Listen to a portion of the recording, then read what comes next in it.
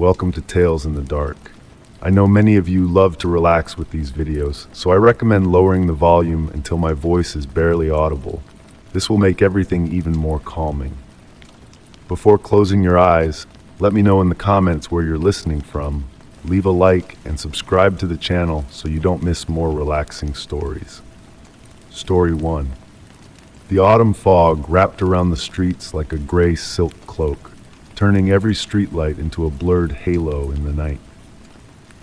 I was driving home after a particularly long work shift when I first noticed it. A pair of headlights in the mist, maintaining a constant distance behind me. I wouldn't have paid attention if it weren't for that subtle feeling, like a whisper in my mind, suggesting something odd about how that car kept the same distance, turn after turn.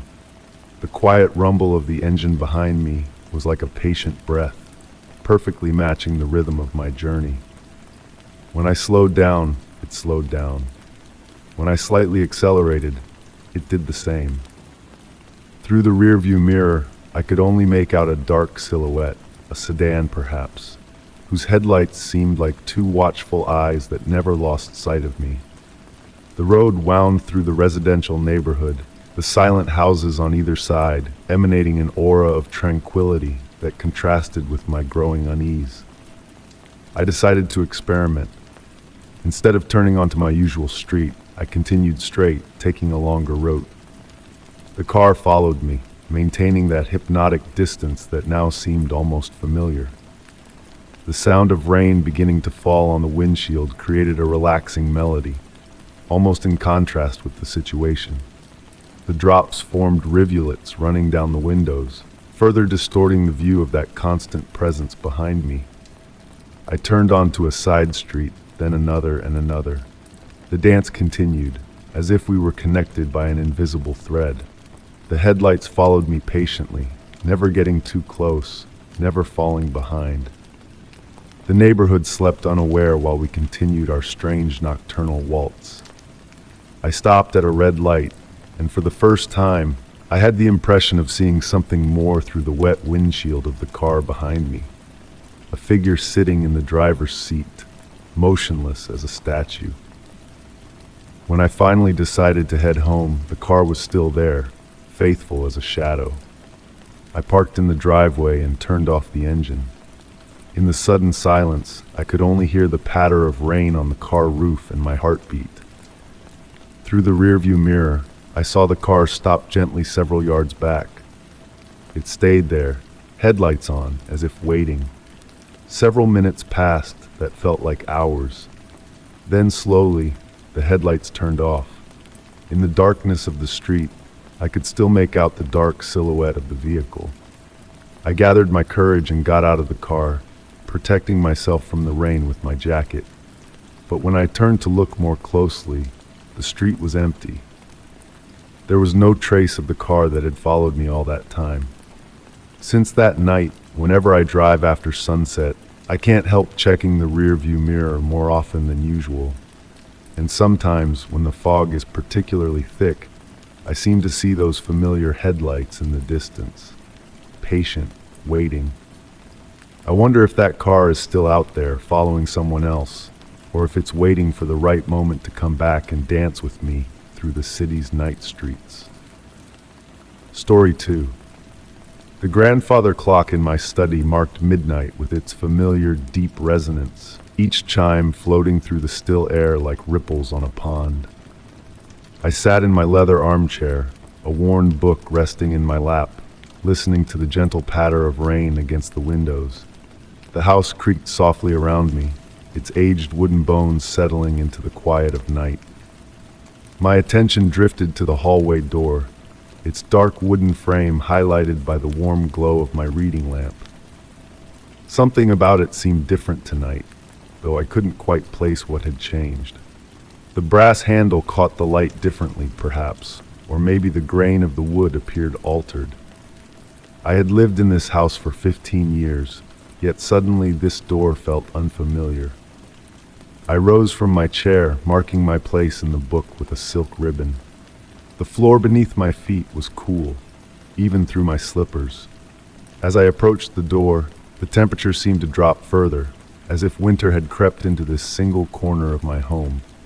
My fingers brushed against the handle, and I found it unexpectedly warm, a stark contrast to the surrounding air. The door opened smoothly, revealing the familiar hallway beyond. Everything appeared normal. The same faded wallpaper, the same worn runner carpet, the same collection of framed photographs lining the walls.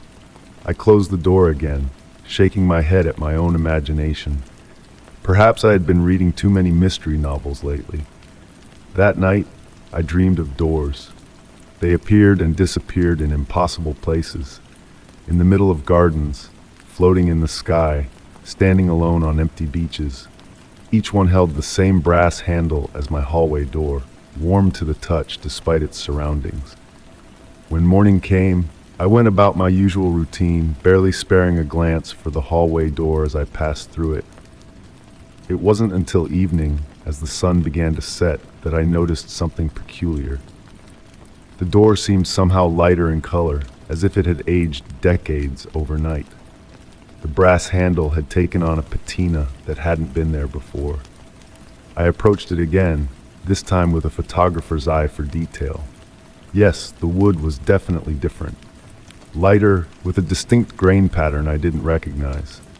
The hinges, too, had changed from their usual iron black to a burnished copper color.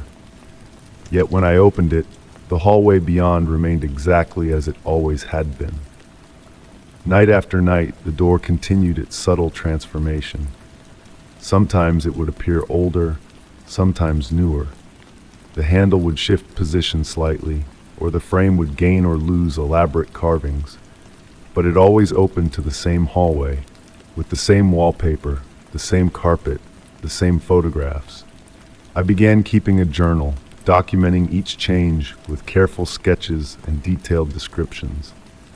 The door never changed while I watched it. It was always during the deepest part of night, when the house was at its quietest and my attention was elsewhere, that the transformations occurred. One evening, I decided to stay awake and observe the door throughout the night.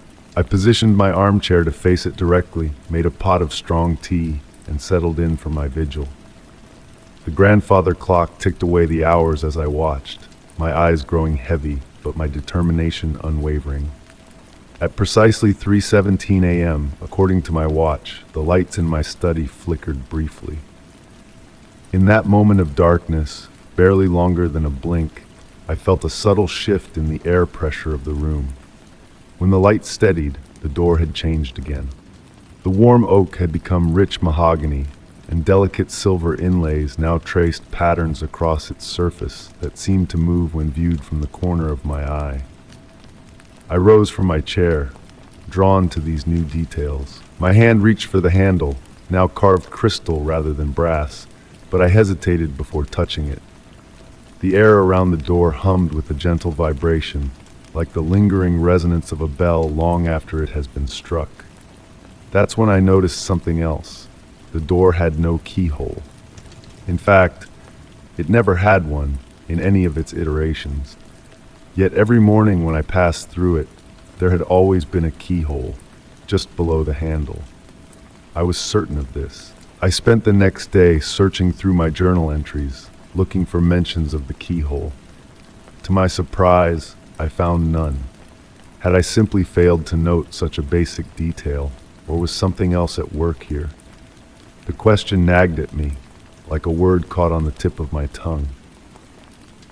Now, as I sit in my study each evening, I wonder about that door and its nightly transformations. Sometimes I think I catch glimpses of other hallways through the gap beneath it. Hallways with different carpets, different wallpapers, different photographs. But when I open it, it's always my hallway that greets me. I've considered moving the photographs to different positions, just to be certain it's really my hallway I'm seeing. But something holds me back, a whispered warning from that part of the mind that knows better than to look too closely at the spaces between what we think we know and what might actually be true. The door changes still, each night bringing a new variation. I've grown accustomed to its quiet metamorphoses, even fond of them in a way. Sometimes I wonder if it's really the door that's changing, or if perhaps I'm the one seeing it differently each time I look. Maybe both are true, or maybe neither is. All I know for certain is that when the grandfather clock strikes midnight and the rain taps against the windows, I find myself looking forward to discovering what new form my door will take, and what mysteries it might choose to reveal or keep hidden in the quiet hours before dawn. Story 3. The autumn wind whispered through the leaves as I drove down the country road, with the sunset light painting the sky in shades of orange and purple. The GPS had stopped working a few miles back, but I wasn't too worried. I knew this area well, or at least I thought I did. The dirt road wound gently between hills covered with bare vineyards. Fresh air entered through the cracked window, bringing with it the scent of damp earth and fallen leaves. It was one of those moments when the world seemed to slow down, allowing you to savor every single instant. I turned right, following an old wooden sign worn by time. That's when I noticed something strange. This road didn't appear on my mental map of the area. I stopped for a moment, trying to orient myself. The shadows slowly lengthened, creating evocative shapes between the trees that lined the path. The road surface under my car's wheels was perfectly maintained, too much so for a forgotten country road. There were no potholes or cracks, just a smooth ribbon of asphalt that disappeared into the evening mist. Dead leaves danced lazily in the air, as if time itself moved more slowly in this place.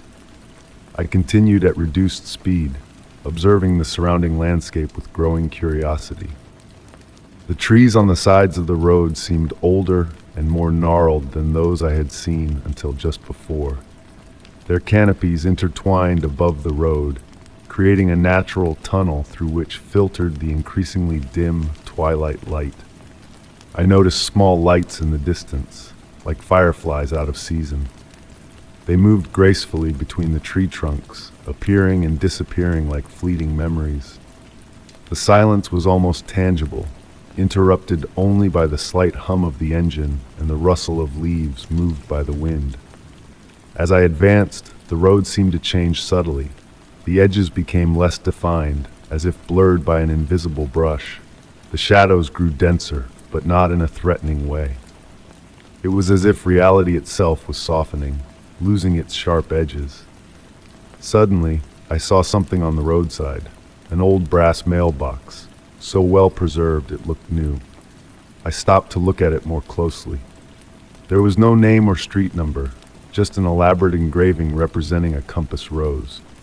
When I reached out to touch it, I seemed to feel a slight warmth emanating from the metal, despite the cool evening air. The road continued to snake gently, but now I noticed increasingly curious details. Small milestone stones along the edge glowed faintly with their own light, as if they had been painted with phosphorescent paint. Yet looking at them more carefully, the luminescence seemed to come from within the stones themselves. The sky above me had taken on an impossible-to-define hue, a color that seemed to exist only in this forgotten place. Stars were beginning to appear, but even they seemed different, as if I were looking at a sky from another time or another world. After what could have been an hour or perhaps just a few minutes, I reached what appeared to be the crest of a hill. The road opened onto a small circular clearing, perfectly paved with ancient stones.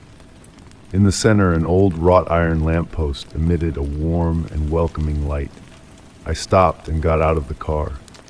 The air was incredibly still, as if time itself was holding its breath.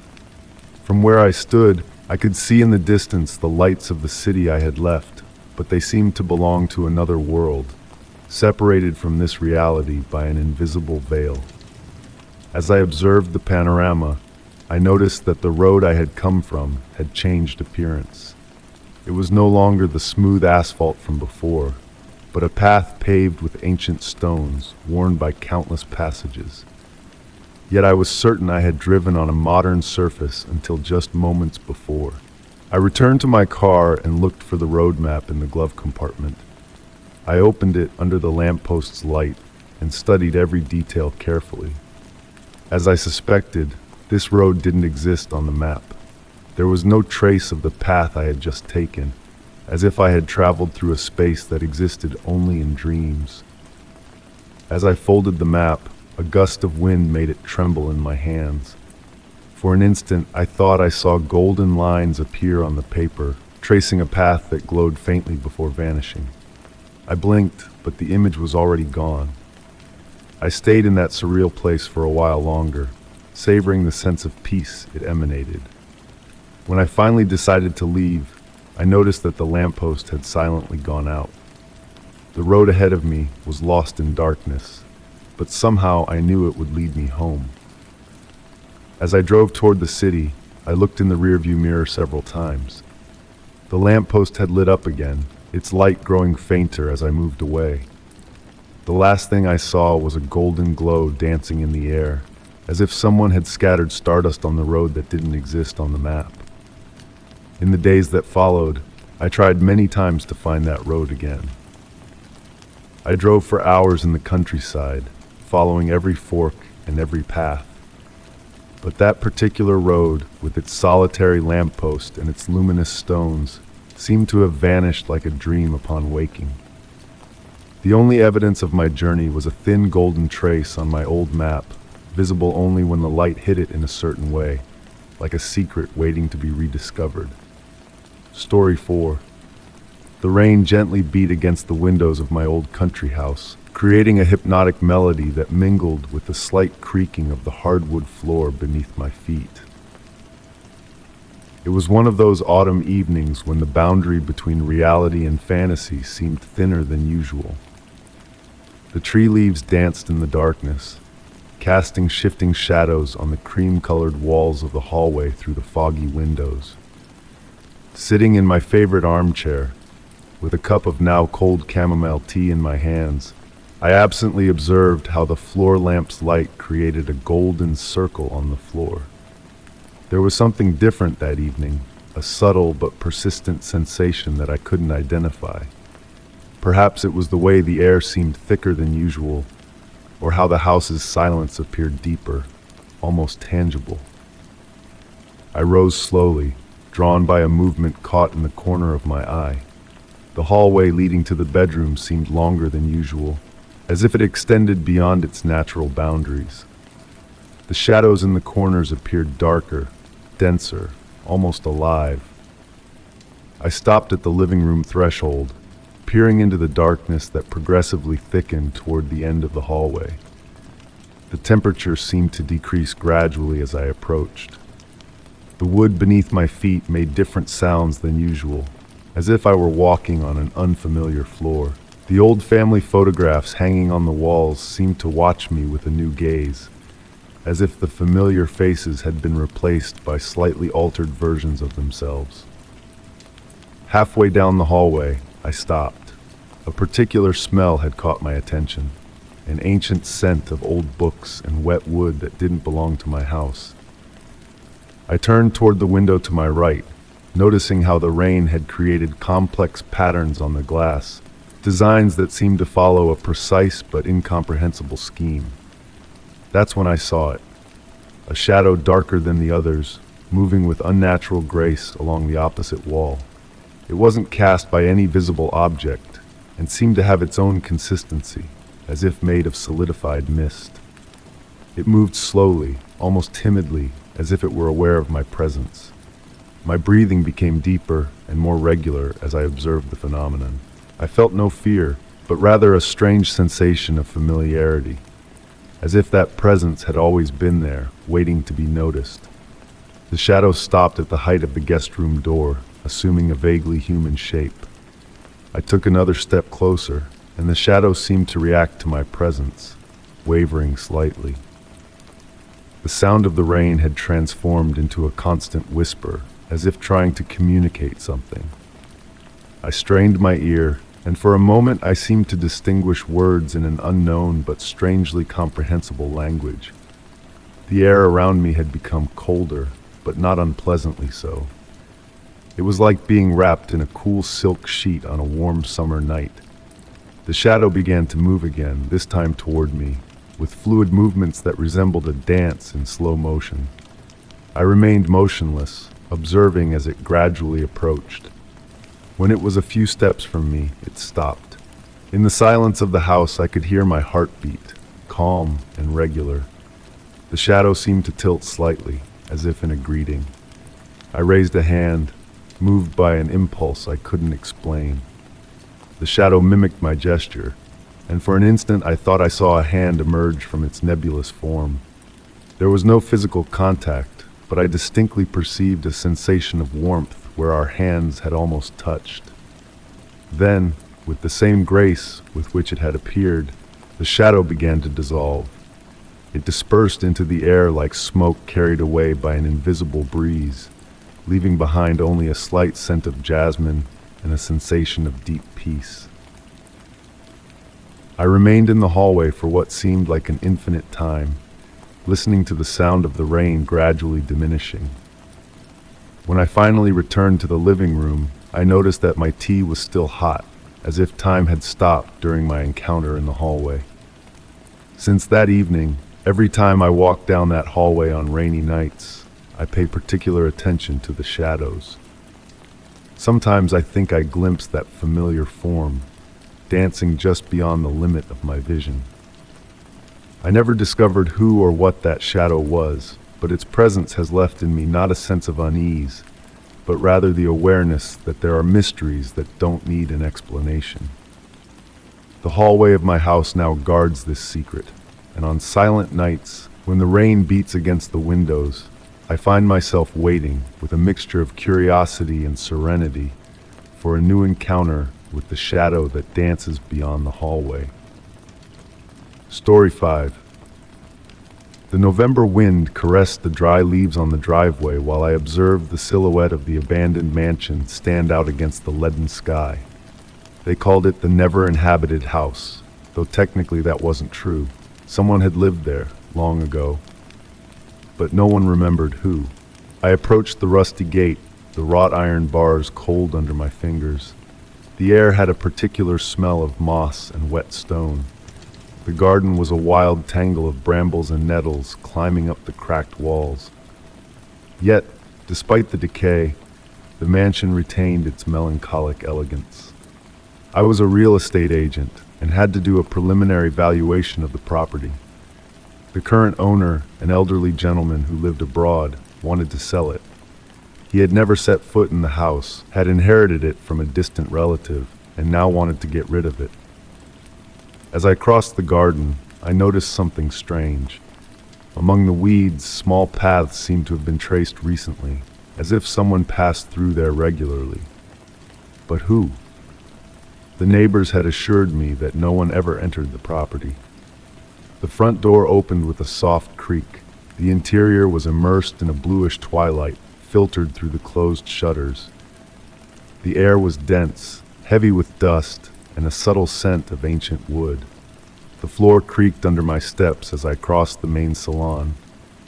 The furniture was still there, covered by yellowed sheets that formed spectral shapes in the semi-darkness. On the wall, enormous veiled mirrors reflected light in a strange way, creating illusions of movement with their clouded glass. I climbed the stairs, holding on to the wooden handrail polished by countless hands. On the upper floor, a long row of closed doors followed one another in the corridor. I opened them one by one, photographing the interiors for the appraisal. They were all empty, except for some covered furniture. It was in the last room that I noticed something different. It was a bedroom, probably belonging to a woman. A thin layer of dust covered every surface, but it seemed disturbed, as if someone had touched the objects recently. On the dresser there was a silver brush, and beside it some dark, long hair. Fresh. They weren't covered in dust like everything else. My heart slightly accelerated while I observed the perfectly made bed. The lace bedspread had a slight depression, as if someone had sat there recently. As I was about to leave, a movement caught my attention. In the mirror on the wall, for an instant, I thought I saw a female figure sitting on the bed. I turned around quickly, but the room was empty. Yet the impression of a presence persisted. I descended the stairs more quickly than I had climbed them. In the salon, the afternoon light was changing, creating deeper shadows in the corners. The mirrors seemed to observe me as I headed toward the exit. That's when I heard it. A slight sound, almost imperceptible. Someone was softly humming somewhere upstairs. An ancient, melancholic melody. I stopped with my hand on the door handle. The sound was so faint it could have been the wind through the shutters, or perhaps my imagination. I left, closing the door behind me. The garden was silent now. The wind had calmed. As I crossed the gate, I turned one last time. I thought I saw a movement behind one of the upstairs windows, a pale glow that vanished immediately. In the following days, I prepared my report on the property. I described the condition of the building, the necessary work, the potential market value. I didn't mention the hair on the dresser, nor the melody I had heard. But I added a note. The property has a unique character that might attract a particular type of buyer. The house remained for sale for a long time. Occasionally, passing in front of the rusty gate, I would stop to look. And every time, I seemed to glimpse a female figure moving between the rooms upstairs, as if she were waiting for someone. Or perhaps, as if she had never left. Maybe this was the secret of the never-inhabited house. It wasn't that no one had ever lived there. It was that someone had never stopped living there. Story 6. The hotel hallway was bathed in a warm amber light filtering through honey-colored glass lampshades. It was late, and the night silence was broken only by the soft hum of air conditioners. I headed toward the elevator, pulling my suitcase with silent wheels across the burgundy carpet. The fatigue from travel weighed on my shoulders after hours of business meetings. I pressed the elevator button and waited, observing my blurred reflection in the metallic doors. The digital numbers above the elevator indicated its slow movement. 6, 5, 4. The display emitted a soft green light that reflected on the walls. When the doors opened with a gentle chime, I entered the small space lined with mirrors and dark wood. My floor was the 7th, the top one. I pressed the button and leaned against the back wall, closing my eyes for a moment. The elevator began its ascent with a smooth, steady motion. The sound of the mechanism was almost imperceptible, like a deep, constant breath. When I reopened my eyes, I noticed something strange in the reflection of the mirror in front of me. For an instant, it seemed my image had a slight delay in its movements, as if it were following my gestures with a millisecond difference. I shook my head, attributing that sensation to fatigue. The elevator stopped softly and the doors opened. I stepped into the hallway, but something wasn't right. The carpet was dark green instead of the burgundy I had seen on the ground floor.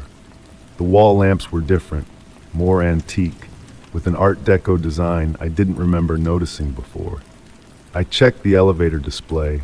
It indicated the 7th floor, but the atmosphere was completely different.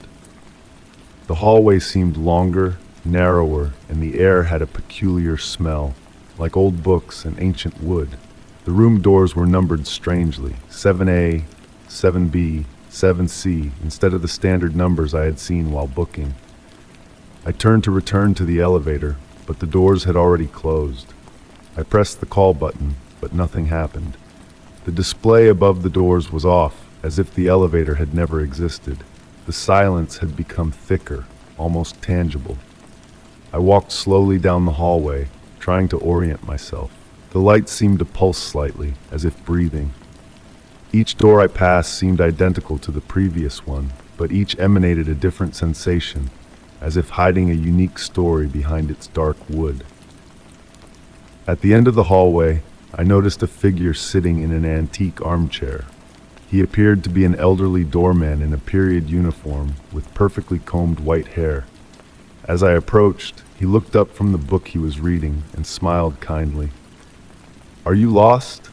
he asked with a calm and familiar voice, as if he had been expecting me. "I think so," I replied. "I was going to the 7th floor, but this place... "Oh, this is the 7th floor," he interrupted with an enigmatic smile. "Just not the one you were looking for. You see, this elevator has a peculiarity. Sometimes it takes tired travelers where they need to be, not necessarily where they think they should go." I looked around, noticing for the first time the subtler details. The golden frames on the walls contained black and white photographs of smiling people in period clothing, and the clock on the wall showed an impossible time, with hands moving counterclockwise. "Don't worry," continued the doorman, gently closing his book. "The elevator will return when the time is right. Meanwhile, why don't you sit? We have all the time in the world." I sat in the armchair next to him, feeling the fatigue slowly dissolve. The silence was no longer unsettling, but comfortable, like a warm embrace. The doorman resumed reading, and I found myself observing the shadows dancing on the walls, creating hypnotic patterns. I don't know how much time passed. It could have been minutes or hours. The ticking of the backwards clock created a relaxing melody, almost a lullaby. At some point, I heard the familiar chime of the elevator. "There," said the doorman without looking up from his book. "I believe you can return to your floor now." I stood up, feeling strangely rested. As I walked toward the elevator, I turned to thank the doorman, but the armchair was empty. The book he had been reading was resting on the armrest, its worn leather cover gleaming faintly in the soft light. The elevator doors opened with a whisper. I entered, and this time the journey was very brief.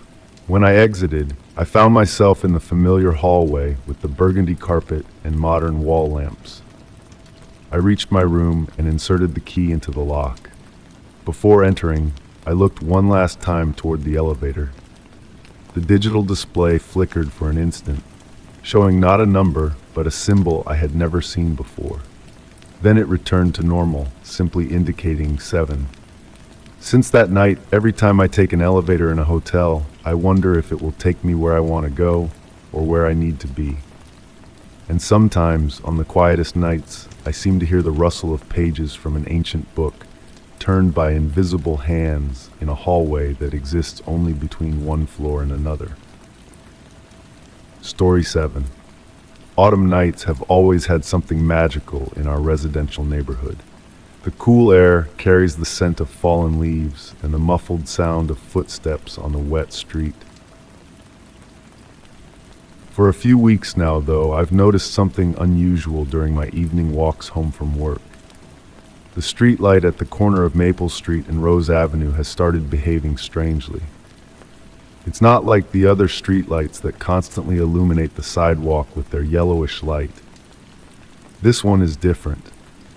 When I approach, its light begins to gradually dim, as if it wants to hide something from my view. The first time it happened, I thought it was just a malfunction. An old streetlight that needed maintenance, nothing more. But then I started paying more attention. The light would dim only when I approached it. I watched as other people passed under it. No variation, no change in its intensity. One evening I decided to conduct an experiment. I stopped about 60 feet away, leaning against the wall of the old Art Deco building on the corner. The streetlight's beam was strong and steady, creating long shadows on the sidewalk and making the dewdrops glisten on the grass in the small public garden. I took a step forward. No change.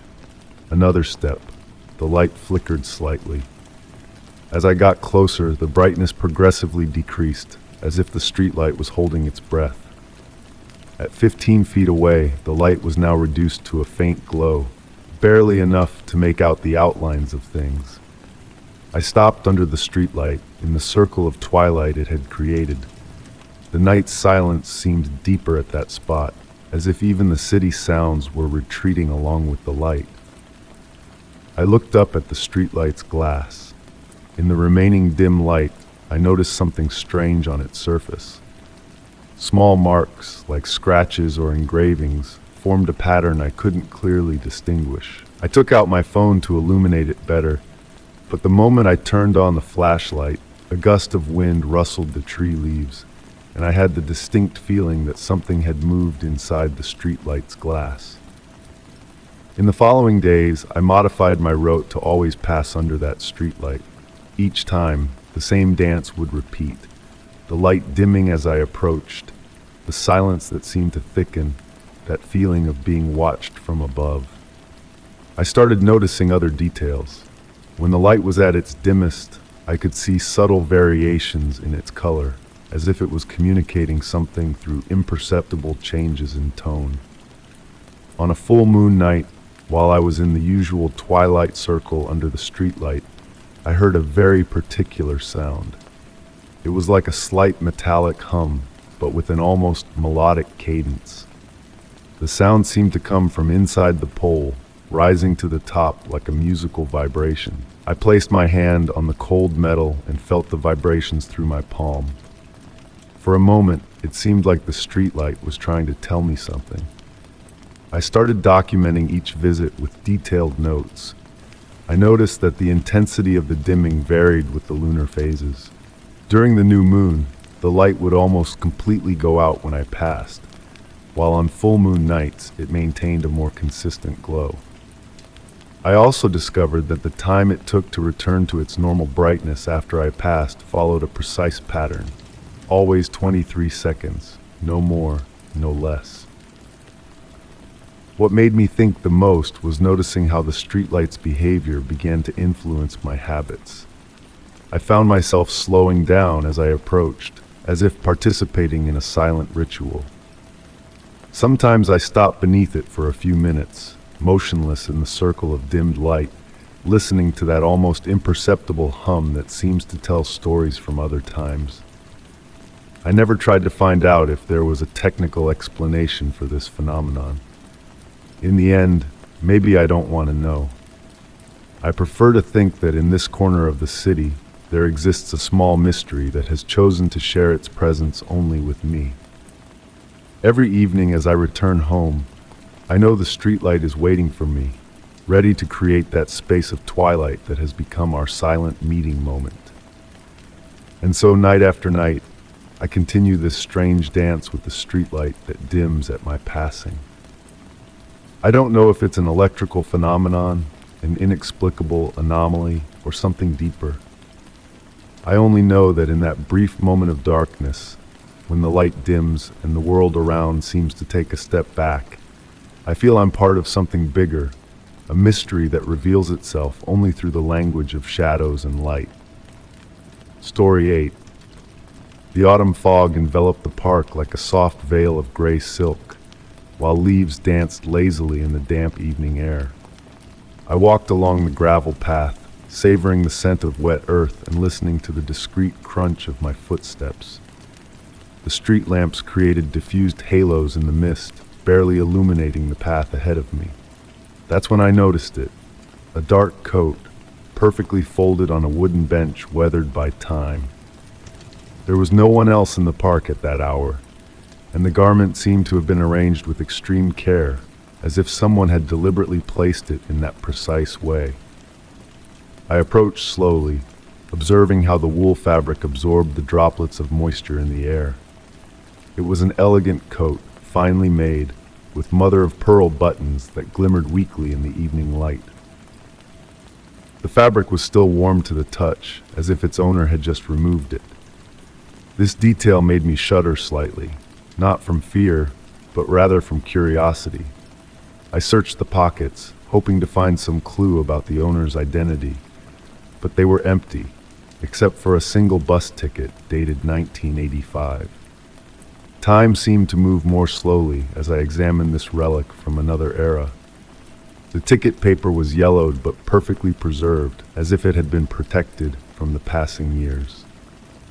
I sat on the bench next to the coat, letting my thoughts wander while the fog continued to thicken around me.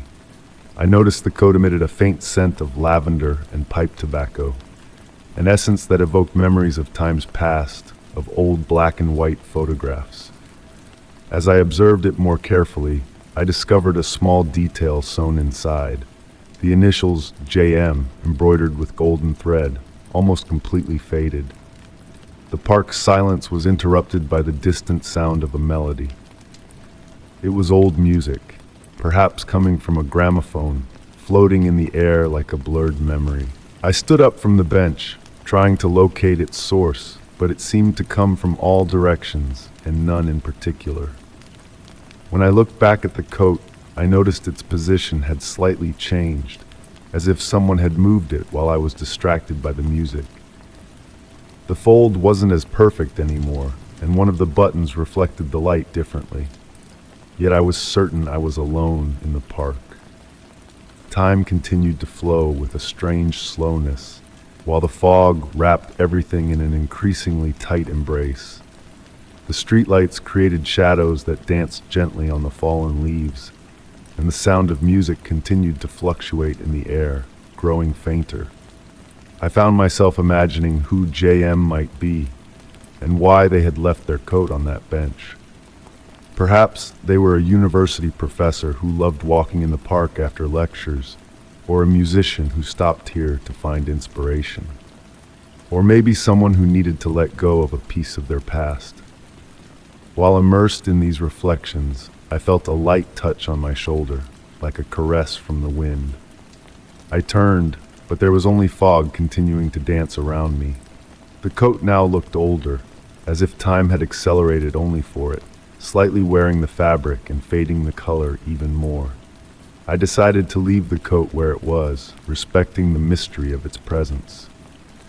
As I walked away, the music suddenly became clearer for a moment, and I could distinguish the notes of a waltz I had never heard before, but which seemed strangely familiar. The next morning I returned to the park, driven by curiosity to know if the coat was still there. The bench was empty, but on the dew-damp wood remained the perfect imprint of where it had been placed. And next to it, a new bus ticket, this time dated the current day. Even today, when I pass by that bench on foggy evenings, I seem to hear that distant melody and sense the scent of lavender and tobacco. And sometimes when the streetlights play with the mist, I can almost see the silhouette of an elegant man walking away in the park. But when I try to look more closely, I find only the shadows of leaves dancing in the evening wind. Story 9. The sound of autumn rain gently caressed my office window as I worked in my study. It was one of those evenings when the world seemed to slow down, wrapped in a blanket of raindrops, creating a natural, almost hypnotic melody. The light from my desk lamp cast a golden glow on the yellowed paper of old manuscripts I was cataloging for the city's historical archive. That's when I saw her for the first time. A solitary figure crossing the square under a scarlet-red umbrella, the only splash of vivid color in a landscape of autumn grays and browns. There was something peculiar about her gait, an almost musical rhythm to her steps that seemed to synchronize perfectly with the beating rain. Every evening, at the same time, the woman with the red umbrella crossed the square. Her passage had become part of my evening routine, a moment I awaited with growing curiosity. I could never make out her face, hidden in the shadow of the umbrella and the rain mist that seemed to faithfully accompany her every evening. One night, while watching her usual passage, I noticed something different. The woman stopped in the center of the square, and for the briefest moment, turned toward my window. My heart skipped a beat when I thought I glimpsed a smile on her pale face, illuminated by the dim light of the street lamps. But it was just a moment before she resumed her walk and disappeared into the evening fog. In the following days, I began noticing small, unsettling details. Water spots started appearing on the documents I was cataloging, as if someone had touched them with rain-wet fingers. The scent of antique roses, delicate but persistent, pervaded the study in the evening hours, even when all windows were closed.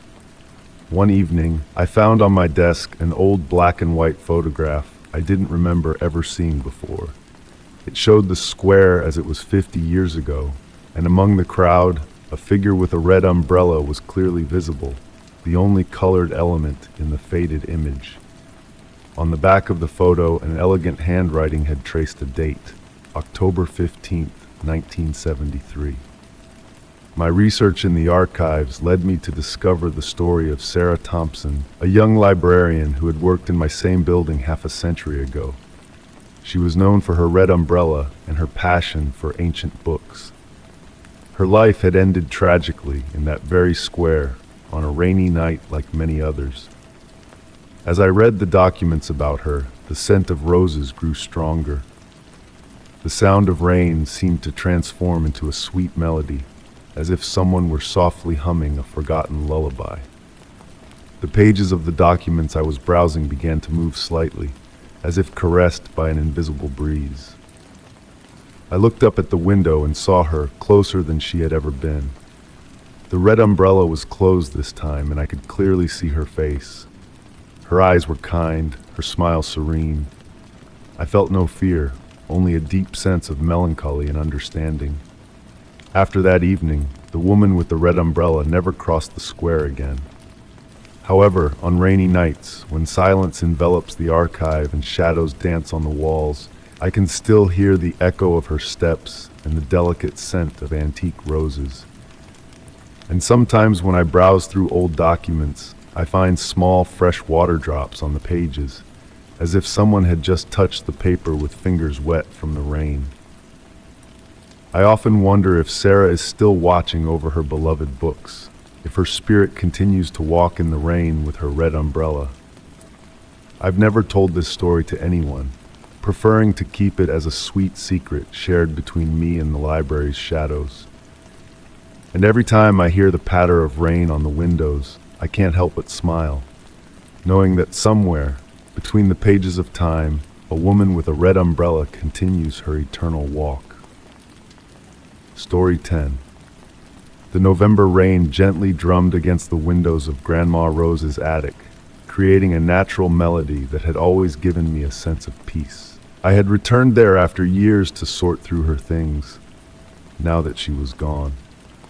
The smell of old wood and yellowed books permeated the air, while the dim twilight light filtered through the half-closed shutters, painting dancing shadows on the vintage wallpapered walls. In a corner of the room, covered by a thin layer of dust, I found the old brass record player that Grandma always kept polished like a mirror.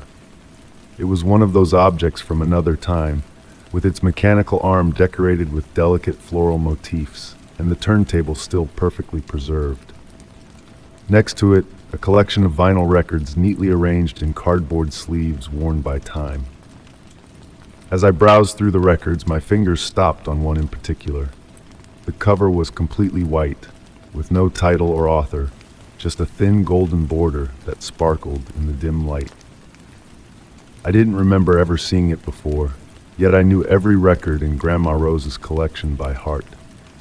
Driven by an irresistible curiosity, I decided to listen to it. The record player came to life with a slight, familiar, and comforting hum. I gently placed the record on the turntable and lowered the arm. For a moment, there was only the characteristic vinyl crackle, then the music began. It was a melody I had never heard before, a waltz played on the piano, but there was something strange about the way the notes followed one another. The music seemed to change subtly with each turn of the record, as if the notes were reorganizing themselves into new combinations. I closed my eyes, letting myself be carried away by that strange composition. I seemed to perceive the scent of jasmine, Grandma Rose's favorite flower, even though it was impossible given that it was midwinter. When I reopened my eyes, I noticed that the shadows in the room moved differently, no longer following the natural course of the twilight light, but dancing to the rhythm of that mysterious melody. On the wall in front of me, I distinctly saw the shadow of a figure dancing, even though I was alone in the room. The waltz continued to play, but now I could distinguish, hidden among the piano notes, the soft sound of a laugh I knew well. It was Grandma Rose's laugh, crystal clear as I had always remembered it. A shiver ran down my spine, not of fear, but of a strange nostalgia mixed with wonder. I got up from the armchair and approached the window. The reflection in the glass showed the room behind me, but for a moment I thought I saw Grandma Rose, young and beautiful in her favorite dance dress, twirling in the center of the attic. When I turned around, naturally, there was no one there. The record continued to play until the end, and when the last note faded into silence, the room seemed different, warmer, more alive, as if that brief musical moment had awakened dormant memories in the very walls of the house. That evening, as I put the mysterious record back in its white sleeve, I noticed something I had missed before. On the inner edge, written in Grandma Rose's elegant handwriting, was a date, her wedding day.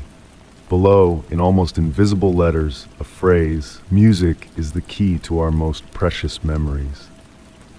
Since then, every time I return to the attic, I look for that particular record. Sometimes I find it right away, other times it seems to hide among the other vinyls. And every time I listen to it, the melody is slightly different, as if it contained endless variations of the same memory. I've never understood whether it was a special gift for Grandma Rose or something more mysterious. But one thing is certain, on those rainy evenings, when the record player plays that strange melody, the attic fills with a subtle magic, and for a few moments the boundary between present and past, between reality and memory, becomes as thin as the paper of an old photograph. And perhaps, in those moments, Grandma Rose still dances, eternally young, eternally happy, in an endless waltz. Story 11. The autumn wind gently caressed the tree leaves, creating a natural melody that blended with the quiet murmur of the crowd around me. Sitting on my favorite bench in the park, I watched the steady flow of people walking along the paved paths. The air was crisp and carried the scent of damp earth and wet wood.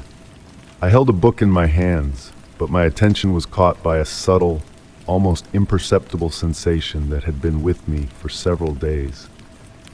It had all started very discreetly. One morning while heading to work, I felt a tingling on my neck, as if someone was watching me.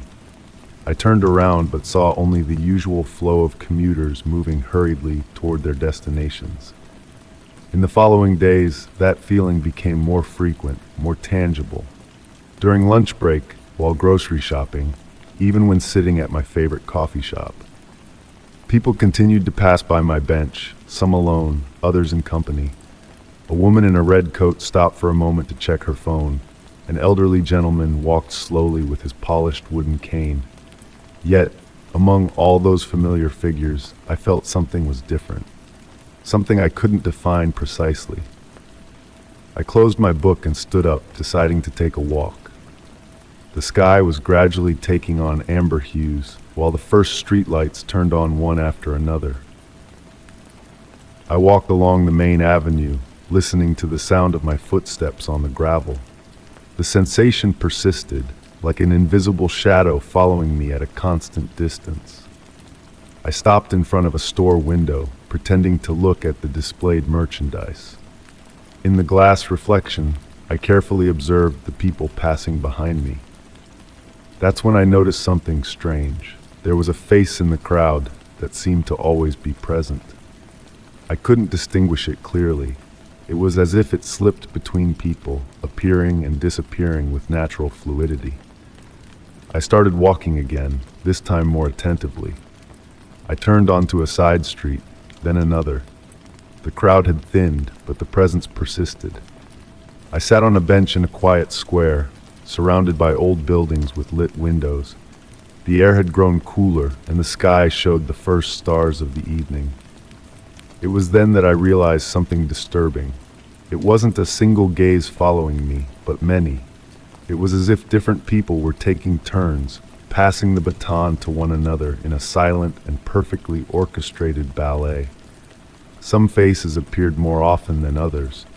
A young woman with a blue scarf, a middle-aged man with glasses, a boy with a backpack. I slowly stood up and headed home, feeling the weight of those gazes on my back. The streets were almost empty now, but the sensation didn't diminish. If anything, it seemed to intensify in the evening silence. Arriving at my apartment, I sat by the window, observing the street below. People continued to pass by, some stopping briefly, others continuing their walk.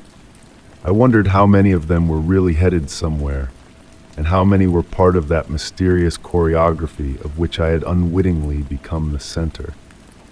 The most disturbing thing was that they looked like absolutely normal people, indistinguishable from the crowd.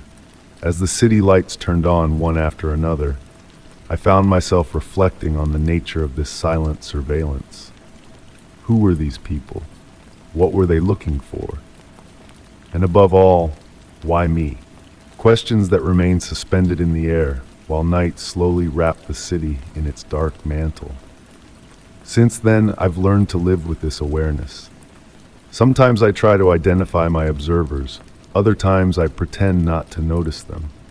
But they're always there, like shadows moving at the edges of my daily life.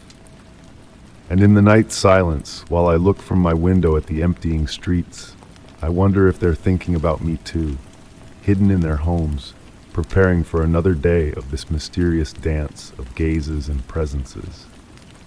Story 12. The sound of heavy rain on the roof created a hypnotic melody as I prepared to spend another solitary evening in my old country house. Drops slid down the window panes, creating serpentine patterns that danced in the dim candlelight I had lit to fight the growing darkness. The wind blew gently through the garden trees, rustling the leaves in a natural lullaby. Sitting in my favorite armchair, with a steaming cup of tea in my hands, I absently watched the vapor rising in delicate spirals in the air.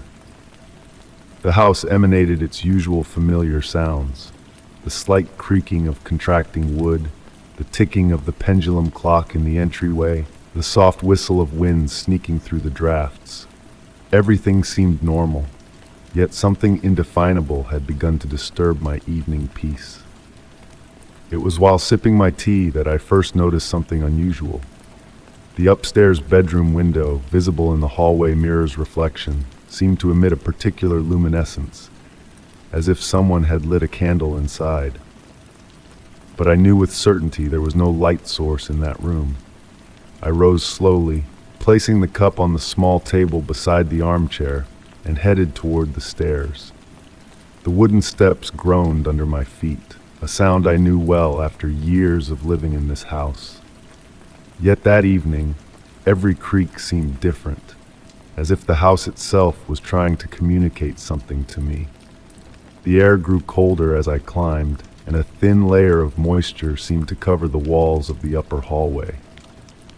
When I reached the bedroom door, I hesitated a moment before opening it. The brass handle was unusually cold to the touch, almost freezing. The door opened with a slight squeak, revealing the room immersed in shadows. The window, the one I had seen reflected in the mirror, was closed. But as I watched, I noticed the lock moving by itself slowly, as if moved by invisible fingers. To my great amazement, the window began to open gradually, inch by inch, without any visible presence pushing it. The wind entering wasn't strong enough to justify that movement, and the air that infiltrated the room carried with it a sweet and ancient scent, like dried flowers and old wood. I cautiously approached the window, observing how the raindrops entered the room, creating small puddles on the wooden windowsill. It was then that I noticed something extraordinary. The drops weren't falling following the normal downward trajectory, but seemed to dance in the air, forming circular patterns before gently settling on the floor. While observing this inexplicable phenomenon, a movement caught my attention. On the window glass, writing began to appear, as if an invisible finger was tracing letters on the foggy surface. The words formed slowly, but were too blurred to be read clearly. I moved closer, my heart beating with a steady but intense rhythm. The curtains moved softly, even though there wasn't a real draft. Their movement resembled the slow, deep breathing of someone asleep. The moonlight, filtered through the rain-laden clouds, created dancing shadows on the walls that seemed to tell silent stories. I reached a hand toward the window, feeling the cold air entering from outside caress my fingers. The moment I was about to touch the glass, the window closed gently, with the same slowness with which it had opened. The lock clicked with a delicate snap, and the ancient scent that had pervaded the room began to dissipate. I remained motionless for several minutes, listening to the sound of rain that continued to fall outside. The room had resumed its normal appearance, but something had changed. It was as if the house had wanted to show me a fragment of another world, a world that existed parallel to ours, visible only in those special moments when the boundary between reality and mystery becomes as thin as a silk veil. Since that night, whenever it rains, I sit in my armchair and observe the window's reflection in the hallway mirror. Sometimes it remains still, other times it opens slowly, in a silent ritual that has now become part of my life. I never discovered who or what causes this phenomenon, but I've learned to accept it as part of the mystery of my house, a secret that only I and these ancient walls share. And on the quietest nights, when the wind whispers through the trees and the rain falls gently, I almost seem to feel a familiar presence watching over me, like an invisible guardian who has chosen to share this space with me, manifesting through a window that opens by itself. Story 13. The night was silent, wrapped in a thin fog that seemed to dance in the air like a transparent veil. I sat in my favorite armchair, the burgundy velvet one near the large antique mirror, reading a book in the soft light of a vintage lamp. The pendulum clocks ticking marked time with a hypnotic rhythm, while the warmth from the fireplace enveloped me in a comfortable embrace. It was in that moment of perfect tranquility that I noticed something strange. At first, it was just a fleeting sensation, like when you perceive movement in your peripheral vision. I raised my eyes from the book and observed my reflection in the antique mirror. The golden frame, with its intricate floral patterns, gleamed faintly in the flickering firelight. As I watched my reflected image, a subtle shiver ran down my spine. Something was different, something imperceptibly wrong. I tilted my head slightly, and my reflection followed the movement with an almost imperceptible delay, as if it were trying to imitate me instead of naturally reflecting my movements. I tried to convince myself it was just fatigue, or perhaps the unstable firelight playing with shadows. Yet, the more I observed, the more I realized there was something deeply unsettling about that reflection.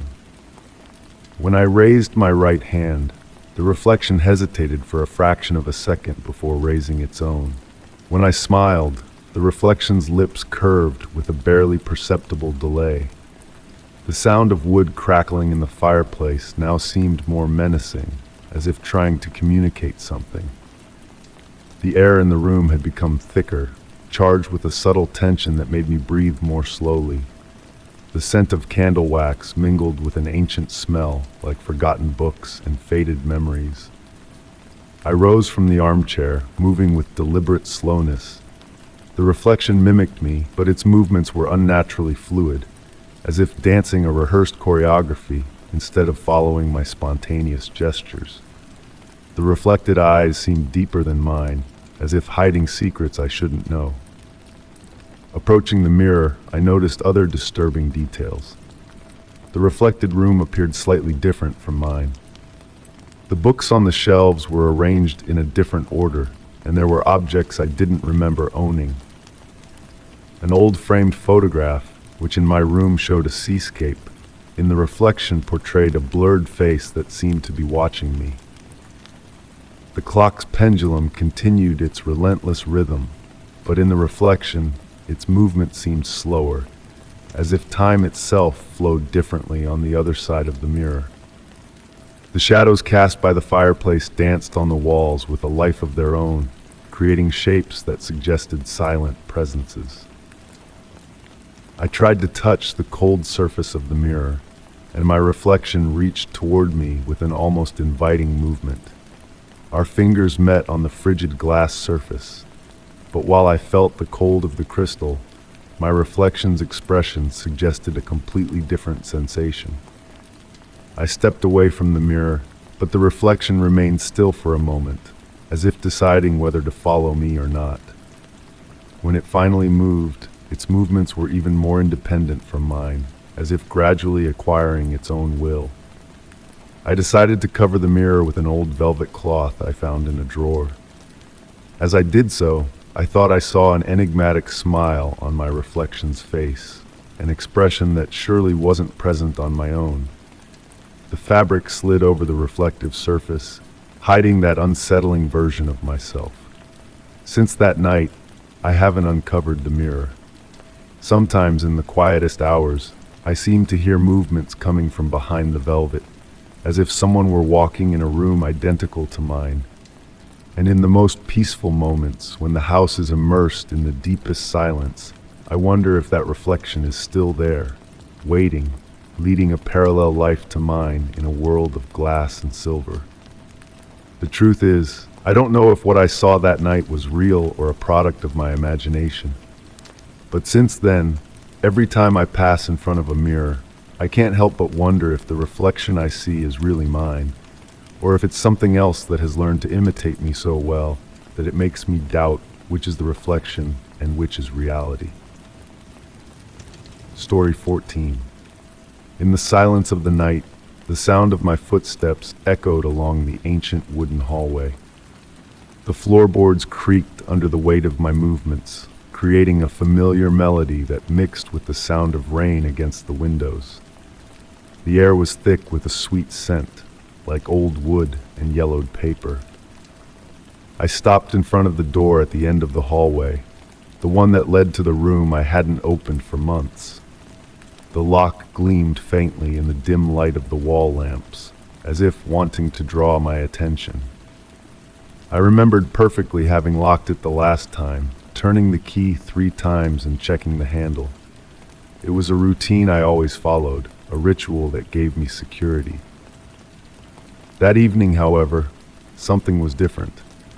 The air around the door seemed colder, and a thin layer of dust had settled on the brass handle, creating a particular pattern that caught my eye. I moved closer to observe it better, noticing that the dust formed small concentric circles, as if someone had traced designs with an invisible finger. The wood of the door emanated a slight warmth, perceptible only by placing my palm on its surface. It was strange, considering that the room had remained closed and there was no heating inside. I pressed my ear against the wood, listening carefully. In the deepest silence, I seemed to perceive a distant sound, like the slow breathing of someone asleep. I pulled the key from my robe pocket, feeling it strangely warm to the touch. I inserted it into the lock with slow, measured movements, trying not to make noise. The key slid in easily, but when I tried to turn it, something wasn't right. The lock resisted, as if it had been modified from the inside. My heart began to beat faster in my chest, but not from fear. It was more a sensation of curiosity mixed with a sense of anticipation, like when you're about to discover something important. I tried turning the key in the other direction, and this time it moved with surprising fluidity, producing a delicate click. When I opened the door, the air that came out of the room was warm and fragrant, as if someone had just finished preparing vanilla tea. Moonlight filtered through the thin curtains, illuminating the room with a silvery glow. Everything was exactly as I remembered it, yet completely different. The books on the shelves seemed arranged in a new order, forming patterns I had never noticed before. The old velvet armchair was slightly moved toward the window, and on the side table next to it was an empty porcelain cup that I didn't remember leaving there. I approached the mahogany desk, running my fingers across its smooth surface. The dust was distributed unevenly, as if someone had traced words that had now vanished. Next to the inkwell, I found a yellowed sheet of paper with a single sentence written in handwriting that looked like mine, but I didn't remember ever writing. The sentence read, "Time flows differently here." As I read those words, I noticed that my breathing had synchronized with the slow swaying of the curtains at the window, even though there was no wind. The silence of the room seemed alive, pulsing, as if it contained 1,000 whispers too faint to be heard. I sat in the armchair, sinking into the soft velvet. From that position, I could see the entire room reflected in the window. For an instant, I thought I glimpsed a blurred figure moving in the darkness behind me. But when I turned, there was only the reflection of the moon playing with the shadows. I closed my eyes for a moment, letting the silence envelop me. When I reopened them, the room seemed slightly different, as if every object had shifted by a few millimeters. The cup on the side table was now warm to the touch, and a thin thread of steam rose toward the ceiling. I rose slowly from the armchair, feeling the weight of the mystery that enveloped the room. As I walked toward the door, I noticed that my footsteps made no sound on the wooden floor. I stopped at the threshold, turning one last time. The room seemed to breathe softly, like a sleeping living being. I closed the door gently, turning the key in the lock. The final click resonated like a lullaby in the silence of the hallway. Since that night, every time I passed by the door, I seemed to smell a faint scent of vanilla tea and hear the whisper of pages being turned by invisible hands. I haven't opened that door again, but I know the room continues to live its secret life, guarding mysteries that perhaps are better left to rest in silence. Story 15. Night wrapped the house in its silent cloak, while the wind whispered gently through the leaves of the old tree in the garden. Sitting in the armchair in my bedroom, I watched shadows dance on the walls in the flickering lamplight. It was the hour when sleep began to make itself felt, but lately I had developed a strange resistance to Morpheus's call. The reason was simple. Every night, for weeks now, the same dream had been recurring with disturbing precision. The warmth of the room and the steady rhythm of the old pendulum clock gently lulled me. My eyes fell on the open diary on the desk, where I had meticulously noted every detail of that recurring dream. The pages were filled with my neat handwriting, describing always the same sequence of events. A gray stone spiral staircase descending into the depths, the sound of water drops falling in the distance, and a massive wooden door decorated with strange symbols. As I leafed through the diary pages, I noticed a detail that had escaped me before. In every version of the dream, the temperature seemed to gradually decrease as I descended the stairs. My fingers brushed against the cold stone, and my breath condensed in the air, forming small clouds of vapor. But what made the dream truly special was the sense of familiarity that accompanied me throughout the journey, as if that staircase led to a place I knew intimately, despite never having visited it in real life. The door at the bottom of the stairs was always closed, but each night I got a little closer to understanding the carved symbols. They were fluid shapes that seemed to shift under my gaze, as if they were alive. In the dream, my fingers traced the contours of those mysterious symbols, and each time I felt a subtle vibration propagate through the wood, as if the door itself were breathing. That evening, as I prepared for bed, I noticed something different in my room. On the nightstand, next to the lamp, there was a small object I didn't remember ever seeing before, an ancient bronze key, with decorations that strangely reminded me of the symbols on the door in my dreams. I picked it up, surprised by its weight and the cold it emanated. I couldn't remember how it had gotten there, but its presence seemed perfectly natural, as if it had always been part of my life. I lay in bed, holding the key tight in my palm. Its weight reminded me that it was real, not another dream manifestation. As sleep enveloped me, I felt that tonight would be different. The dream began as always, the spiral staircase, the sound of drops, the air growing colder with each step. But this time, when I reached the door, the key in my hand pulsed slightly, in sync with the symbols carved in the wood. I brought the key to the door, and for the first time noticed a lock hidden among the engravings. My heart beat slowly as I inserted the key. The mechanism turned with a soft, musical sound, like an ancient, forgotten melody. The door opened slowly, revealing not another room, but a mirror that reflected the staircase behind me. In the reflection, however, the steps led upward instead of downward. I woke up in my room, dawn light filtering through the curtains. The key was still in my palm, but now it felt warmer, almost alive. On the diary, open on the desk, there was a new page written, but not in my handwriting. The characters were similar to the symbols on the door, and they seemed to change shape as I looked at them, like waves moving on a sea of ink. Since that night, the dream hasn't repeated. The key rests on my nightstand, and sometimes on particularly quiet nights, I seem to feel it vibrate slightly. I often wonder what lies at the top of that reflected staircase, and if one day I'll find the courage to climb it. For now, I'm content to observe the symbols in the diary, which continue to dance in the darkest hours of the night, telling a story that perhaps I'm not yet ready to understand. Story 16. The wind blew softly that night, carrying the smell of damp earth and night-blooming flowers. Sitting in my favorite armchair, I listened to the breathing of the old house around me. The wooden frames made slight creaks, as if the structure itself wanted to tell me ancient stories. It was in that moment of quiet when I first heard it, a rhythmic, measured beating coming from the upstairs hallway. A sound like a door knocker moved by the wind, but strangely regular, almost hypnotic. The soft light from the reading lamp cast dancing shadows on the wallpapered walls, creating figures that seemed to move with a life of their own. I set down the book I was reading and stayed still, focusing on that persistent sound. It wasn't annoying, rather it had something almost melodic in its regularity.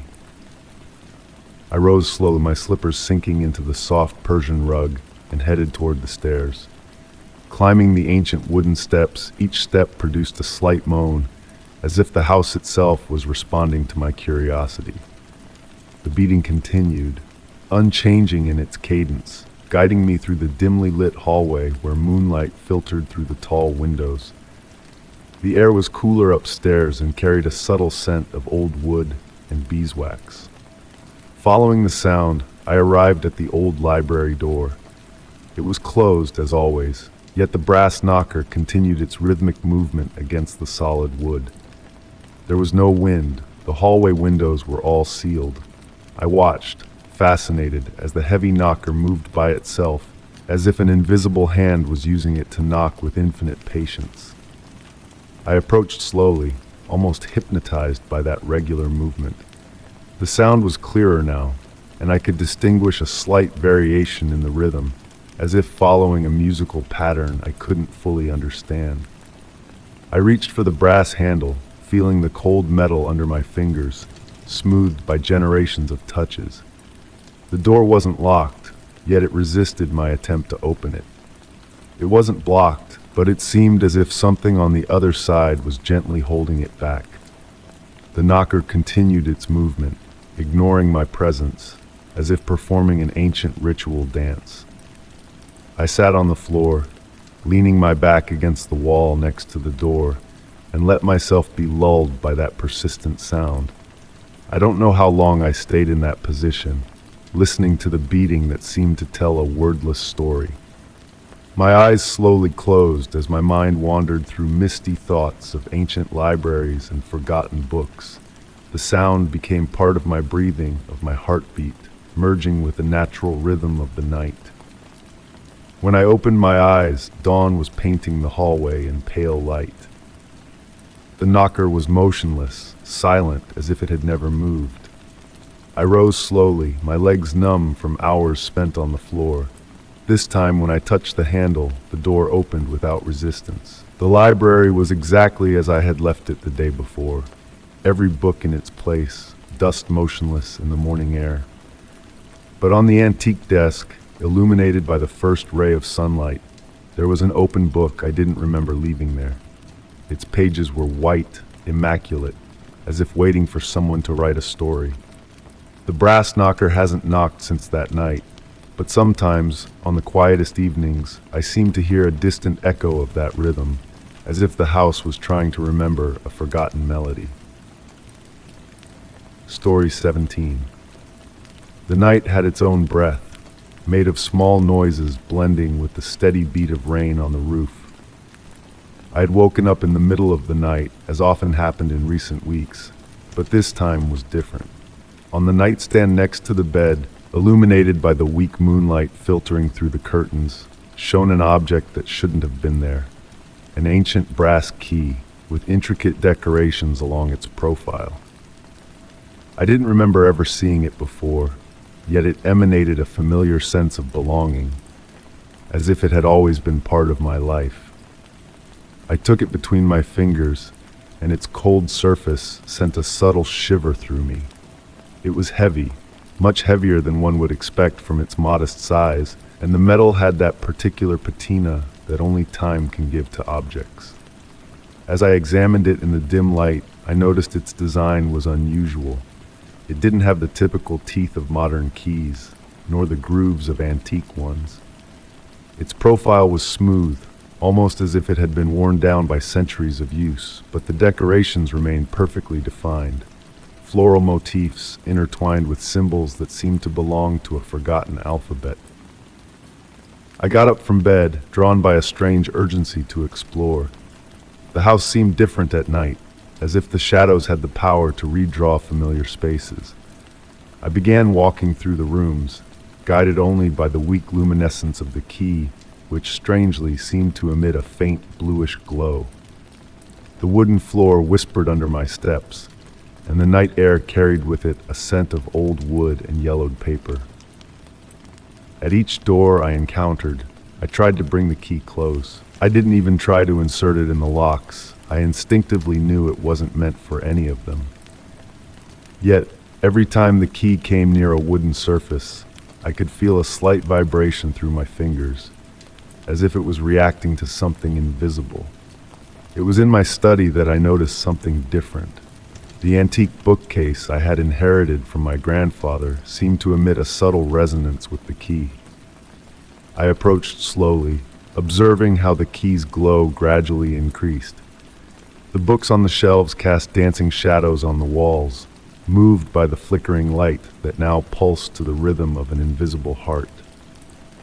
I passed the key along the edge of the bookcase, and that's when I heard it. A deep sound, almost imperceptible, like a musical note played on a forgotten instrument. The key's vibration intensified, and under my fingers, I could feel the bookcase's wood respond with a quiver. There was no visible lock, yet the key seemed to have found what it was searching for. In that moment, time seemed to slow down. The air became dense, charged with an ancient presence. The shadows in the rooms moved unnaturally, as if they had become aware of my presence. The key's glow now pulsed with a steady rhythm, illuminating hidden patterns in the bookcase's wood that I had never noticed before. Guided by an instinct I couldn't explain, I pressed the key against the central panel of the bookcase. There was no visible slot, but when the key touched the wood, a sound like a deep sigh was heard. The wood surface seemed to ripple like disturbed water, and for a moment I thought I saw, reflected in its polish, faces and places from a forgotten time. Morning found me sitting at my desk, the key clutched in my fist. The dawn light had dispersed the night's shadows, but it couldn't erase what I had experienced. The bookcase appeared normal, motionless in its ancient dignity. Yet something had changed. In the days that followed, I continued to observe the key, which had lost its mysterious glow, but maintained that strange heaviness. Sometimes on the quietest nights, I still seemed to hear that deep vibration coming from the bookcase, as if it were calling to the key. But I haven't tried to use it again.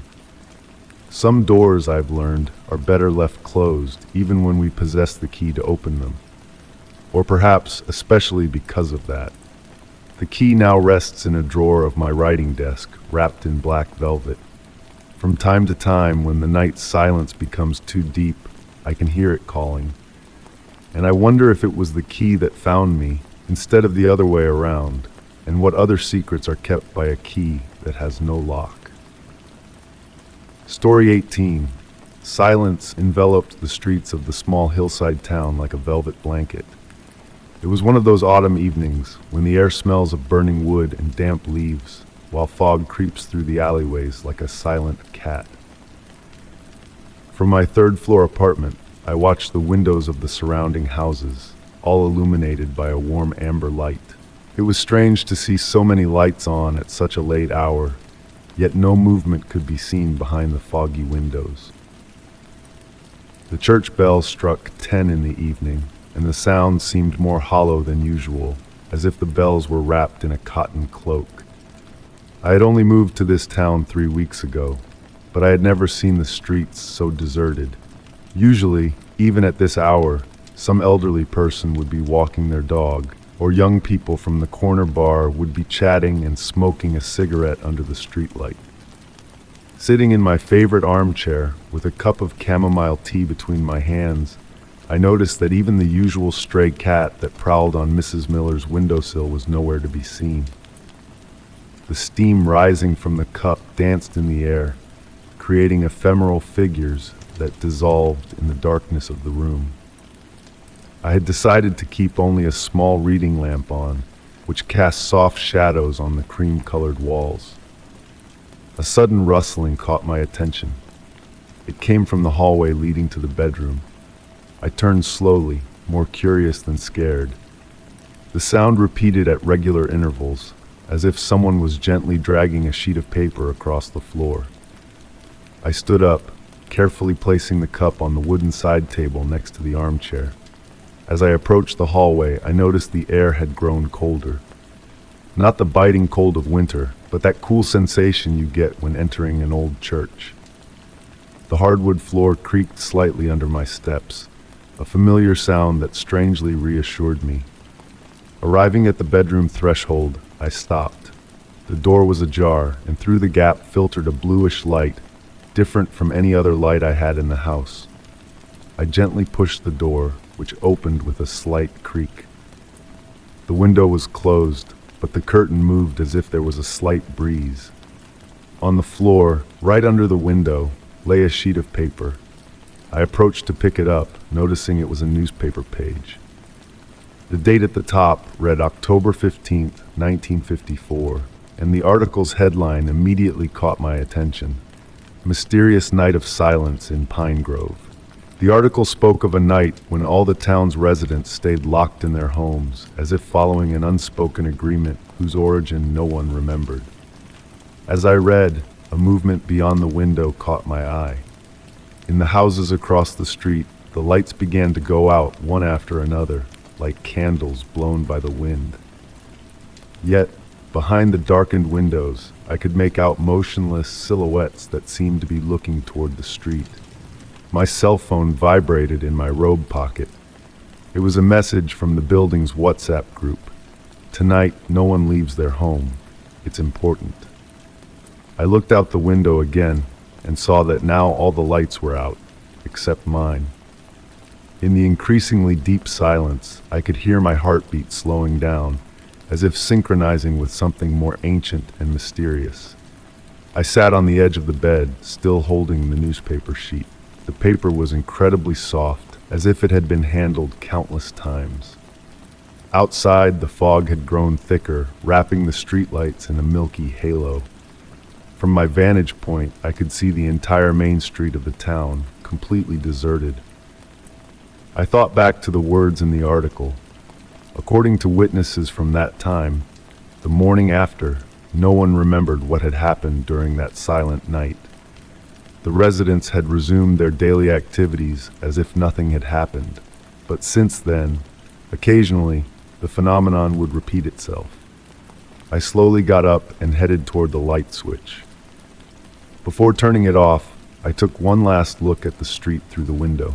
The fog had taken on sinuous, almost dancing shapes, and for a moment I thought I saw figures moving within it, like shadows floating in a sea of milk. With the light off, I lay down on the bed still dressed. The silence was now complete, broken only by the ticking of the clock on the nightstand. As I drifted into a deep sleep, I wondered if the next morning I would remember this night, or if I would be like the other town residents, unaware of the mystery that cyclically repeated itself in our lives. The last thing my mind registered before falling asleep was the distant sound of bells striking midnight, their toll strangely muffled, as if coming from another time, from another dimension where silence was the mother tongue of all inhabitants. Story 19. The winter twilight painted the walls of my bedroom in purple hues, while a light rain tapped against the windows in a hypnotic rhythm. On my old vanity mirror, inherited from my grandmother, dancing shadows created by the candle I had lit to fight the growing darkness were reflected. The sweet scent of wax mingled with the smell of burning firewood from downstairs, creating a cozy and comforting atmosphere. It was during that moment of peaceful contemplation that I noticed something unusual. While fixing my hair in front of the mirror, I thought I saw a tall, thin figure moving behind me, like an ethereal presence gliding through the air. I turned instinctively, but the room was empty. I looked back at the mirror, convincing myself it was just a play of light and shadows. In the following days, I began paying more attention to the reflections around me. The polished surface of the wooden table after cleaning it, the window glass in the evening hours, even the small rearview mirror of my car, they all seemed to capture fleeting images of that mysterious presence. It was as if there existed a parallel world made of reflections, where this silent figure watched me with patient curiosity. The figure had no defined features, but emitted a kind of soft luminescence, as if made of silvery mist.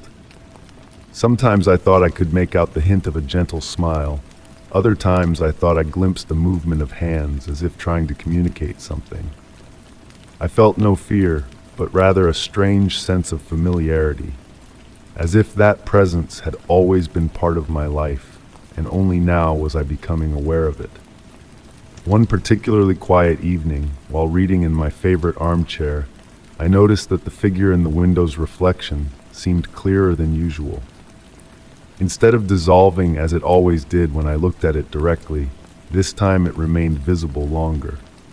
In the silence of the room, I thought I heard a slight rustle, like silk moved by the wind, even though there was no draft. I slowly stood up and approached the window. The figure in the reflection did the same, approaching me from the other side of the glass. For the first time, I could observe some details. It wore something fluid and light, and its movements were incredibly graceful, as if dancing on air. It raised a hand toward me, and I, almost unconsciously, did the same. It was at that moment that I realized something extraordinary. Every time the figure appeared, the room seemed to fill with a deep peace. Sounds became more muffled, colors softer, and time itself seemed to slow down. It was as if this presence brought with it a fragment of a more peaceful world, where the boundary between reality and dream became thin. I began actively seeking out reflections, no longer out of fear or curiosity, but to find again that feeling of serenity that the figure brought with it. I noticed it appeared more often in moments of quiet, when my mind was free from worries and anxious thoughts. It was as if it knew exactly when I needed that reassuring presence. As time passed, the figure in the reflections became a silent companion in my days. I never tried to discover its true nature or the reason for its presence. Some questions I told myself don't need answers. Sometimes, the mystery itself is more precious than any explanation. Even today, when the sunset light filters through the windows and shadows stretch across the walls, I stop to observe the reflections around me. And in those moments of quiet, when the world seems to hold its breath, I can still see it, a luminous figure dancing among the reflections, bringing with it a deep peace and the sweet reminder that there are mysteries that don't need to be solved. Story 20. The doorbell didn't ring that autumn afternoon. It was just a light knock on the door, almost imperceptible, like the flutter of a moth's wings against glass. I was reading on the couch, wrapped in a warm blanket, while the rain gently tapped against the window panes, creating a relaxing melody. I got up calmly, thinking it was just the wind moving something on the landing. When I opened the door, there was no one there, just a brown package, perfectly squared, carefully placed in front of the threshold. I wasn't expecting any deliveries, and the package had no labels or addresses. Only my name written by hand in an elegant and ancient calligraphy, as if it had been traced with a pen dipped in black ink. The cardboard was smooth to the touch, dry despite the incessant rain. I lifted it, surprised by its modest weight, and brought it inside. The silence seemed deeper now, interrupted only by the ticking of the pendulum clock in the entryway and the background of rain that continued to fall gently. Seated again on the couch, I examined the package from every angle. There were no signs of tape or obvious opening points. The edges were perfect, as if the cardboard had been folded by expert hands that knew the art of origami. A slight fragrance emanated from the box, something familiar that I couldn't identify. It was like the scent of ancient books mixed with the aroma of black tea with a note of sandalwood. While holding it in my lap, I seemed to perceive a slight movement inside, as if something had shifted very delicately. It wasn't a solid object, but neither was it liquid. It was more like the air itself inside the box was dancing, creating small invisible currents that could only be sensed. The afternoon light was beginning to diminish, and the shadows in the room were gently lengthening. I hadn't turned on the lamps, preferring the natural twilight that wrapped everything in a soft embrace. The package seemed to absorb the residual light in a particular way, as if its surface was made of a material that played with reflections. After spending several minutes contemplating it, I decided to look for a way to open it. My fingers slid along the edges, feeling every fold and every corner. That's when I noticed something strange. The cardboard seemed warmer in some spots, as if it retained an internal heat that varied following an incomprehensible pattern. As I tried to figure out how to open it, a memory surfaced in my mind. It was blurry and distant, like a forgotten dream upon waking. I remembered seeing a similar package long ago, perhaps in childhood, in my grandparents' house. Even then, there were no labels, just a name written in the same elegant handwriting. The rain increased slightly in intensity, creating a more present but still relaxing background. The drops on the windows drew paths that seemed to follow the same pattern of warmth I had perceived on the package's surface. I wondered if there was a connection or if my mind was trying to find meaning in simple coincidences. While immersed in these thoughts, the room's temperature seemed to change imperceptibly. It was neither cold nor hot anymore. It was as if the air had reached a state of perfect equilibrium. The package on my lap continued to emit that familiar scent, which now seemed more intense, mixing with the smell of rain coming through the slightly open window. It was at that moment that I noticed something extraordinary. Where my fingers touched the cardboard, they left slight luminous impressions, as if the material was reacting to my skin's warmth. The impressions glowed weakly for a few seconds before fading, like shooting stars in the night sky. I don't remember how long I spent observing this phenomenon, but when I finally looked up, I realized evening had fallen. The room was immersed in a bluish twilight, and the only source of light seemed to be the package itself, which now emitted a very faint, almost imperceptible glow. I decided not to open it, at least not that evening.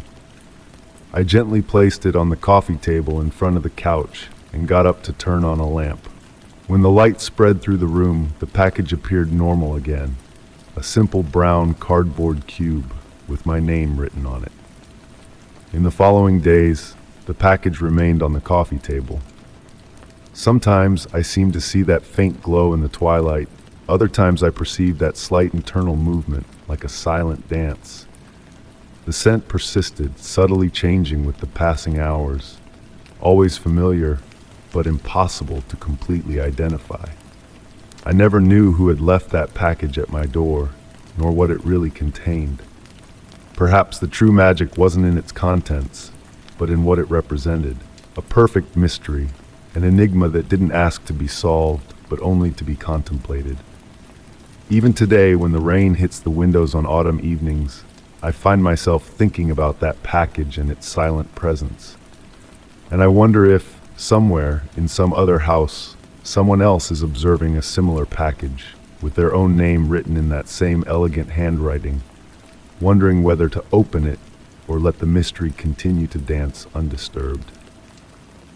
Story 21. The first time I noticed the phenomenon was during a quiet autumn evening. I was sitting in my study, immersed in reading an old book, when I noticed that the natural light filtering through the window was diminishing in an unusual way. I looked up and saw something extraordinary. The sky above my house was gradually darkening, while everything around remained illuminated by the warm light of sunset. The contrast was subtle but undeniable. It was as if an invisible cloud had decided to station itself exclusively above the roof of my home. The air smelled of damp earth and fallen leaves, and a light wind made the lace curtains decorating the windows sway. The delicate sound of their movement created a hypnotic melody that seemed to accompany this strange natural spectacle. In the following days, the phenomenon continued to manifest itself regularly. Every evening, as the sun began its descent toward the horizon, that particular portion of sky above my house would take on darker shades compared to the rest of the firmament. It was as if someone had painted a square of sky with strokes of gray and midnight blue, creating a surreal contrast with the brilliant blue that surrounded it. I found myself observing this spectacle for hours, seated in the old velvet armchair near the window. The wooden floor creaked softly under the weight of my body when I moved to follow the progression of this celestial phenomenon. The air in the room would grow cooler, and a thin layer of condensation would form on the window panes, creating abstract patterns that seemed to dance with the shadows. One day, while immersed in contemplation of this mystery, I noticed something new.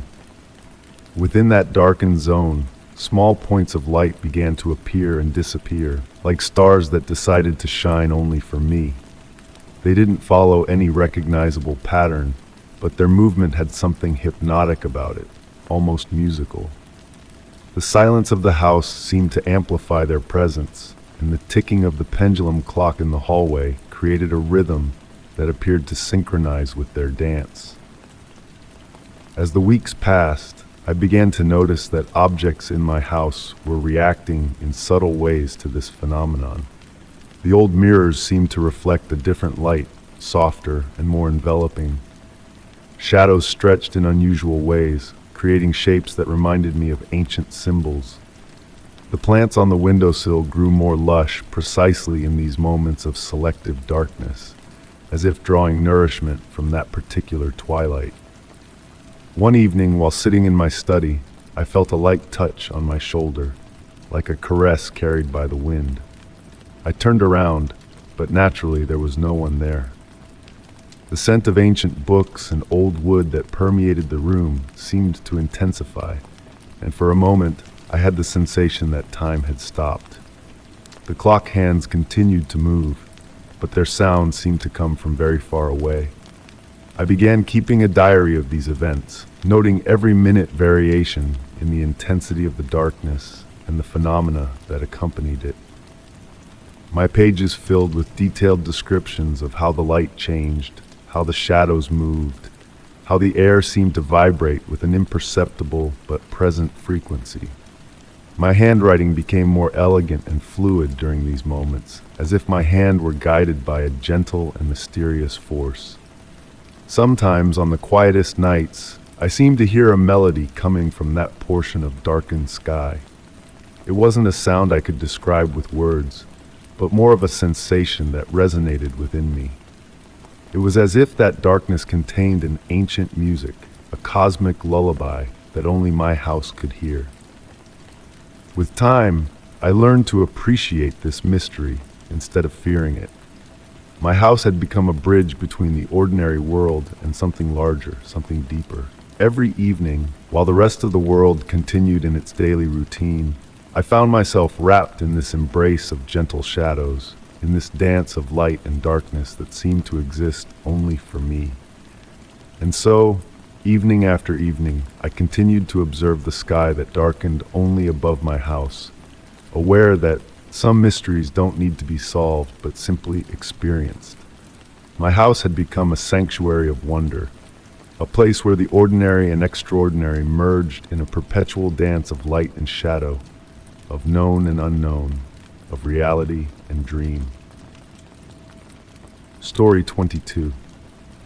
The autumn garden was wrapped in a thin blanket of fog that morning as I gathered the leaves that had fallen during the night. The cool air caressed my face, carrying with it the scent of damp earth and chrysanthemums I had planted a few weeks earlier. The silence was almost complete, broken only by the gentle rustling of dry leaves under my feet and the occasional song of an early bird. It was while I was raking near the old stone bench that I noticed something faintly shimmering among the leaves. A silvery reflection caught my attention, like a dewdrop that had captured a ray of sunlight. I slowly bent down, gently brushing away the wet leaves, and found an antique necklace. It was a finely crafted piece of jewelry, with an oval pendant decorated with intricate floral patterns and a small blue stone in the center that seemed to capture light in a hypnotic way. I took the necklace in my hands, feeling its light weight and cold surface against my skin. It didn't belong to anyone I knew, I was certain of that. I had lived alone in that house for more than 20 years, and I couldn't remember ever seeing any of the neighbors wearing such a piece of jewelry. The blue stone continued to shine with a particular luminosity, almost as if it possessed its own light. That evening, after carefully cleaning the necklace, I placed it on the nightstand beside my bed. I fell asleep watching how the moonlight filtering through the window reflected off the metallic surface, creating dancing shadows on the wall. During the night, I woke up several times with the sensation of hearing a distant melody, like a music box playing somewhere in the house. It was a sweet and melancholic tune, almost imperceptible, that seemed to dissolve as soon as I tried to focus on it.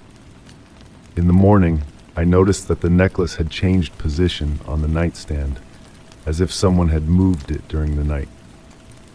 The blue stone seemed more opaque in daylight, but when I picked it up, I felt a slight warmth emanating from the metal, different from the cold it had transmitted the day before. I decided to do some research on its origin. In the following days, I began to notice small changes in the house. The objects on the kitchen table appeared moved in the morning, as if someone had examined them during the night. The family photographs on the hallway wall seemed tilted differently each day, and the nighttime melody continued, becoming clearer, more recognizable, but still impossible to locate precisely. One evening, while I was sitting in my armchair reading, with the necklace resting on the side table next to me, I distinctly heard the sound of light footsteps coming from upstairs. They were delicate steps, like those of a child walking on tiptoe. I slowly got up, climbed the stairs trying not to make noise, but found no one. However, in the guest room that I used as a storage room, I found an old wooden box that I didn't remember ever seeing before. The box was finely inlaid with the same floral patterns as the necklace. Inside, lying on a cushion of faded velvet, was a photograph yellowed by time. It showed a young woman wearing a necklace identical to the one I had found. On the back of the photograph was a date written in faded ink and a phrase, "To remember the happy days in the garden." From that night on, the music box melody became more frequent, but no longer unsettling. It was as if the house itself was singing a lullaby, a sweet melody that filled the rooms in the quietest hours of the night. Sometimes, when I sat in the garden on autumn evenings, I seemed to glimpse a blurred figure moving among the trees, like a memory trying to materialize. I never discovered who the woman in the photograph was, nor how the necklace had ended up in my garden. I've learned to accept the presence of this mystery in my life, like one accepts the changing of seasons or the passing of time. The necklace still rests on my nightstand, and occasionally, on the quietest nights, when the moon is full and the wind whispers through the leaves, I seem to hear distant laughter mixing with the music box melody, like an echo of happy days forgotten by time. Story 23. The weariness of a long workday accompanied me as I crossed the threshold of my study.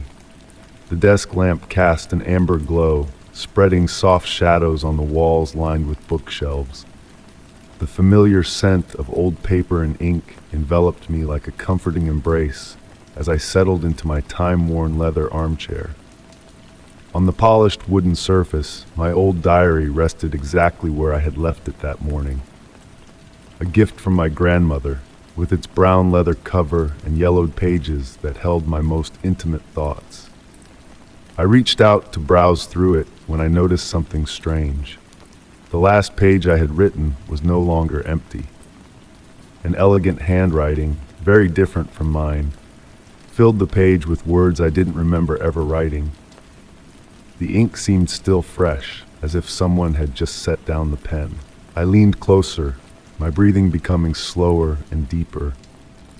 The words told of an autumn evening, describing in minute detail the room where I found myself at that very moment. The gentle sound of rain began to drum against the window panes, creating a hypnotic melody that mingled with the subtle rustling of pages moved by a non-existent breeze. The lamplight flickered slightly, casting dancing shadows on the walls. I continued reading, captivated by that mysterious prose that seemed to predict my every movement. Curiosity urged him to turn the page, the text read, and just as I read those words, my fingers moved automatically to turn the sheet. My heart skipped a beat when I saw new words materializing before my eyes, as if an invisible hand was writing in real time. The ink flowed on the paper in a fluid and natural way, describing the sensations I was experiencing in that moment. The warmth of the lamp on my skin, my breathing becoming heavier, even the subtle shiver running down my spine. Every detail was captured with unsettling precision. I rose from the chair, but I couldn't take my eyes off those pages that continued to fill with words. The sentences now described the books on the shelves, naming titles I didn't remember owning, but which, looking around, I discovered were actually present. The writing proceeded with a hypnotic rhythm, like the pendulum of a clock marking time in a silent room. I sat down again, this time on the couch in the corner of the study. The diary remained open on the desk, but I could still see the pages moving gently. The sound of rain had intensified, creating a sound barrier that seemed to isolate me from the rest of the world. The room now appeared warmer, more welcoming, as if the mystery I was experiencing had created its own space, separate from everyday reality. I closed my eyes for a moment, letting the sound of the rain lull me. When I reopened them, the diary was still there, but something had changed. The words had taken on a more personal, more intimate shade. They spoke of memories I thought forgotten, of moments in my life that I had never shared with anyone. I approached the desk again, this time with slow, measured steps. The words continued to appear, but now they seemed more like a conversation than a simple narrative. It was as if the book was trying to communicate with me through my own memories. The evening progressed, and with it grew the feeling that this silent dialogue was revealing something deeper. I felt no fear, but rather curiosity mixed with a sense of peace. It was as if every word that appeared on the page was a step toward a deeper understanding of something I couldn't yet define. When the pendulum clock struck midnight, I realized I had remained motionless for hours, immersed in that strange communication with the diary. The last words that appeared on the page were simple but enigmatic. Some mysteries don't need to be solved to be understood. I gently closed the diary, feeling the familiar texture of the leather cover under my fingers. The rain continued to fall outside, but now it seemed more like an accompaniment than background noise. I wondered if the next morning I would still find those words on the pages, or if they would vanish like a dream upon waking. As I prepared for bed, I cast one last glance at the study. The diary rested quietly on the desk, as if nothing had happened. Yet something had changed. Not in the external world, but inside me. As if those self-writing pages had opened a door to a deeper understanding of something I still couldn't fully define. Night wrapped the study in its silent mantle, while the lamp continued to spread its amber light, a silent witness to a mystery that might never find a complete explanation. And perhaps I thought as I closed the door, that was precisely the point. Some mysteries are more precious when they remain as such. Story 24. The night had wrapped the old house in a velvet cloak of silence, interrupted only by the gentle tapping of autumn rain against the window panes. Seated in my favorite armchair, with a steaming cup of tea in my hands, I absently observed the painting hanging on the wall opposite me. It was a painting I had inherited from my grandmother, depicting a woodland landscape at sunset. It wasn't particularly valuable, but it had always captured my attention for its ability to evoke a feeling of melancholic serenity. That evening, while the golden light from the floor lamp created dancing shadows on the walls, I noticed something strange. The painting seemed slightly tilted to the right, while I was certain I had always seen it perfectly straight. I slowly rose, placing the cup on the small table next to the armchair. The wooden floor creaked softly under my steps as I approached the wall. I straightened the painting delicately, feeling the rough texture of the antique frame under my fingers. Back in my armchair, I resumed reading the book I had momentarily abandoned. The warmth of the tea and the relaxing sound of the rain lulled me into a pleasant drowsiness. It was only after a few minutes that, looking up, I noticed the painting was tilted again, this time to the left. A subtle shiver ran down my spine as I tried to convince myself it was just an effect of tiredness, or perhaps a play of light and shadows. I stood up again, this time more cautiously. Approaching the painting, I noticed something I had never observed before. The sunset colors seemed more vivid, almost pulsating, and the shadows of the trees appeared to have lengthened compared to before. I touched the surface of the canvas with trembling fingers. It was warm, as if it had absorbed the heat of the room, but there was something different about the way the paint caught the light. In the following days, I began paying more attention to the painting. Every time I entered the room, it seemed to be in a slightly different position. Sometimes it was barely noticeable. Other times the change was more evident. Not only did its tilt vary, but the details of the painting itself seemed to subtly change. One day, the trees appeared denser. Another day, the clouds in the painted sky seemed to have changed shape. I began taking photographs of the painting every morning and evening, comparing them meticulously. The differences were minimal, but undeniable. In the painted woods, small details appeared and disappeared. A bird's nest among the branches, a hidden clearing, a barely visible path that wasn't there before.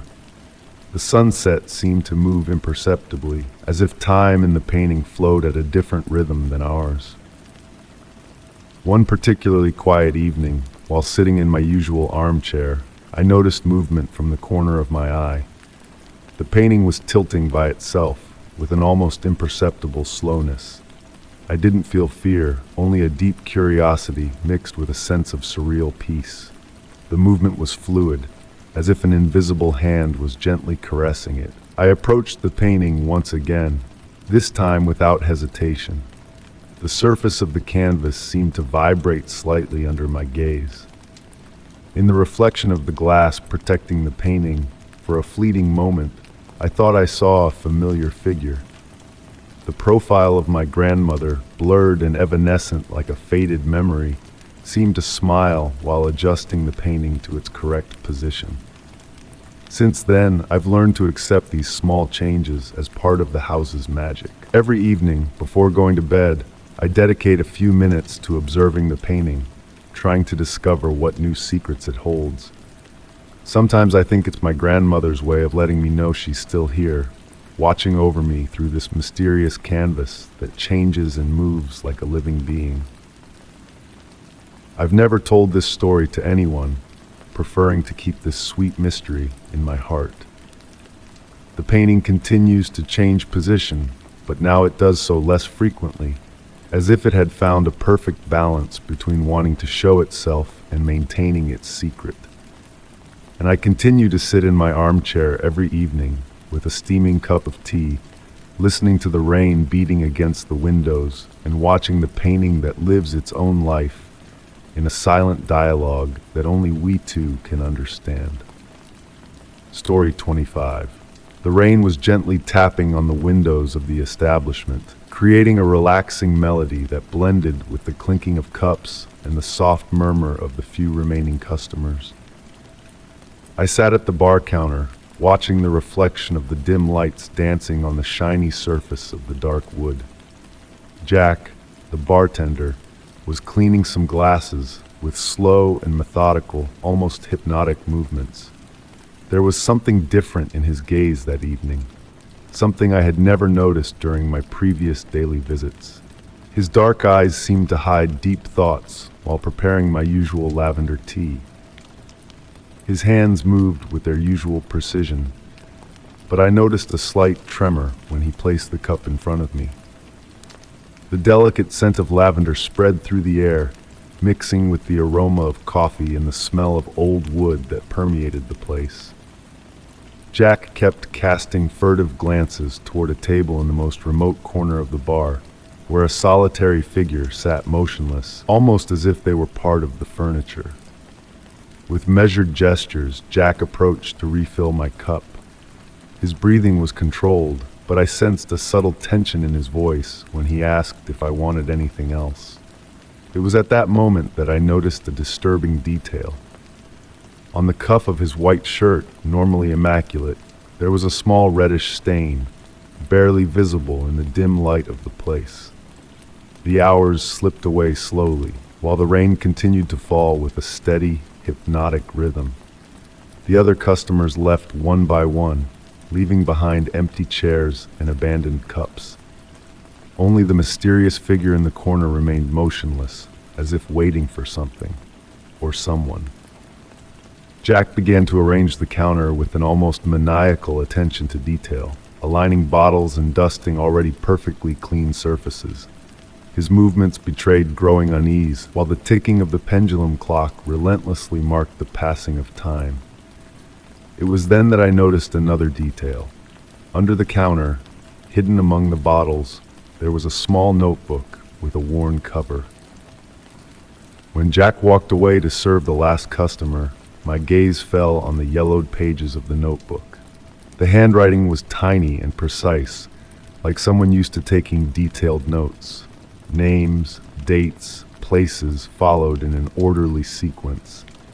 But what caught my attention were the last pages. They contained a series of cryptic annotations, numbers that didn't seem to make sense, and next to them small symbols drawn with meticulous care. The sound of footsteps made me look up. The mysterious figure had finally risen from their table and was heading toward the exit. As they passed by the counter, they exchanged a meaningful look with Jack. It was a very brief moment, but loaded with palpable tension. The bartender nodded imperceptibly, and the stranger disappeared into the rainy night. Jack returned to his tasks, but there was something different about his behavior. His hands, usually so steady, trembled slightly as he put away the glasses. His gaze seemed lost in distant thoughts, as if trying to remember something important, or perhaps trying to forget. As I prepared to leave, Jack stopped me with a gentle gesture. "You know," he said in a calm, almost whispered voice, "there are things that a bartender sees and hears, things that should remain buried in the silence of these walls. But sometimes the weight of these secrets becomes too heavy to carry alone." He paused, as if carefully weighing his next words. I turned toward him, noticing how the flickering light of the lamps created dancing shadows on his tired face. The notebook was still there, half hidden among the bottles, a silent keeper of who knows what truths. Jack smiled weakly, a smile that didn't reach his eyes. "Come back tomorrow," he whispered. "Maybe I'll tell you a story, or maybe not." I walked out into the dark night with the rain still falling softly. Through the bar's window, I saw Jack resume his cleaning routine, methodical and precise as always.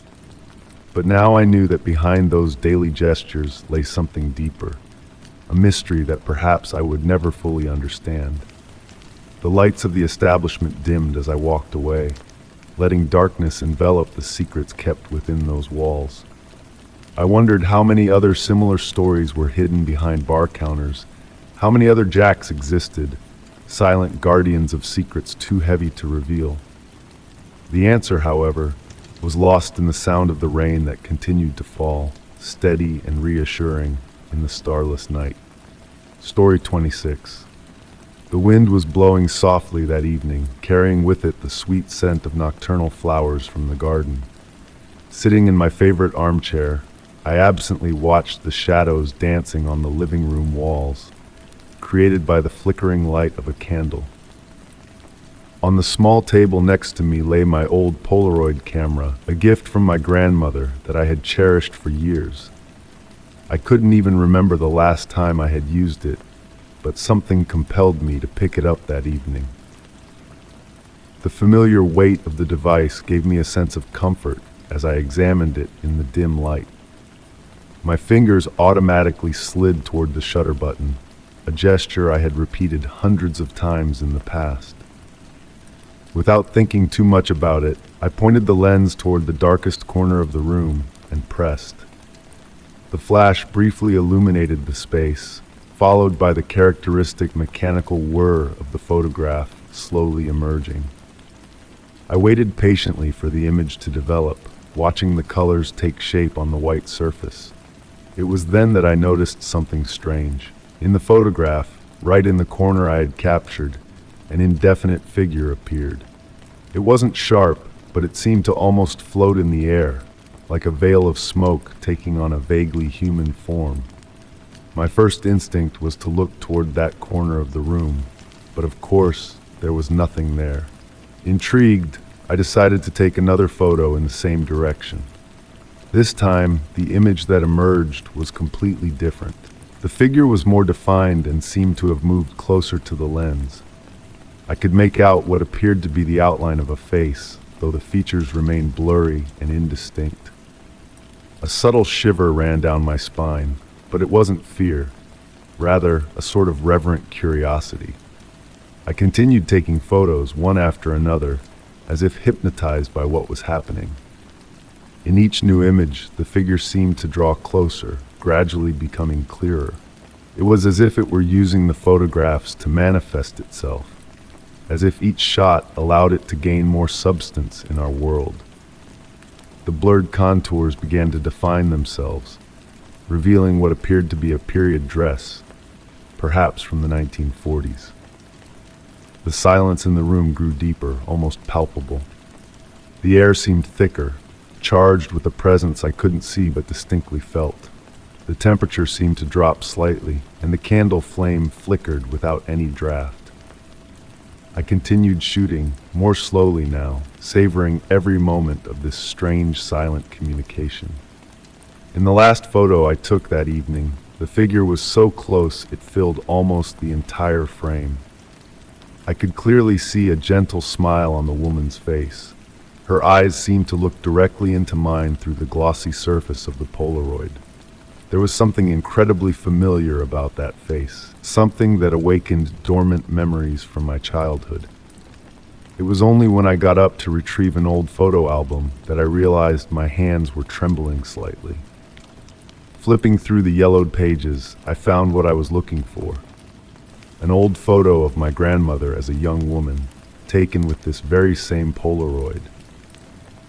The smile was identical, the same one I had just captured in the last photograph. I carefully arranged the photos taken that evening on the small table, placing them in chronological order. Looking at them all together, they told a silent story of a bridge between two worlds, built through the lens of an old camera. I never tried to repeat the experiment, and the Polaroid returned to its place on the shelf. Even today, on particularly quiet evenings, when the light takes on that special golden quality of sunset, I sit in my armchair and look at those photos. Sometimes it seems like the smile in the photo changes slightly, as if my grandmother were trying to tell me something. And in those moments, the boundary between the world of memories and reality becomes as thin as the surface of a freshly developed Polaroid. Story 27. The faint candlelight cast dancing shadows on the stone walls as I descended the steps of the old cellar. The wood creaked under my feet, a familiar sound that had always accompanied me on those daily trips to retrieve Grandma's preserves. The air was cool and damp, with that characteristic scent of earth and aged wood that took me back to my childhood. That evening, however, something was different. Perhaps it was the way the candle flame flickered despite the absence of drafts. Or maybe it was that thin layer of dust that seemed to cover every surface, even though I had been there just the day before. The shadows on the walls seemed longer than usual, as if they were stretching toward the darkness at the bottom of the stairs. I stopped halfway down, struck by a strange sensation. The wooden shelves that normally ended after a few yards seemed to extend deeper than usual. The candlelight couldn't reach their end, as if the corridor was stretching before my eyes. The silence was almost tangible, broken only by my heartbeat and the distant dripping of water filtering through the stones. I decided to continue, driven by a curiosity that overcame my fear. The jars of preserves gleamed weakly in the flickering light, but instead of the usual familiar labels, I noticed that some bore increasingly ancient dates as I moved forward. 1980, 1960, 1940, some were so faded they were illegible. The air grew progressively colder, and the smell of damp earth mixed with an older scent, like forgotten parchments. The shelves continued to extend into the depths, and I noticed that the walls were no longer rough stone, but showed ancient bricks arranged in complex patterns. Some sections were decorated with symbols I had never seen before, carved into the stone with a precision that seemed impossible for the era when the house was built. I stopped in front of a particular shelf, where one jar caught my attention. It was different from the others, made of dark glass that seemed to absorb light rather than reflect it. The label, strangely intact despite its apparent antiquity, showed a date that made no sense, 1820. My hands trembled slightly as I lifted it for a closer look. In the silence of the cellar, an almost imperceptible sound reached my ears. It was like a whisper, but not made of words. It seemed more like the sound of time itself flowing, like pages of an ancient book being turned by the wind. I turned slowly, and for a moment, I had the impression of seeing blurred figures moving in the darkness, like memories trying to take shape. I decided it was time to head back. I turned toward the stairs, but something wasn't right. The distance I had covered seemed to have multiplied. The light at the top of the stairs was now just a distant point, like a star on a moonless night. I started walking, trying to stay calm, counting steps like I did as a child. As I climbed back up, I noticed the shelves changing again, gradually returning to the familiarity of the cellar I knew. The dates on the jars became more recent, and the walls resumed their usual appearance. The 1820 jar was still in my hands, a reassuring weight confirming that I hadn't imagined everything. I finally reached the stairs, and the warm light from the kitchen enveloped me like an embrace. I set the jar on the first step and turned one last time toward the darkness of the cellar. For an instant, I thought I saw something moving in the depths, as if time itself was bending and distorting. That night, sitting in the kitchen with a cup of hot tea in my hands, I reflected on what had happened.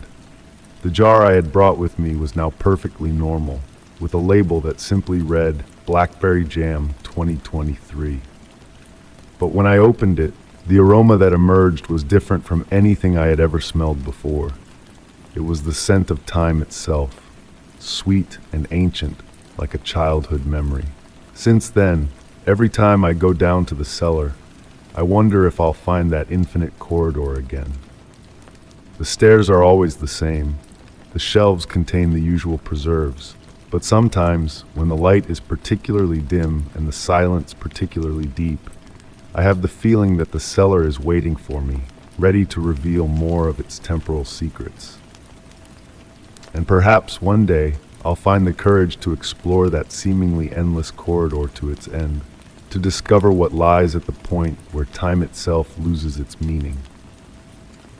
Story 28. The rain fell with a hypnotic rhythm on the roof of the house, creating a natural melody that filled the silence of the night. Sitting in my favorite armchair with a cup of now cold chamomile tea between my hands, I was absently listening to that relaxing sound when my attention was caught by something different. A subtle, almost imperceptible noise that mixed with the beating of the rain, light footsteps that seemed to come from the basement. At first, I thought it was just the normal settling of the house.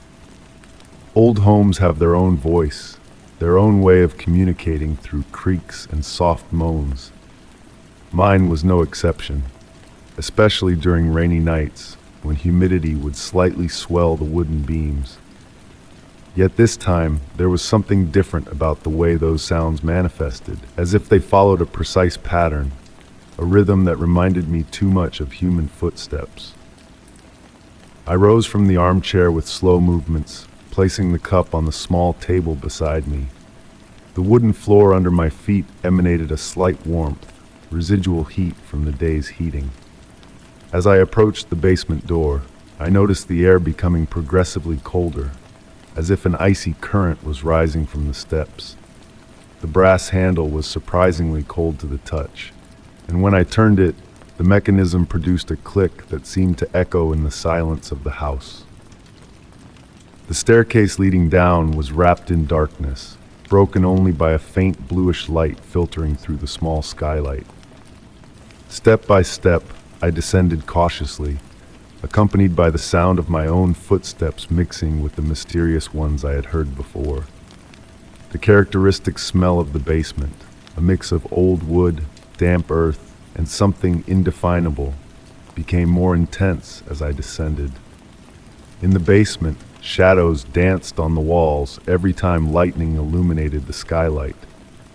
The shelves loaded with old objects projected twisted shapes that seemed to move with the rhythm of the rain. It was then that I noticed something strange. On the dusty surface of the floor, there were footprints.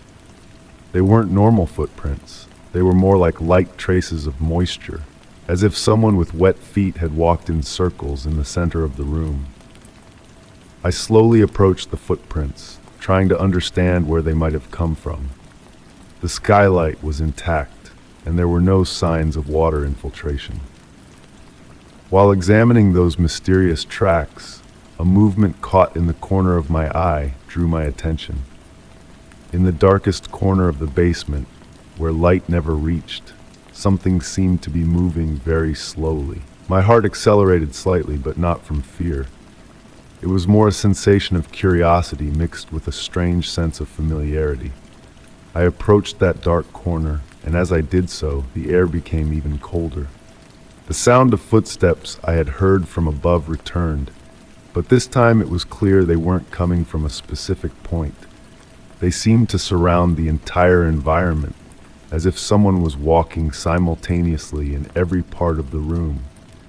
It was at that moment that I realized something particular. The footprints on the floor weren't randomly arranged. They formed a precise design, a spiral that tightened toward the center of the room. And as I followed that spiral path with my eyes, I noticed that the most recent footprints, those closest to the center, were still wet, as if they had just been created. I remained motionless for what seemed like an infinite time, observing those traces while they slowly vanished, evaporating in the cold basement air. The sound of footsteps became increasingly faint until it completely dissolved into the noise of the rain that continued to fall outside. When I finally climbed back up the stairs, I carried with me a strange sensation of peace, as if I had witnessed something ancient and mysterious, a ritual that had been repeating itself since time immemorial in the depths of the house. That night, as I prepared for bed, I realized that the sound of rain on the roof had taken on a different quality. It was no longer just the random beating of drops, but seemed to follow the same rhythm as the footsteps I had heard in the basement. I fell asleep with that melody in my ears, wondering if the footsteps would return the next night, and if this time I would find the courage to wait long enough to see who or what was creating those footprints in the dust. Story 29. The sound of rain beating on the roof of the old family house created a hypnotic melody as I sorted through the last boxes left from my grandmother's inheritance. The air was thick with nostalgia, mixed with the scent of old wood and dust, dancing in the rays of the setting sun filtering through the cream-colored curtains. Every object I touched seemed to tell a story, whispering memories of times past. It was when I opened the last box that I found the photo album bound in dark leather. The cover was worn at the corners, but the material still retained that characteristic softness that only time can give. My fingers gently caressed the surface as I laid it on the old oak table in the living room. The album's pages emanated a slight smell of mold and aged paper. Each black and white photograph told moments of family life, weddings, birthdays, summer vacations. I smiled, recognizing the faces of my older relatives when they were young, noting similarities with subsequent generations. The rustling of pages blended harmoniously with the beating of rain on the windows. I stopped at one particular photograph, taken in the house's garden during what appeared to be a summer lunch. I immediately recognized my grandmother, beautiful in her floral dress, sitting at the table with her siblings. The sunlight from that distant day created gentle shadows on their smiling faces. Yet something caught my attention. Standing slightly apart from the main group was a figure I couldn't identify. She wore a light-colored dress that reached her ankles, and her face was partially hidden by the shadow of a wide-brimmed hat. I didn't remember ever seeing this person in the family stories told during holiday dinners. I gently removed the photograph from the album to look at it more closely. On the back, in my grandmother's elegant handwriting, was a date, summer 1956. Nothing else. No indication of who that mysterious figure was. As I studied the image, a cold breeze swept through the room, making the curtains wave. The sun had now set, giving way to a twilight that made everything more blurred and uncertain. I turned on the old table lamp, which diffused a warm, soft light in the room. I returned to observing the photograph under the new lighting, and that's when I noticed a disturbing detail. The shadow of the mysterious figure didn't follow the direction of all the other shadows present in the image.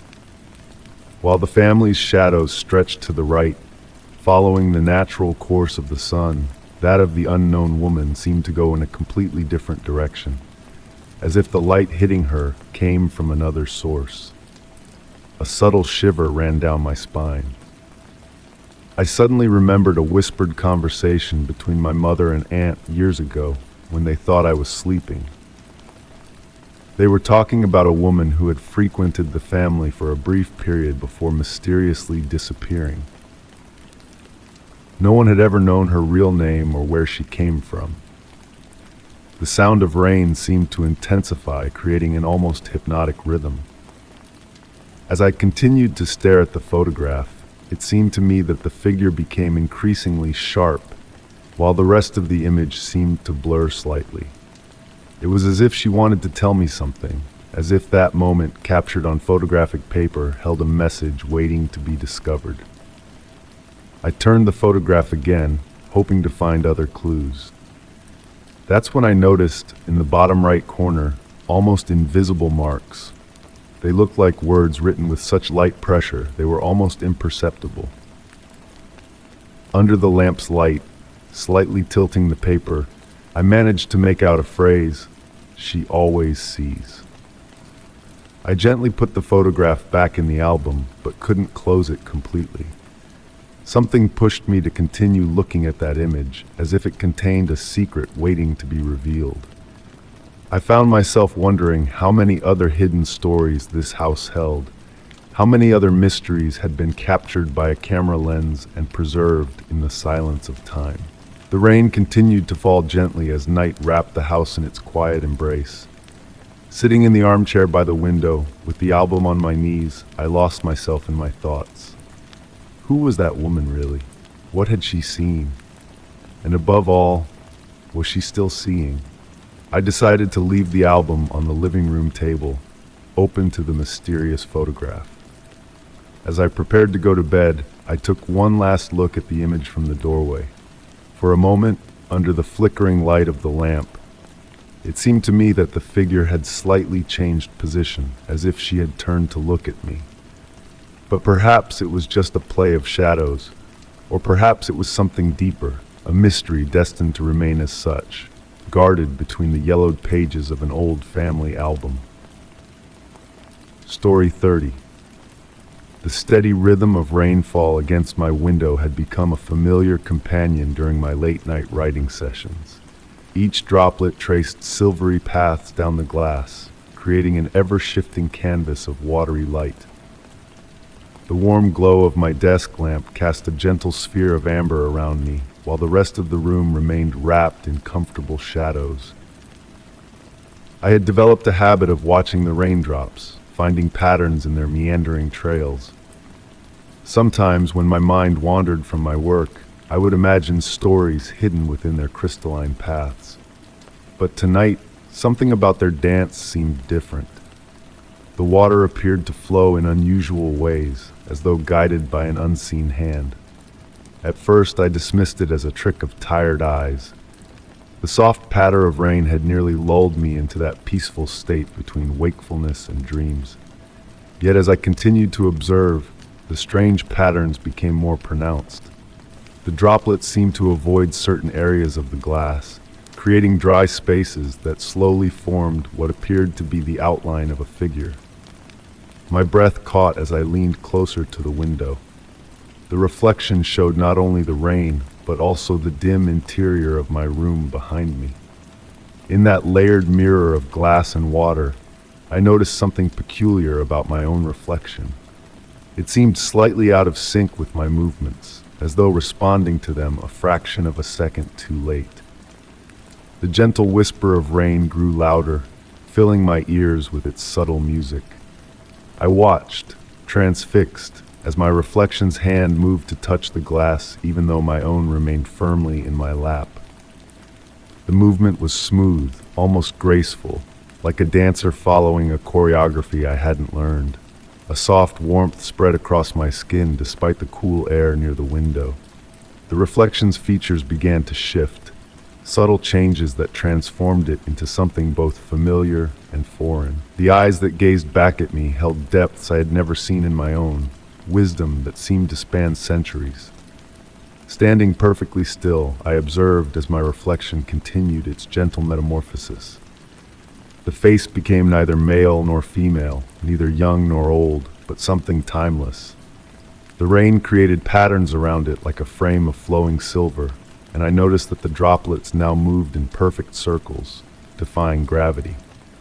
My desk lamp flickered once, briefly dimming the room.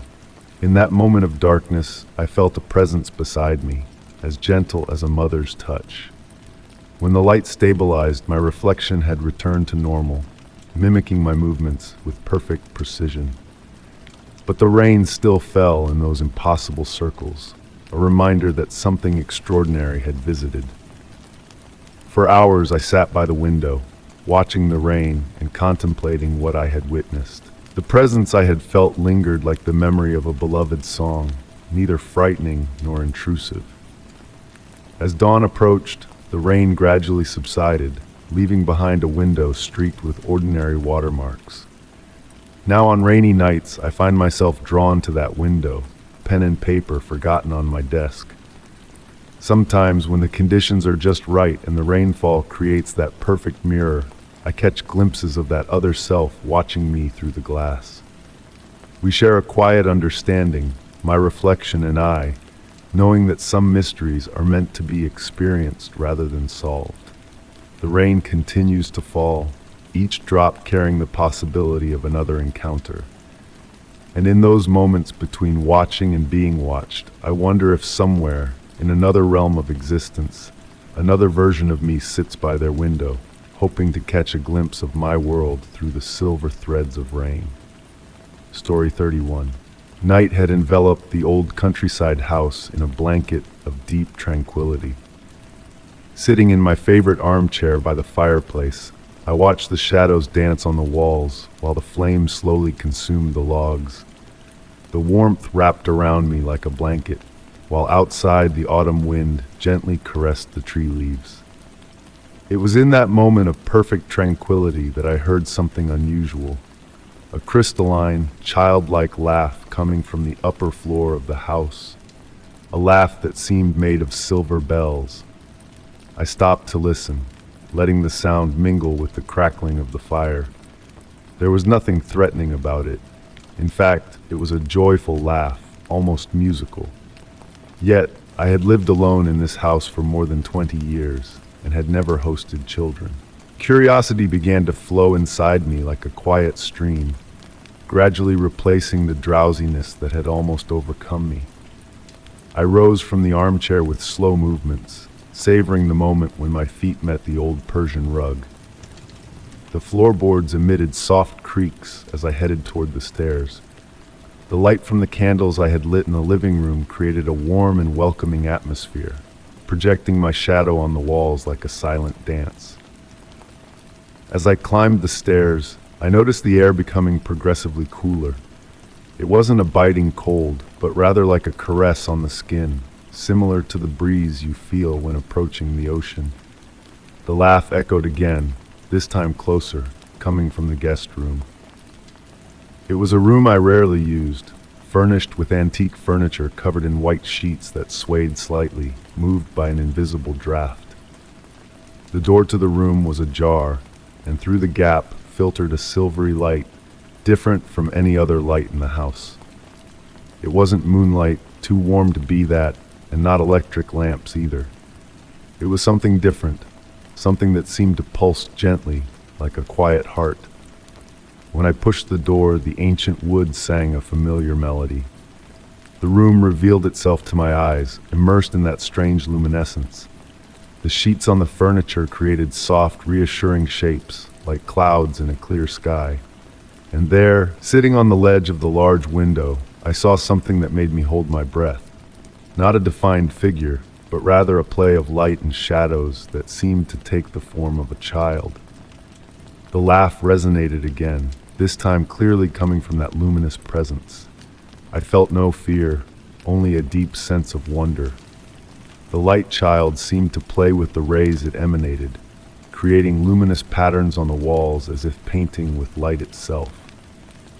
I approached slowly, and as I did, the room's temperature gently oscillated between cool and warm, like ocean waves breaking on the shore. When I was close enough, I noticed that the figure had something familiar about it. In its fluid movements, I recognized the same gestures I made as a child when playing alone in my room. The realization hit me with the sweetness of a forgotten memory. That laugh, so crystalline and pure, was my childhood laugh. Time seemed to slow down as I observed that surreal scene. The light child continued its silent game, occasionally interrupted by that melodious laugh that now resonated like an echo from the past. I didn't try to speak or interact, fearing to break that spell of peace and nostalgia. Gradually, the silvery light began to dim, like the sun setting on a winter afternoon. The child's figure became increasingly evanescent until nothing remained but a faint glow. The last laugh I heard was almost a whisper, a gentle goodbye before completely vanishing into darkness. I remained in the room for what seemed like an infinite time, wrapped in a comfortable silence. The sheets on the furniture had stopped swaying, and the air had returned to its normal temperature, yet something had changed. The guest room, which before was just a storage place for dusty memories, now seemed to hold a precious secret. I returned to my armchair by the fireplace, where the fire continued to burn slowly. As I settled among the cushions, I realized I would never know for certain what had happened that night. Was it a dream, a memory, or perhaps something deeper, a message from the past that had chosen to manifest through a child's laugh in the dark? Since that night, every time I passed by the guest room, I stopped for a moment to listen. Sometimes, on the quietest nights, I seemed to hear the distant echo of that crystalline laugh, like a sweet lullaby accompanying me towards sleep. And smiling, I let the mystery remain as it is, a sweet secret between the child who laughs in the dark. Story 32. Snow was falling silently that evening in my small antique shop. The flakes danced behind the windows, illuminated by the warm light of vintage lamps, creating a soft and welcoming atmosphere. The dark wood of the shelves creaked gently, accompanying the slow rhythm of the pendulum clock's hands. The air was fragrant with old books and beeswax, that particular scent that only objects with a long history can emanate. I was arranging some volumes when the doorbell chimed with a crystalline sound. A gust of cold air slipped into the shop, bringing with it a few snowflakes that melted immediately on the wooden floor. I turned to greet the customer, but remained momentarily puzzled. On the threshold stood a tall figure, wrapped in a dark coat that seemed to absorb the surrounding light. A wide-brimmed hat covered the upper part of their face, while the lower part was hidden by a gray wool scarf. "Good evening," I murmured, trying to maintain a professional tone despite a subtle uneasiness creeping up my spine. The customer didn't respond, but moved gracefully between the shelves, their gloved hands delicately brushing against the displayed objects. There was something hypnotic about their movements, as if they were dancing to a rhythm only they could hear. I found myself observing their every gesture, noticing how the light seemed to behave strangely around them. The shadows appeared deeper, denser, as if they possessed their own consistency. The customer stopped in front of an antique mirror, a piece from the 18th century that I had acquired just the week before. Their gloved fingers caressed the golden frame with slow and precise movements. The silence in the shop became heavier, interrupted only by the ticking of the clock that seemed to slow with each second. I tried to glimpse their reflection in the mirror, but noticed with growing discomfort that the reflective surface showed only the shelf behind them, as if they weren't present.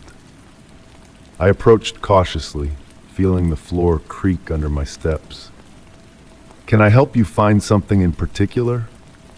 I asked, my voice lower than usual. The customer turned slowly toward me, and under the hat, I could only see shadows where there should have been a face. With a fluid gesture, they pulled out a yellowed piece of paper from their coat pocket. They carefully unfolded it on the counter next to the cash register. It was a list written in elegant, antiquated handwriting. It listed strange objects: a mirror that remembers, a clock that counts backwards, a key that opens forgotten doors. As I read the list, I noticed that the temperature in the shop seemed to have dropped. My breath formed small clouds of vapor in the air. The objects on the shelves seemed to vibrate imperceptibly, as if they recognized something in the customer's presence. "I'm sorry," I whispered, "but I don't believe I have these particular objects." The customer remained motionless for a long moment, then nodded slowly. They collected the paper and placed it back in their coat with the same grace with which they had extracted it. They headed toward the door, but before leaving they stopped. They turned slightly, and from the scarf emerged a sound more like a thought than a voice. "You will." It wasn't a question, but a certainty. The bell rang again when they left, but the sound this time was different, deeper, as if it resonated from far away.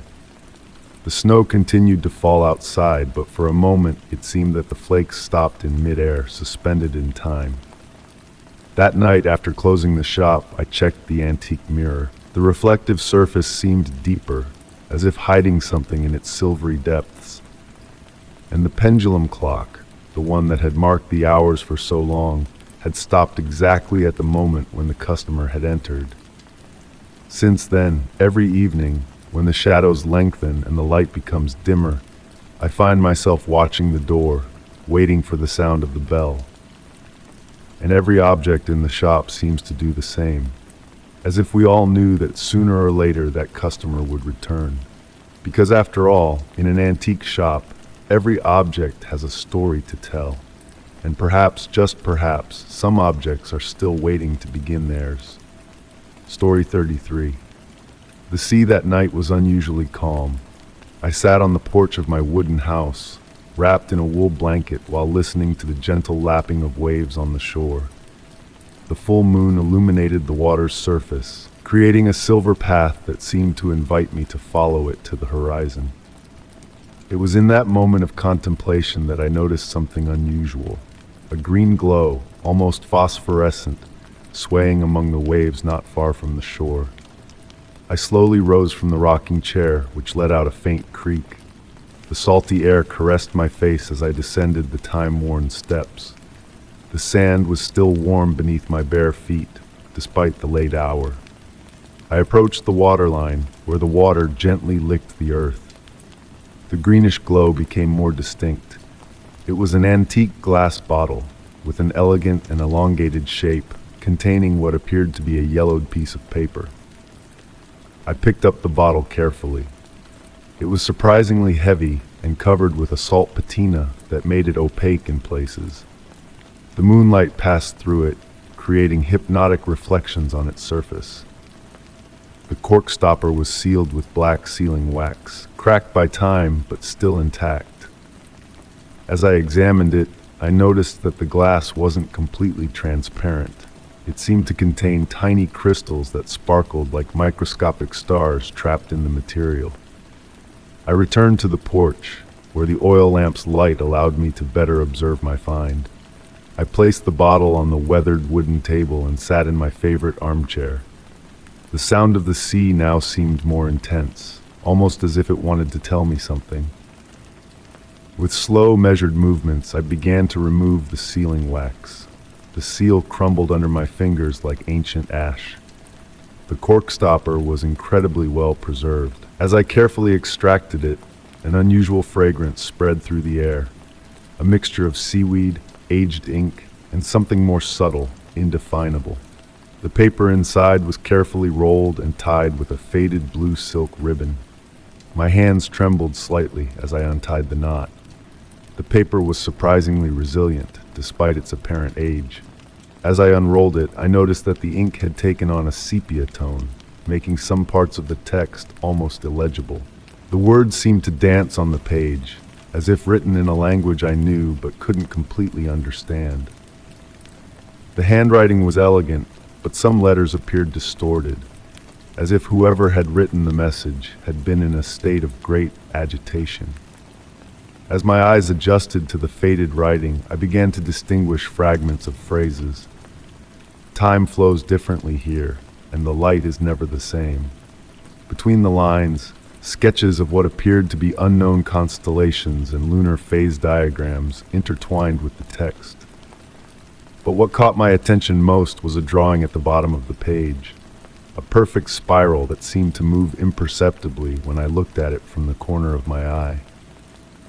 As I read, the oil lamp began to flicker strangely.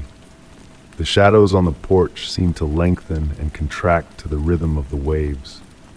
The sea had changed its sound. no longer a gentle lapping, but a rhythmic whisper that resembled a chant in a forgotten language.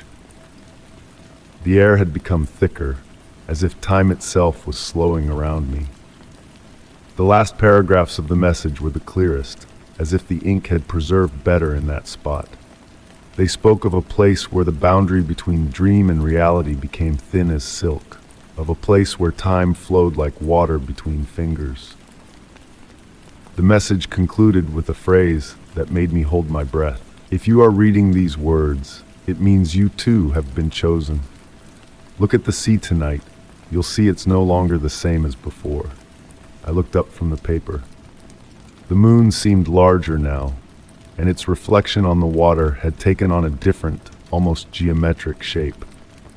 The bottle on the table glowed with that same green light that had caught my attention, but now it seemed to pulse slowly, like a sleeping heart. I carefully folded the message and placed it back in the bottle, but I didn't reinsert the cork. As I looked at the horizon, I wondered if others before me had found similar bottles, if they too had felt that silent call of the sea. The night continued to flow quietly, but something had changed. Perhaps it was the way the stars reflected on the water, or perhaps it was I who looked at the world with different eyes. I stayed on the porch until dawn, listening to the sea that seemed to whisper ancient secrets. The bottle remained on the table, its green glow fading with the arrival of daylight.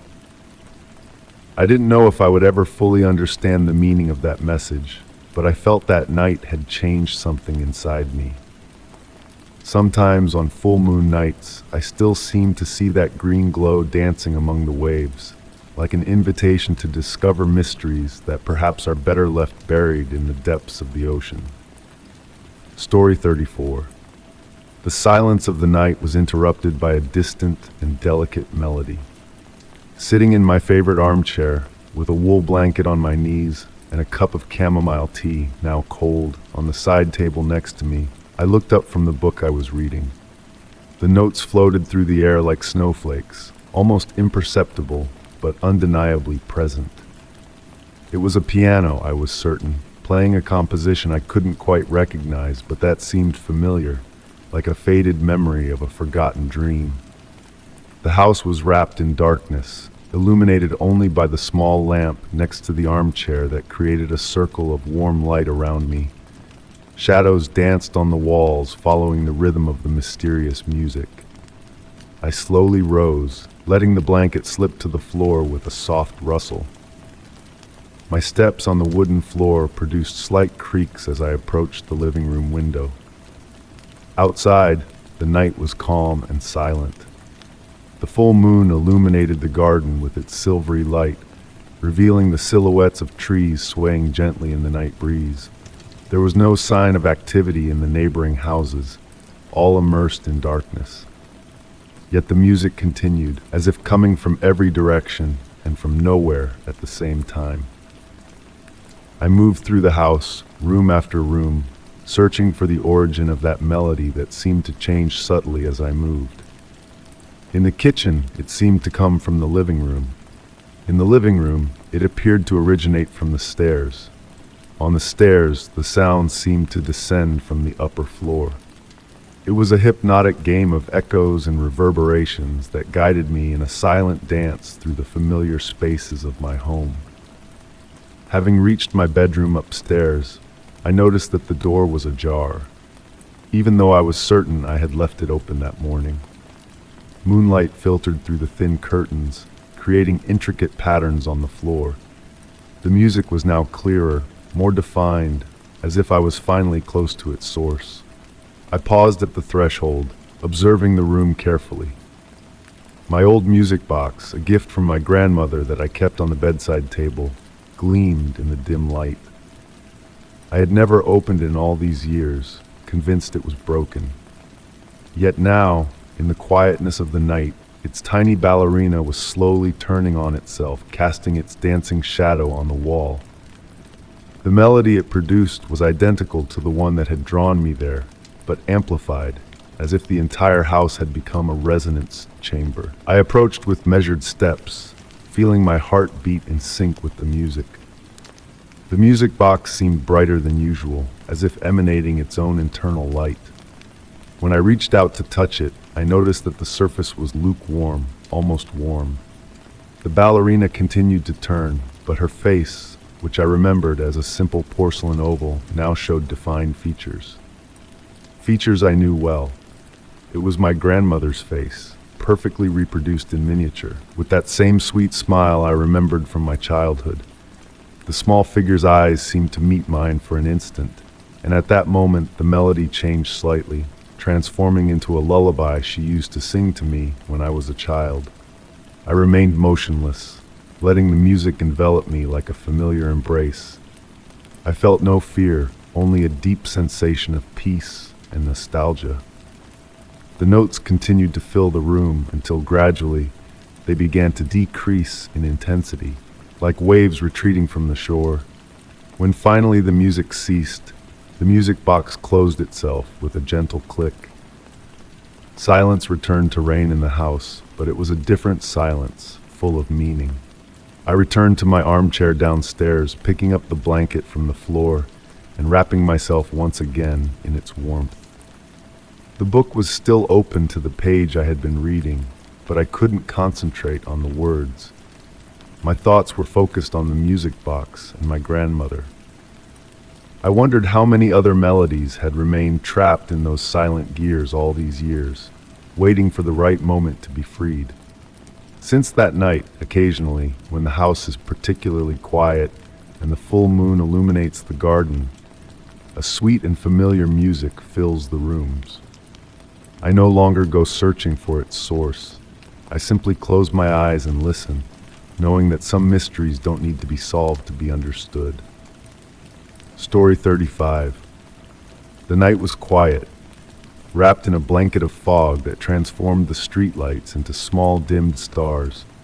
Sitting in my favorite armchair, I absent-mindedly watched the shadows dance on the walls of my study, created by the flickering flame of a candle on the side table. The wooden floor emanated that characteristic old scent that only well-lived houses possess, while the silence was gently interrupted by the ticking of the pendulum clock. It was in one of those moments of contemplation that I noticed something strange. Among the familiar shadows moving on the wall, there was one that seemed to follow a different rhythm. While the others swayed following the dance of the flame, this particular shadow moved with its own intention, as if it were exploring the surface of the wall. At first, I thought it was a trick of my tired mind. I had been working late for weeks, and it wouldn't have been the first time my eyes played tricks on me. I closed the book resting in my lap and stood up to examine the phenomenon more closely. The shadow, noticing my interest, seemed to timidly retreat into the corner of the room. I approached the wall, carefully studying the plastered surface. The irregular texture naturally created small shadows, but the one that had caught my attention was different. It was denser, more defined, as if it were made of something more substantial than the absence of light. I reached out to touch the wall at the exact point where the shadow had stopped. The surface was cold, much colder than the rest of the wall. In the following days, I began to notice other peculiar details. The shadow appeared at different times, always when I was alone, always when the light was weak enough to allow shadows to exist, but not so dim as to make them disappear completely. Sometimes I found it in the hallway, other times in the kitchen, but always with the same curious and almost shy behavior. One evening, while I was sitting at my desk writing, I felt a presence behind me. It wasn't the unsettling feeling of being watched, but rather like when you sense the presence of a cat silently watching you. I turned slowly, and there, projected on the closed door of my study, was the shadow. This time it didn't retreat. It remained still, as if it too were studying me. It was at that moment that I noticed a detail that had always escaped me. The shadow had no source. Every shadow we know is cast by something, an object, a person, an animal. but this one existed on its own, independent, as if it were a being in itself. I began talking to it, not with actual words, but with gestures and movements. It responded in its own way, dancing on the wall, creating shapes that almost seemed like letters, but which vanished too quickly to be deciphered. Sometimes I seemed to catch a message, other times they were just meaningless arabesques. As time passed, its presence became familiar, almost comforting. On nights when sleep was slow to come, I found myself looking for it, waiting to see its characteristic movement among the normal shadows. It was like having a silent companion, a guardian of the nighttime hours. I never discovered where it came from or what it really was. I did research, consulted ancient books, even talked to experts in paranormal phenomena, but no one could give me a definitive answer. Some suggested it might be a physical anomaly, others spoke of residual energy manifestations, but no explanation seemed to fully capture the essence of that presence. Now, sitting in my armchair as I write these lines, I can see the shadow moving gently in the corner of my vision. It has become part of my daily life, a mystery I've learned to accept without necessarily understanding it. I often wonder if it too questions my nature, if for it I am as much a mystery as it is to me. The candle on the side table is about to burn out, and I know soon the shadow will disappear into total darkness, to return when a new light creates the space necessary for its existence. And I will be here waiting for it, as always, in this silent dialogue between a man and a bodiless shadow. Story 36. I always wake up the same way, with that feeling of heaviness that wraps around me like a lead blanket. The room is bathed in a soft light, a pearly glow that seems to come from no particular source. The walls have an indefinite color, as if they change shade every time I look away. The ceiling is high, much higher than it should be in a normal bedroom, and it gets lost in a velvety darkness that makes me think of a starless night sky. The bed I'm lying on is soft, almost too soft. The silk sheets slide across my skin with a hypnotic rustle when I move. There's a scent in the air, sweet and familiar, that reminds me of something I can't identify. It could be lavender, or maybe vanilla, but every time I try to focus on it, it seems to change into something else. In this room, time flows strangely.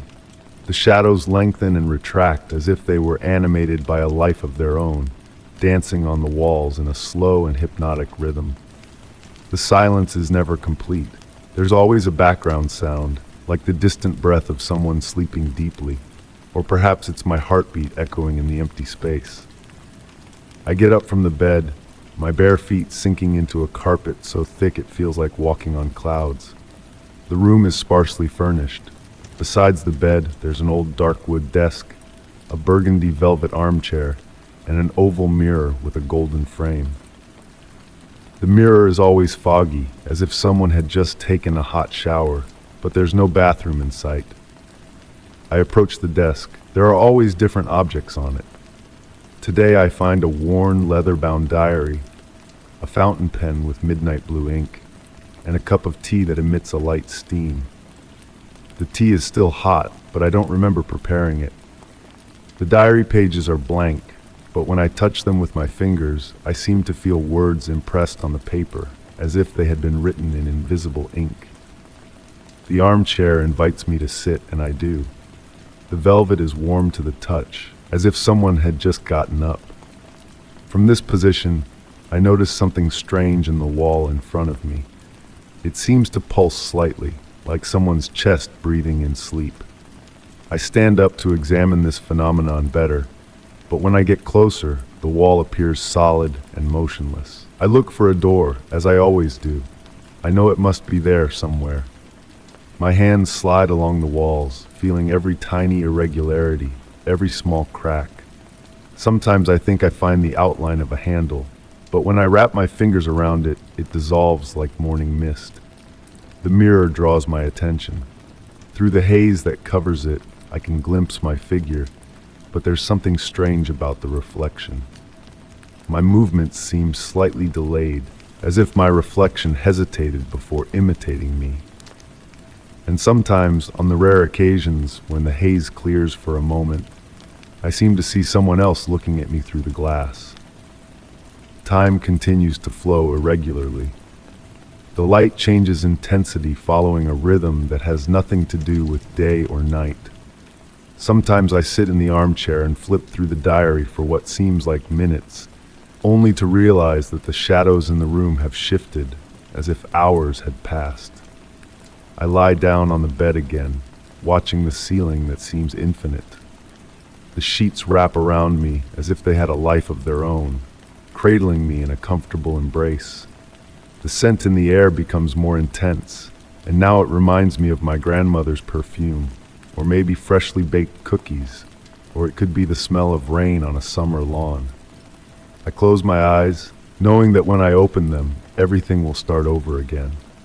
The room keeps me here, in this limbo between dream and reality, in this space where time bends on itself like a Mobius strip.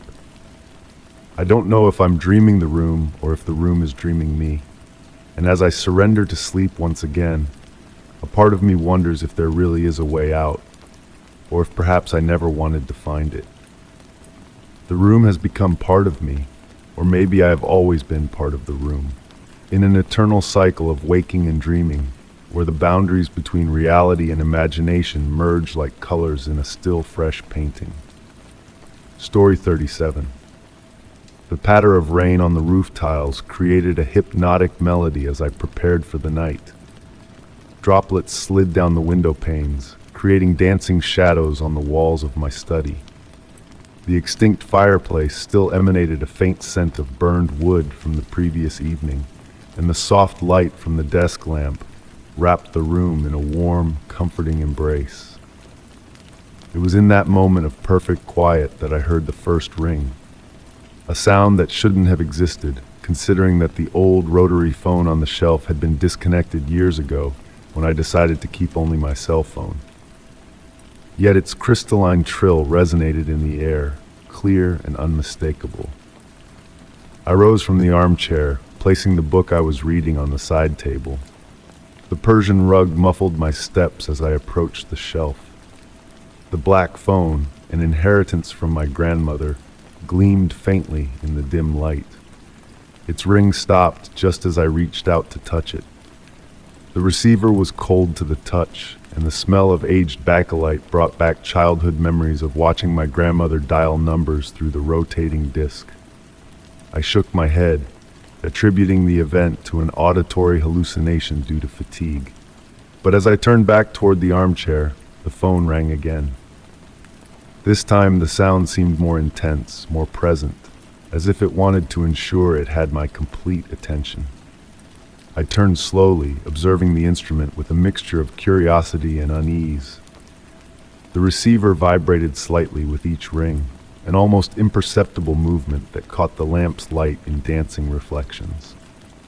I found myself counting the rings, 1, 2, 3, 4. On the fifth, without thinking, I reached out and lifted the receiver. The silence that followed was deeper than before, broken only by the steady beating of rain on the windows. I brought the receiver to my ear, feeling the cold backlight against my skin.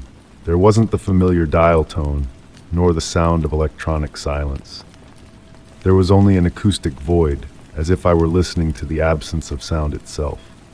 And then I heard it, a breath, slow, steady, distant, as if someone on the other end of the line was patiently waiting for me to speak first. The breath had something familiar about it, a rhythm that awakened memories buried deep in my mind. It reminded me of the way my grandmother breathed while falling asleep in her favorite armchair, with the phone always within reach. "Hello?" I whispered, my voice barely audible above the drumming of the rain. The breath on the other end seemed to pause for a moment, as if waiting. Then, very slowly, it transformed into a long, deep sigh, laden with a melancholy that tightened my heart. I remained motionless, with the receiver pressed against my ear, listening to that breath that now seemed to synchronize with the rhythm of the rain. I didn't feel fear, only a strange sensation of peace mixed with nostalgia. It was as if that moment suspended between reality and imagination was telling me a story that needed no words. The breathing continued, alternating with pauses that seemed full of meaning. I found myself closing my eyes, letting that sound wrap around me like a familiar blanket. I don't know how much time passed, but when I reopened my eyes, the room seemed different. The lamp's light was warmer, more enveloping, and the air was lightly scented with lavender, my grandmother's favorite perfume. Slowly, almost reluctantly, I placed the receiver back on its base. The phone remained silent, but now it seemed to emanate a comforting presence, as if it had delivered its message. I sat back down in the armchair, observing the instrument in the dim light. The rain continued to fall, creating a melody that mixed with memories. Since that night, the phone hasn't rung again. But sometimes, on rainy evenings, when the silence becomes too deep, I seem to perceive a distant breath, a familiar sigh traveling through time. And in those moments, I smile, knowing that some connections cannot be broken simply by unplugging a wire from the wall. Story 38. The wooden floor creaked under my steps as I walked down the hallway in the twilight of sunset. Grandma's house had always had that particular way of communicating, as if every board wanted to tell a different story. The air smelled of lavender and old wood, a familiar scent that had accompanied me during all the summers of my childhood. But that evening, something was different. I stopped in front of the old attic door, drawn to a detail I had never noticed before. The white paint, chipped in several places, showed peculiar marks on its surface. Getting closer, I noticed they weren't just random scratches due to time. They seemed to form a pattern, as if someone, or something, had tried to etch a message from the inside. The sun was setting, and the amber light filtering through the hallway windows painted elongated shadows on the walls. The silence was broken only by the regular ticking of the grandfather clock downstairs and the rustling of leaves moved by the wind beyond the glass. I gently placed my fingers on the marks, feeling the roughness of the scratched wood under my fingertips. The marks were methodical, almost geometric in their arrangement. Some were deeper, others barely noticeable, as if they had been traced at different times. I found myself wondering how many times I had passed by that door without noticing them. Grandma had never mentioned strange noises coming from the attic, yet now that I thought about it, I remembered how she always avoided climbing those stairs. A cold breeze caressed my neck, making me shiver. The hallway seemed longer than usual, and the shadows had grown denser. I took the old brass key from its hook on the wall. It was heavy and cold to the touch, decorated with floral patterns now almost worn away by time. I inserted it into the lock hesitantly, feeling the internal mechanism resist slightly. As I turned the key, a subtle sound caught my attention. It was like a slow, deep breath, almost imperceptible, that seemed to come from the other side of the door. I froze, my heart beating a bit faster in my chest. The sound ceased immediately, leaving only the silence of the house to keep me company. With trembling hands, I turned on my phone's flashlight. The beam of light illuminated the door's surface, revealing other details that were previously hidden in shadow. The scratches formed what appeared to be a circular pattern, like a spiral wrapping around itself. In the center, I noticed something that made me hold my breath. A series of numbers, etched so delicately they were almost invisible to the naked eye. As I tried to decipher those numbers, a memory emerged from the fog of memory. Grandma had once told me about a diary, hidden somewhere in the house, that contained family secrets. She had never wanted to tell me where it was, but I remembered her distant look while talking about it, as if she were trying to protect something precious. The wind outside had intensified, making the old windows moan. The shadows in the hallway seemed to dance to the rhythm of that spectral music. I felt there was a connection between those numbers on the door and the hidden diary, but something held me back from opening that door. Perhaps it was instinct. Perhaps it was the wisdom passed down through generations of women in my family. As I slowly walked away, I thought I heard a scratching sound coming from inside the attic. It wasn't loud or threatening, but gentle and methodical, as if someone was patiently etching a new message. I turned one last time toward the door. In the dying light of day, the scratches seemed to glow with a faint light of their own. That night, sitting in my bed, I thought about the numbers I had seen. I transcribed them in my notebook, promising myself to return the next day to study them better. But when I woke up the next morning, the attic door appeared perfectly normal, without any visible scratches on its surface. Only the brass key, still on its hook, seemed to retain a particular glow, as if it held a secret that wasn't yet ready to reveal. Since then, every time I visit Grandma's house, I stop in front of that door. Sometimes I think I see the scratches reappear in the dim light. Other times I hear that slow breath from the other side, but I've never tried to open it again. Some mysteries, perhaps, are better left as they are, guarded in the silence of an old house and in the memory of those who know how to listen to its whispers. Story 39. The silence of the night was broken only by the faint hum of the refrigerator and the ticking of the clock hanging on the kitchen wall. Sitting on the couch in my apartment, I enjoyed the stillness of 2 a.m., that hour when the world seemed to exist just for me. The soft light from the reading lamp cast gentle shadows on the walls, while the steam from my chamomile tea lazily danced in the air. It was during one of these peaceful moments that I noticed something strange about the apartment next to mine. I had never paid attention before, but I realized that in 6 months, I had never seen anyone enter or leave that door. I had never heard any noises coming from there, nor seen any lights on. Yet that night, through the crack under the door, a faint light filtered out like the glow of a candle. I got up from the couch, drawn to this unexpected detail. Placing my cup on the coffee table, I approached the wall that divided our apartments. I pressed my ear lightly against the cold surface, trying to pick up any sound. The silence was absolute, but something felt different, as if the air was denser, heavier. I went back to my routine, but in the following days, I started paying more attention to that apartment. I noticed details I had previously overlooked. The mail never piled up in front of the door. The doorknob was always impeccably clean despite the dust that settled on the rest of the hallway. And sometimes, during the quietest nights, I thought I could hear a faint rustling, like soft footsteps on the floor.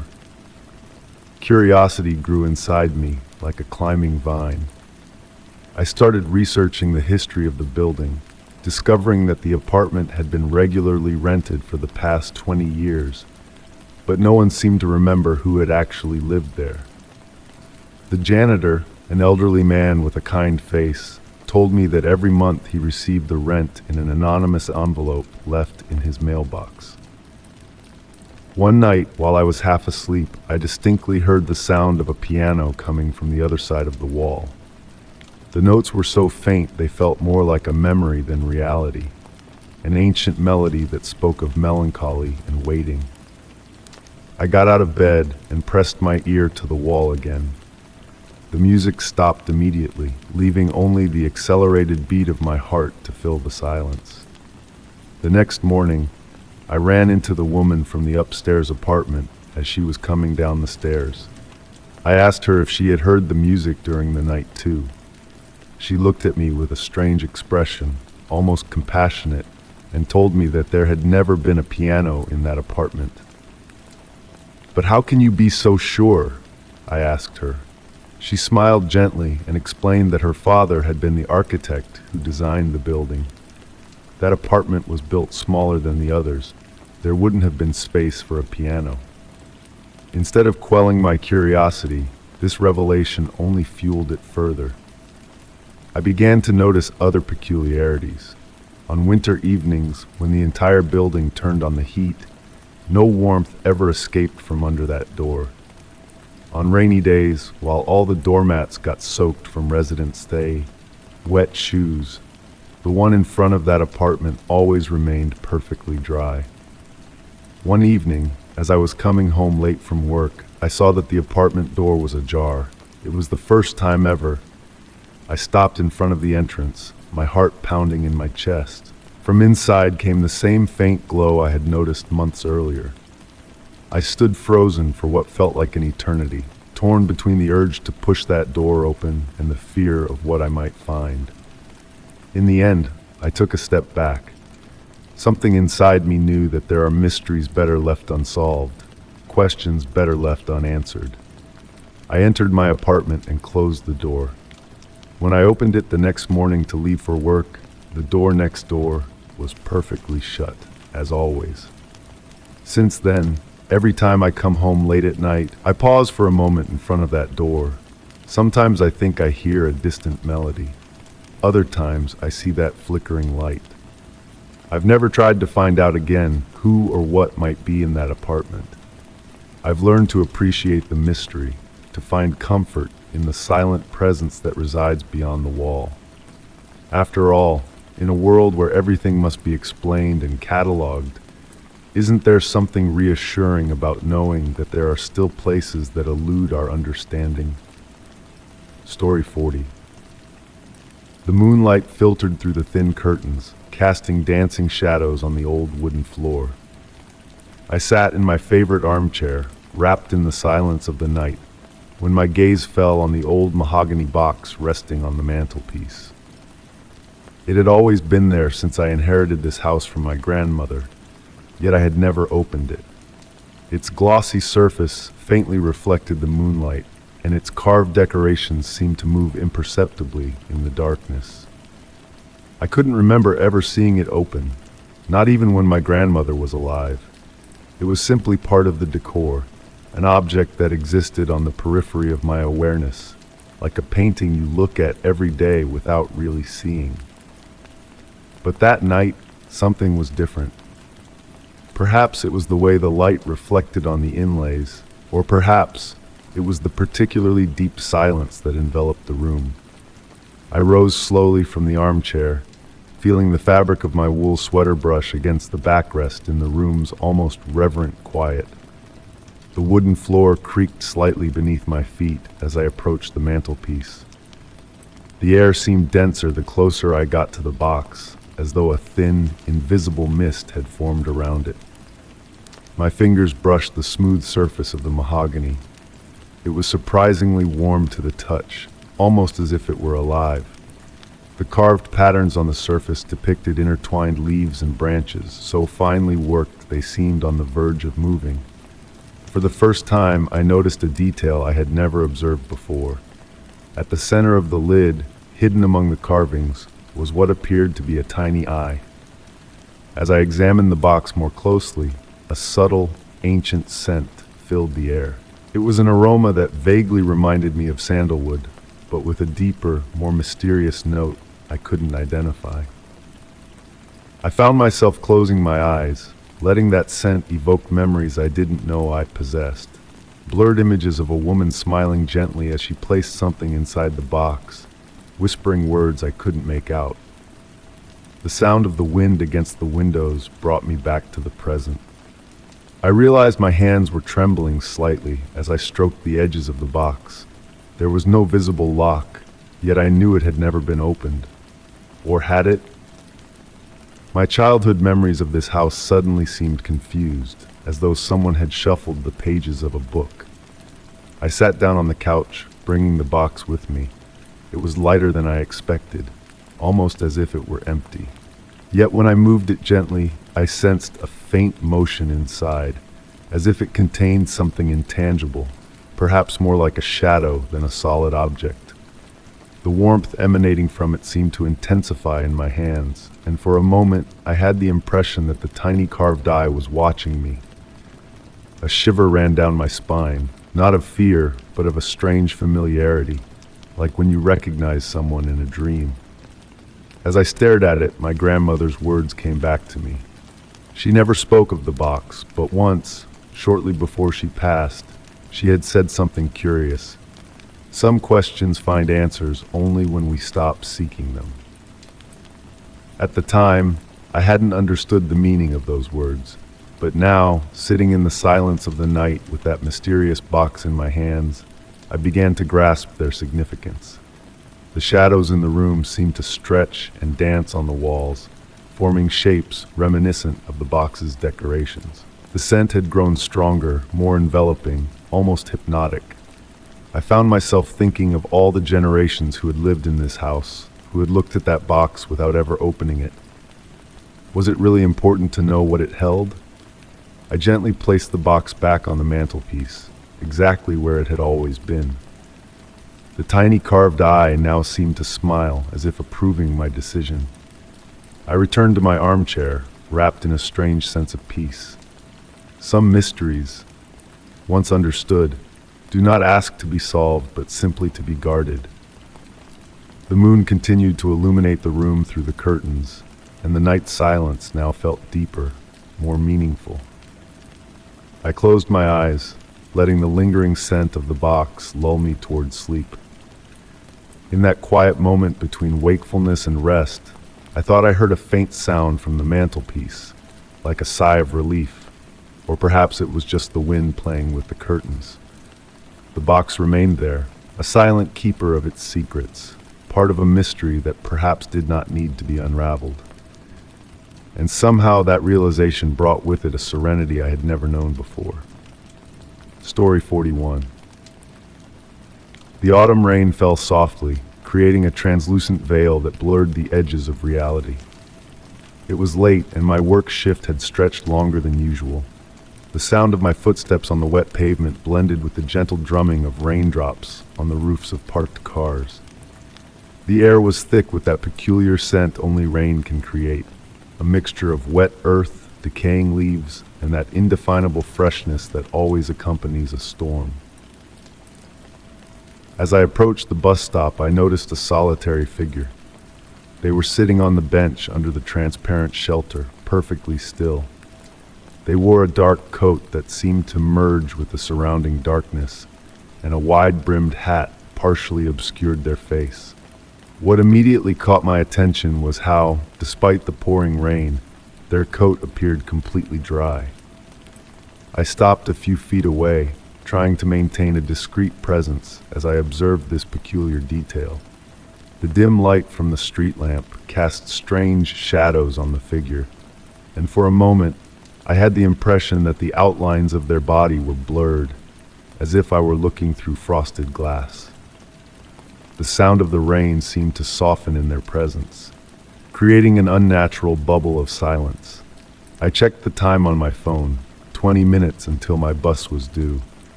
Cautiously, I moved closer to the shelter, feeling the need to escape the rain, which was intensifying.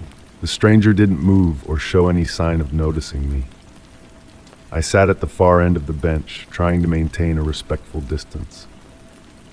It was then that I noticed another unsettling detail. Although we were both seated under the same shelter, the raindrops falling near them seemed to veer off course, as if an invisible force was repelling them. The sound of the rain itself changed tone as it approached them, producing an almost imperceptible hiss. The minutes dragged on excruciatingly slowly. I tried to distract myself by checking messages on my phone, but the stranger's presence continued to captivate my attention. Occasionally, from my peripheral view, I thought I saw a slight movement of their head, as if they were observing something in the distance that only they could see. A stronger gust of wind caused the street lamp to sway, plunging the area into deeper shadow for a moment. In that instant, the stranger turned slightly toward me. Beneath the brim of the hat, where eyes should have been, I saw only two faint points of light, like the moon's reflection on still water. My heart pounded in my chest, steady but intense. I wanted to get up and leave, but a curiosity stronger than fear kept me rooted to my seat. The stranger slowly returned to their original position, and the moment passed like a wave retreating from the shore. In the distance, the familiar rumble of the approaching bus finally broke the silence. The headlights cut through the darkness, casting long shadows on the wet road. When the vehicle came to a stop in front of us with a hiss of its brakes, I stood up quickly. I turned for one last look at the bench, but the stranger was gone. I hadn't heard them move or sensed any sound of footsteps. They were simply no longer there. I boarded the bus with slightly trembling legs, choosing a seat near the driver. As the bus pulled away, I glanced out the fogged window. The shelter was empty, but for an instant, I thought I saw a dark figure dissolving into the rain, like smoke carried away by the wind. In the days that followed, every time I had to take the bus at night, that stop seemed different. The street lamp's light appeared dimmer, and the sound of the rain had a peculiar resonance, as if the air itself held the memory of that strange presence. I never saw the stranger again, but since that night, on rainy evenings, I sometimes notice how certain raindrops seem to fall oddly, deviating from their path for no apparent reason. Story 42. The night had wrapped the house in a blanket of deep stillness, interrupted only by the gentle patter of rain against the window panes. Seated in my favorite armchair, I watched the shadows dance on the walls, synchronized with the flickering flame of the fireplace. The warmth embraced me like a cozy blanket, while the scent of burning wood mingled with the aroma of vanilla tea cradled in my hands. It was in that moment of perfect serenity that I noticed something unusual in my niece's toy room, visible through the slightly ajar door. An old porcelain music box, a gift from Grandma, seemed to emit a faint bluish glow. I didn't remember it ever shining like that before. Slowly I rose from the armchair, setting the teacup on the wooden side table. My footsteps on the floor produced a soft creak that blended with the rhythm of the rain, creating an almost hypnotic melody. As I approached the door, the glow became brighter, yet remained gentle, like moonlight reflected on still water. The toy room was a sanctuary of memories and wonder. Shelves of old wood housed porcelain dolls in Victorian dresses, colorful toy trains, and plush animals with kind expressions. The music box held a special place on the central shelf, surrounded by small crystals my niece had collected during her walks in the garden. The porcelain ballerina atop the music box, usually frozen in her eternal pose, swayed slightly, as if caressed by an invisible breeze. I stepped closer, noting how the temperature in the room was noticeably cooler than in the rest of the house. My breath formed small clouds of vapor in the air, while the crystals surrounding the music box seemed to respond to its light, casting tiny rainbows on the walls. The ballerina continued her imperceptible movements, and I could swear I heard a faint melody in the distance, like a musical whisper from another time. I reached out toward the music box, and at that moment, the blue light pulsed gently. The other dolls on the shelf appeared to have turned their heads slightly to look in my direction, but when I blinked, they were back in their original positions. The melody became clearer. It was a lullaby Grandma always sang, a song I thought I had long forgotten. The music box began to turn on its own, very slowly. The ballerina danced with unnatural grace, her movements fluid like those of a real dancer. The crystals now projected intricate patterns on the ceiling, forming designs that seemed to tell stories of times long past. The air in the room grew dense with memories, as if time itself had condensed around that small magical object. I stood motionless, captivated by the spectacle.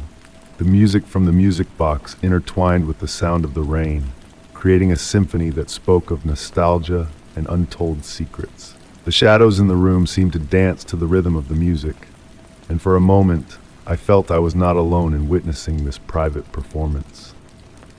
Gradually, the melody began to fade, like a dream slipping away upon waking. The blue light of the music box dimmed to a barely visible glow, and the ballerina slowed her dance until she stopped completely. Silence returned to the room, but it was a different silence, one heavy with meaning and mystery. I returned to my armchair, picking up my now lukewarm tea. As I watched the last embers in the fireplace, I thought about Grandma and her love for objects that carried stories. I wondered if she had ever witnessed something similar, if the music box had always possessed that magic, or if it was a special gift reserved for certain moments and certain observers. Since that night, whenever I pass by the toy room, I glance at the music box. Sometimes I think I see a fleeting blue glow or hear the first notes of that forgotten lullaby, but perhaps it's just memories dancing in my mind, like that porcelain ballerina on that rainy night. Story 43. I woke to the sound of a pendulum ticking rhythmically in the darkness. The steady ticking echoed through the silence, like a mechanical heartbeat marking the passage of time in this unfamiliar place. My eyelids slowly opened, revealing a room shrouded in the twilight's dim glow. I recognized none of what surrounded me. I was lying on an old burgundy velvet couch, soft yet worn with age.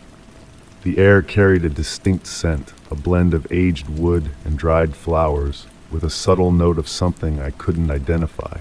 Light filtered faintly through heavy brocade curtains, casting dancing patterns on the faded Victorian wallpaper. As my eyes adjusted to the dim light, I began to take in the room's details. Antique dark wood furniture stood like silent sentinels in the corners.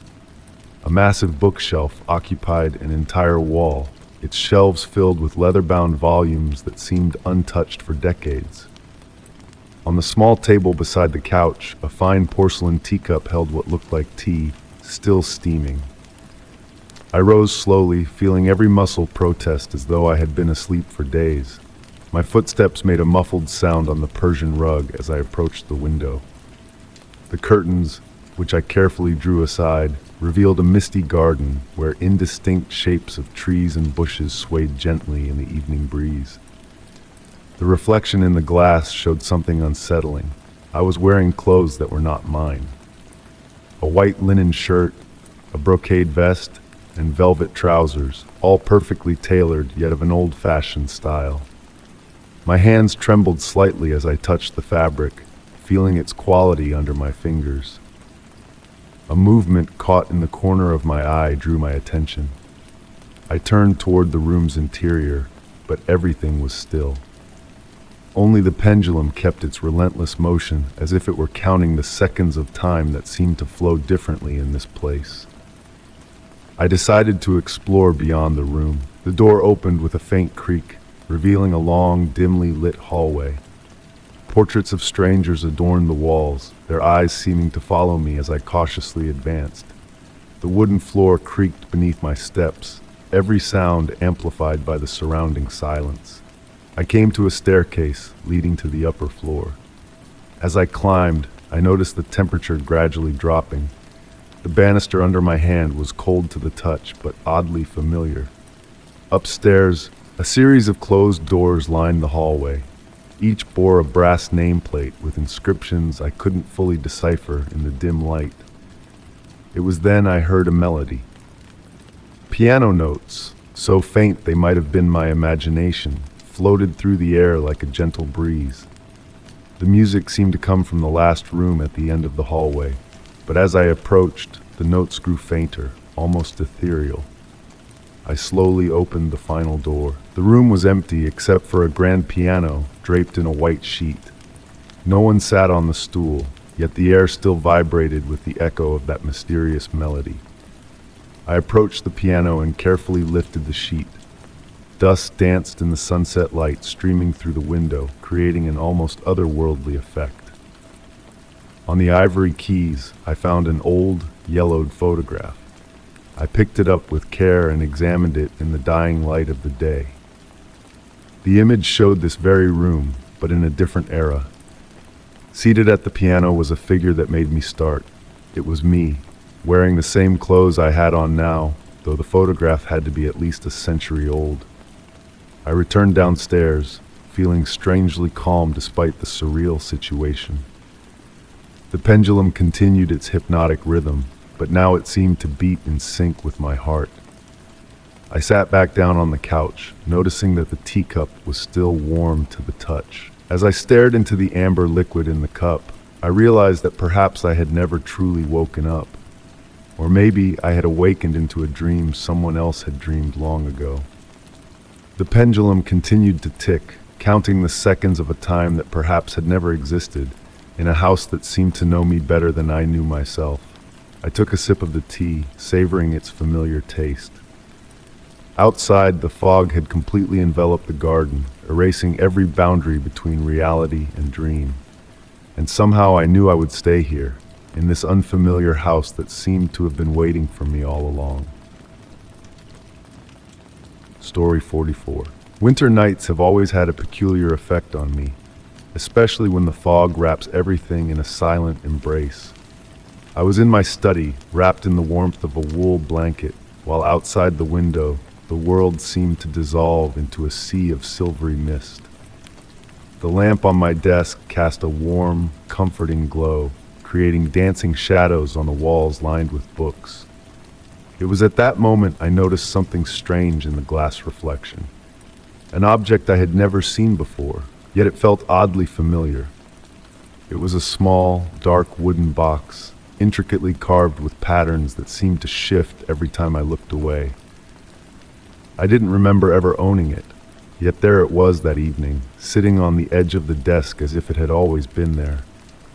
Its grain seemed to faintly pulse in the dim light, as though it held a life of its own. Slowly, I rose from my chair, the rustle of the blanket sliding to the floor accompanied by the soft creak of the wooden floorboards. As I approached the desk, a subtle scent of aged wood and beeswax reached me, evoking childhood memories I didn't know I had. My fingers brushed the box's surface, finding it surprisingly warm to the touch. The carvings seemed to tell a story that was ever changing. One moment they depicted a moonlit forest, the next a stormy sea, and then a starlit sky in a timeless night. I sat down again, this time closer to the lamp, studying every detail of this mysterious object. That's when I realized something unsettling. This box, with its exact shifting carvings, had appeared in my dreams over the past few weeks. I had seen it many times, always in different settings, yet always radiating the same aura of mystery it now exuded in reality. In the silence of the room, the ticking of the grandfather clock seemed to slow, as if time itself held its breath. The shadows cast by the lamp stretched across the walls, dancing in increasingly elaborate forms. I picked up the box, surprised by its substantial weight despite its small size. There was no visible lock, yet I felt certain there was something important inside. As I examined it, I noticed the carvings were slowly converging toward the center of the lid, forming a pattern I had never seen before. The wood seemed to vibrate slightly under my fingers, reacting to my touch. The beeswax aroma grew stronger, mingling with an older, more mysterious fragrance I couldn't identify. It was then that I heard a sound from inside the box, a soft melodic hum that reminded me of a forgotten lullaby. My eyelids grew unexpectedly heavy, and I found myself fighting against an unanticipated drowsiness. The lamp's light seemed to gently pulse in time with the hypnotic sound. I woke hours later, still seated at my desk. The fog outside the window had cleared, revealing a night sky dotted with stars. The box was gone, but a darker imprint remained on the wooden surface, as if it had been there for years. I wondered if it had all been a dream, but as I rose to go to bed, I noticed something strange. On the back of my hand was a small carving, resembling the ones on the box, faintly glowing in the dim light.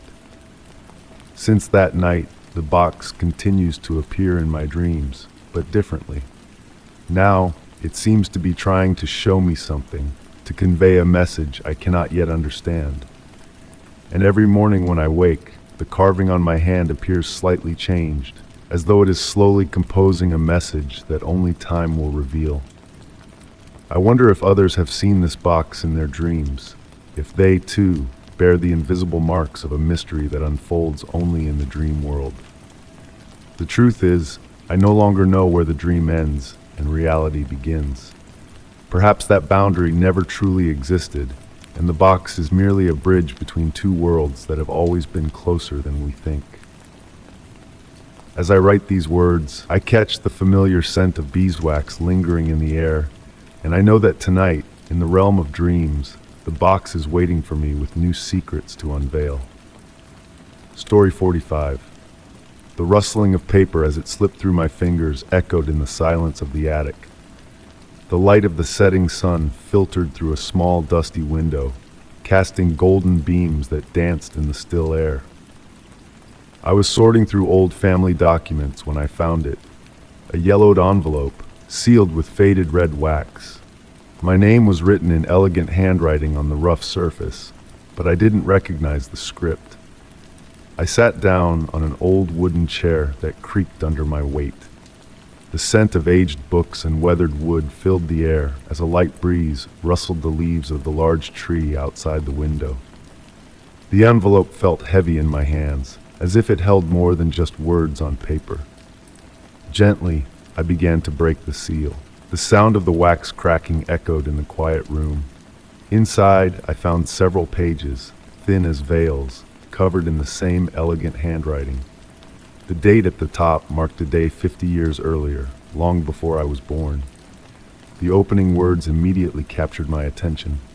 My dear future grandchild. As I read, the light in the room gradually dimmed, but I didn't rise to turn on the lamp. The words on the paper seemed to glow with their own light. The letter told the story of a woman, my grandmother, whom I had never met. She spoke of a particular gift that ran in our family, one that manifested rarely and only under certain conditions. She described how, on certain nights, when the moon was full and the wind blew from the north, some members of our family could see beyond the veil of time. Not clearly or distinctly, but through sensations and blurry images, like reflections in rippling water. My grandmother wrote about how she had foreseen my existence, how she had seen me sitting in that very attic, reading the same letter. A shiver ran down my spine as I continued reading. Her writing became more personal, more intimate. She recounted how she had tried to use this gift to protect the family, to guide them through difficult moments. But every vision came at a price, she explained. Each glimpse beyond the veil of time consumed a bit of her life force. In the silence of the attic, time seemed to stand still. Shadows lengthened on the walls, dancing with the memories held in those yellowed pages. The letter went on to describe events that would happen in my life, some of which I recognized as already having occurred. Others were yet to unfold. As I read further, I noticed that the handwriting subtly changed, becoming more uncertain, as if each word required greater effort. The final page was the hardest to decipher. My grandmother wrote about an important choice I would have to face, a moment when the gift would manifest in me as well. I paused for a moment, lifting my gaze to the window. The sky was now dark, and the full moon was beginning to peek through the clouds. A gust of wind rattled the glass, carrying with it the scent of impending rain.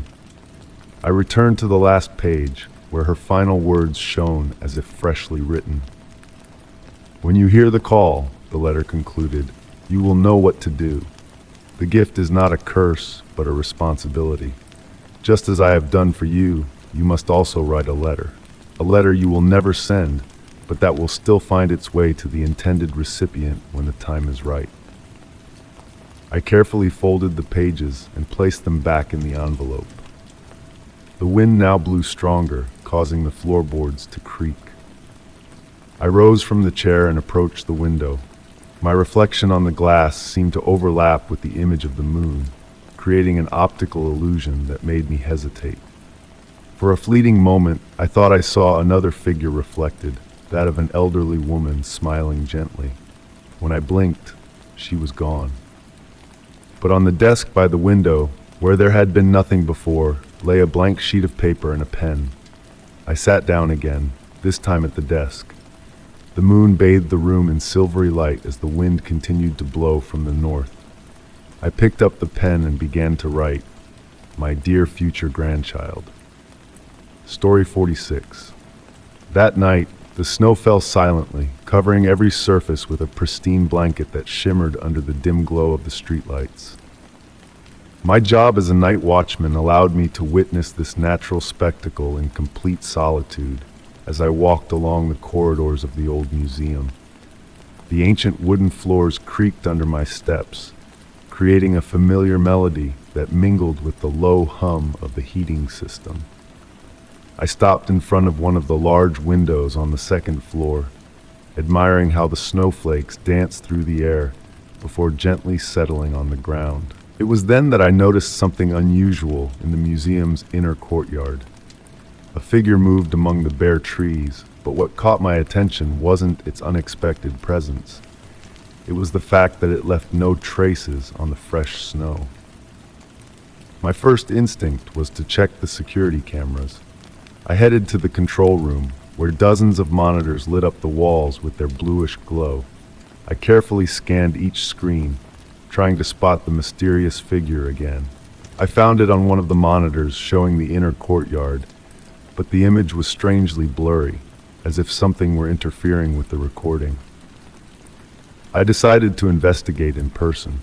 The museum's silence felt deeper than usual as I descended the stairs to the ground floor. The sound of my footsteps echoed through the empty halls, bouncing off the display cases housing precious artifacts. The air was still, charged with that static electricity that often precedes inexplicable events. Through the glass doors leading to the courtyard, I could see the snow continuing its relentless fall. I paused for a moment to observe, and that's when I saw it again.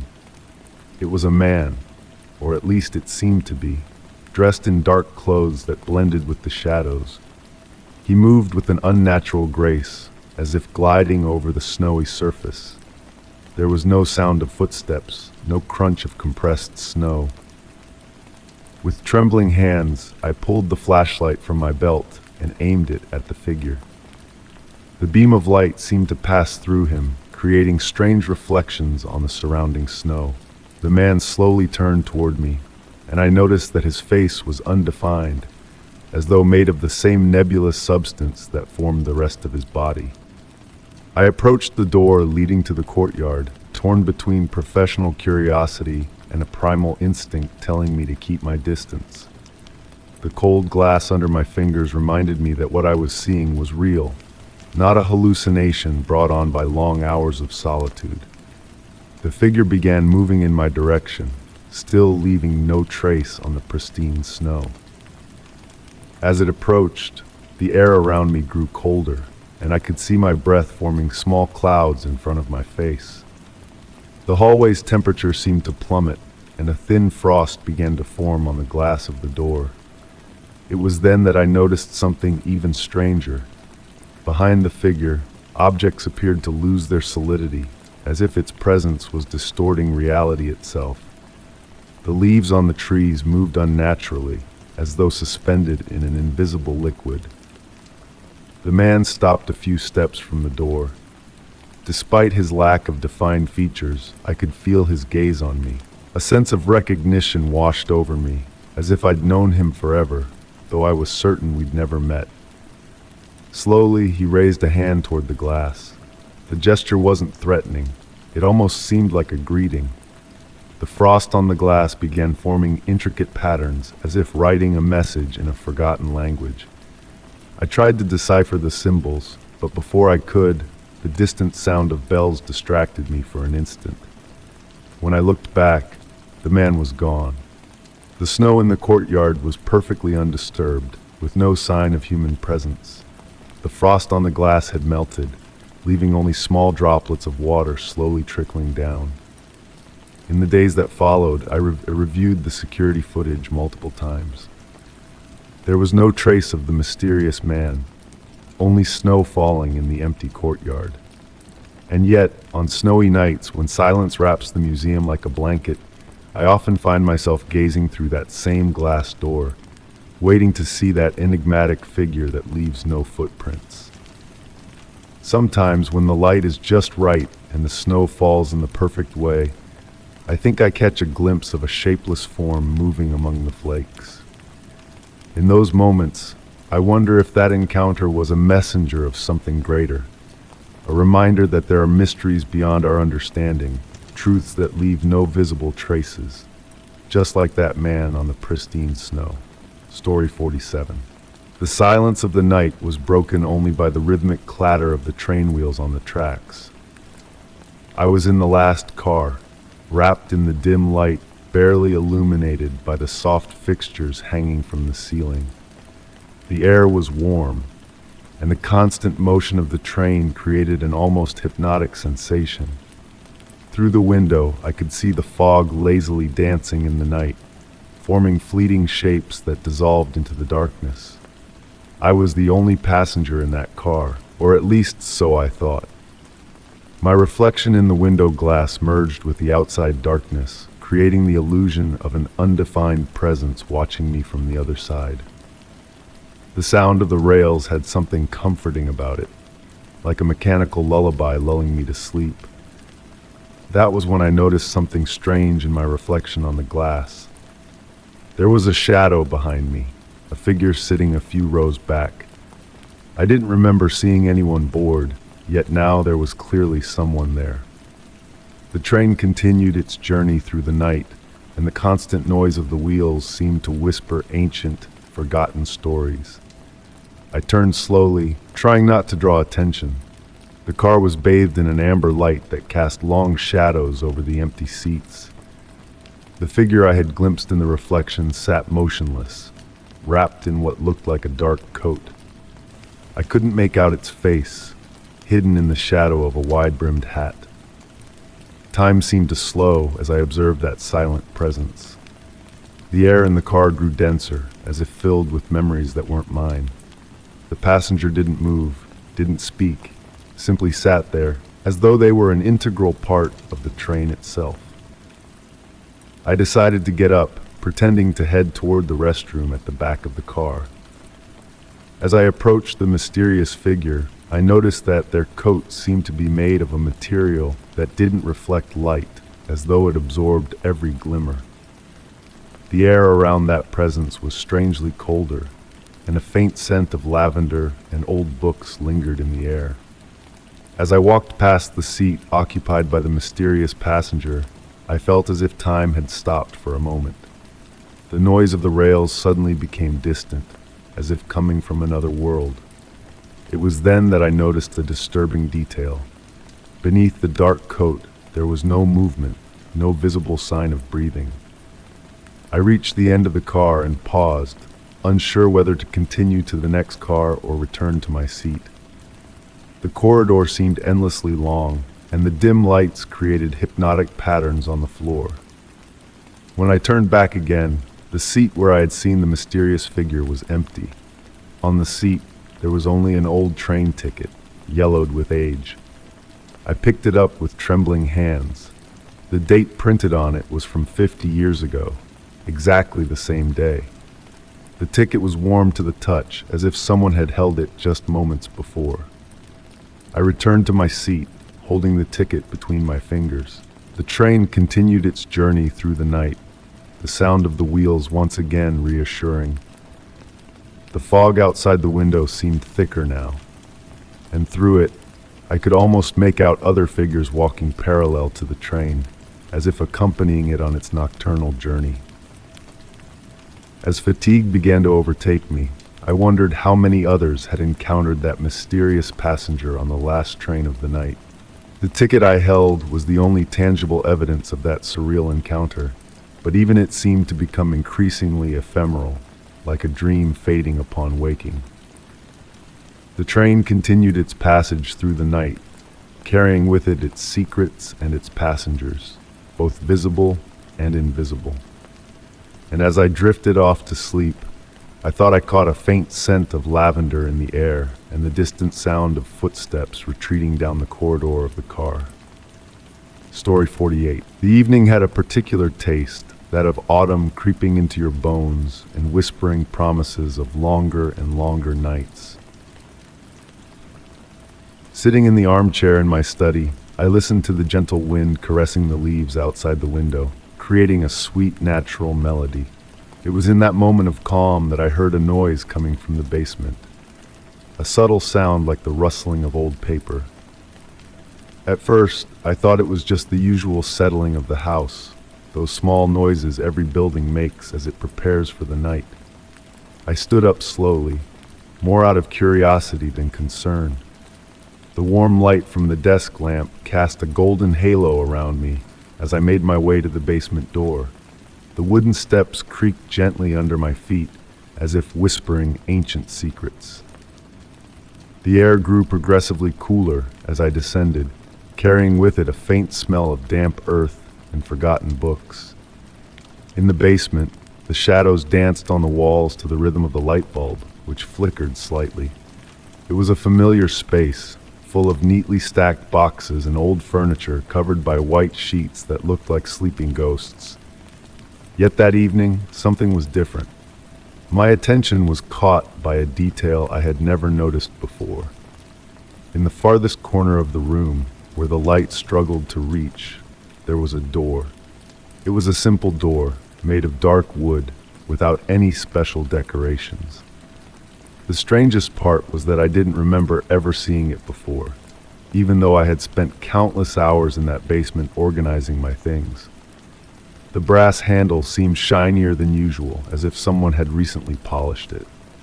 I approached slowly, feeling the cold floor pulse beneath my feet, as if it had a life of its own. As I drew closer, I noticed that the air around the door was colder, as though it was emanating a chilling breath. My fingers brushed the surface of the wood, feeling its irregular, ancient texture. The door seemed to vibrate slightly at my touch, almost as if it were aware of my presence. The silence in the basement had grown heavier, broken only by the beating of my heart, which echoed in my ears. Gently, I placed my hand on the handle. It was surprisingly warm to the touch, in stark contrast to the cold air surrounding it. I turned it slowly, feeling the inner mechanism move with an unexpected smoothness. The door opened without a creak, revealing something incredible. Instead of a wall or another room of the house, there was a thin, silvery mist that gently swayed, as if moved by an invisible breeze. The mist emitted a soft, almost hypnotic light. It wasn't frightening, but rather inviting, like the memory of a pleasant dream that slips away upon waking. From within it came a delicate sound, like a distant melody played on a piano no one could see. The air had a sweet and familiar scent, like spring flowers or freshly brewed tea. I stood in the doorway, torn between the desire to explore and the caution to stay back. The mist seemed to dance in front of me, forming shapes that appeared and vanished before I could clearly define them. Sometimes I thought I saw familiar faces, other times landscapes of places I had never visited. It was like looking through a veil that separated reality from something else, something deeper and more mysterious. I took a step back, gently closing the door. The click of the lock seemed to wake the room from its spell. The familiar sounds of the house returned, the ticking of the clock upstairs, the rustling of the wind in the trees, the distant barking of a dog in the sleepy neighborhood. I climbed the stairs slowly, carrying with me the feeling that I had discovered something extraordinary. In the days that followed, I went back to the basement several times, but the door was no longer there. In its place was only the solid, unyielding brick wall. Yet in the quietest nights, when the world seems suspended between wakefulness and sleep, I still feel that distant melody, and I wonder if that door still exists, hidden somewhere, waiting to be discovered again by someone else. The truth is, some doors open only at certain times, when time and space bend in ways we cannot comprehend. And perhaps that's for the best, because the mystery of that door in the basement taught me that not all questions need answers, and some secrets are more beautiful when they remain so, like dreams that brush against reality for just a moment before dissolving into the silver mist of memory. Story 49. The The rain gently tapped against the windows of my study, creating a relaxing melody that blended with the crackling of the fireplace. Sitting in my favorite armchair, I absent-mindedly watched the new acquisition hanging on the wall, an antique painting depicting an autumn landscape. I had found it in a small antique shop, drawn to its warm colors and the mysterious atmosphere it exuded. The golden frame, though worn by time, shimmered in the flickering firelight, creating dancing reflections on the walls. That evening, as the storm outside gradually intensified, I noticed something strange in the painting. The painted leaves seemed to move slightly, as if caressed by an invisible wind. At first, I thought it was just an effect created by the shadows from the fire, but the more I looked, the more I realized something was different. The colors appeared more vivid, deeper than I remembered. The path depicted in the painting, which had once disappeared among the trees, now seemed longer and more winding, as if it stretched beyond the boundaries of the canvas. I slowly rose from the armchair and approached the painting. The air around it felt strangely cool, in stark contrast to the warmth of the fire. I gently ran my fingers across the surface of the canvas, feeling an unusual texture beneath my fingertips. It wasn't rough as one might expect from an oil painting, but smooth and almost silky. A faint scent of wet leaves and damp earth emanated from the frame, so realistic it made me question my senses. As I studied these incongruent details, a movement caught my attention in the upper corner of the painting. Among the branches of an old tree, something had moved. It wasn't just the usual play of light and shadow, but a deliberate movement, as if someone or something was hiding among the painted leaves. My heart quickened slightly, not out of fear, but out of growing curiosity. I stepped back a few paces, trying to get a better view. That's when I noticed how the brushstrokes in the painting seemed to change direction on their own, creating new paths and shapes in the landscape. The trees bent slightly, as though moved by a wind only they could feel. And in the distance, where there had only been fog before, I began to distinguish the outlines of what seemed to be a small building. The sound of the rain outside had turned into a gentle whisper, almost in tune with the movements of the painting. I sat back down in the armchair, now completely absorbed in the spectacle before my eyes. The room seemed bigger, deeper, as if the painting was slowly expanding its boundaries into the real world. As the night wore on, the painting continued its slow transformation. The autumn colors intensified and faded in a hypnotic cycle, creating hues I had never seen before. The small building in the distance now appeared sharper. It was a stone house, with a smoking chimney and windows illuminated by a warm golden light. I found myself wondering if anyone lived in that painted house, and if they could see me, sitting in my armchair, watching them through that magical window disguised as a painting. Strangely, the thought didn't unsettle me. On the contrary, I felt a sense of peace, as if I had discovered a secret passage to a place where reality and fantasy gently blended. The hours passed, and the painting continued to reveal its secrets patiently. Sometimes I believed I saw figures walking along the path. Other times they were just shadows dancing among the trees. But every time I tried to focus on these details, they would dissolve gently, like the memories of a dream upon waking. When dawn began to tint the sky with pink, the painting slowly returned to its original state. The leaves stopped moving, the colors stabilized, and the house in the distance vanished into the morning mist. Only the scent of wet leaves lingered in the room, as the sole testimony to what I had observed throughout the night. Since then, every evening I sit in my armchair and watch the painting, waiting patiently. Sometimes it reveals its secrets, other times it remains silent like a normal painting. But I know that behind that canvas lies an entire world, one that wakes only when the rest of the world falls asleep, and only for those who have the patience to observe long enough. Story 50. Time seemed to stand still that autumn evening as the rain gently fell on the roof of the old family house. Sitting in my favorite armchair, I watched the soft light from the floor lamp my grandfather had left me in his will. It was a special object, with a colored glass lampshade that created playful light patterns on the walls.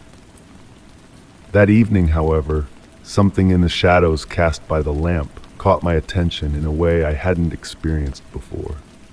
The shapes moving on the walls seemed to dance with a life of their own, creating patterns I had never noticed before. At first, I thought it was a trick of the light caused by the fatigue of the day, but the more I watched those shadows, the more I realized that their movements didn't follow the laws of physics. When a gust of wind made the lampshade sway, the shadows didn't move in sync with it, but seemed to follow their own mysterious rhythm. I slowly rose from the chair and moved closer to the lamp, curious. The colored glass emitted a particular warmth, almost pulsing, as though it kept a secret hidden in its geometric patterns. I gently ran my fingers over the surface of the lampshade, feeling the small imperfections in the handcrafted glass. It was then that I noticed a detail I had never seen before. Etched into the metal base of the lamp was a symbol, faint as a breath, that seemed to glow softly in the light. The shadows continued their silent dance, and I began to recognize more defined shapes. Human figures moving gracefully, trees swaying in the wind, and undefined creatures that appeared and disappeared like fleeting memories. It was as if the lamp was projecting memories instead of mere shadows, telling stories of a time gone by through the silent language of light and darkness. I sat down on the floor, mesmerized by the surreal spectacle.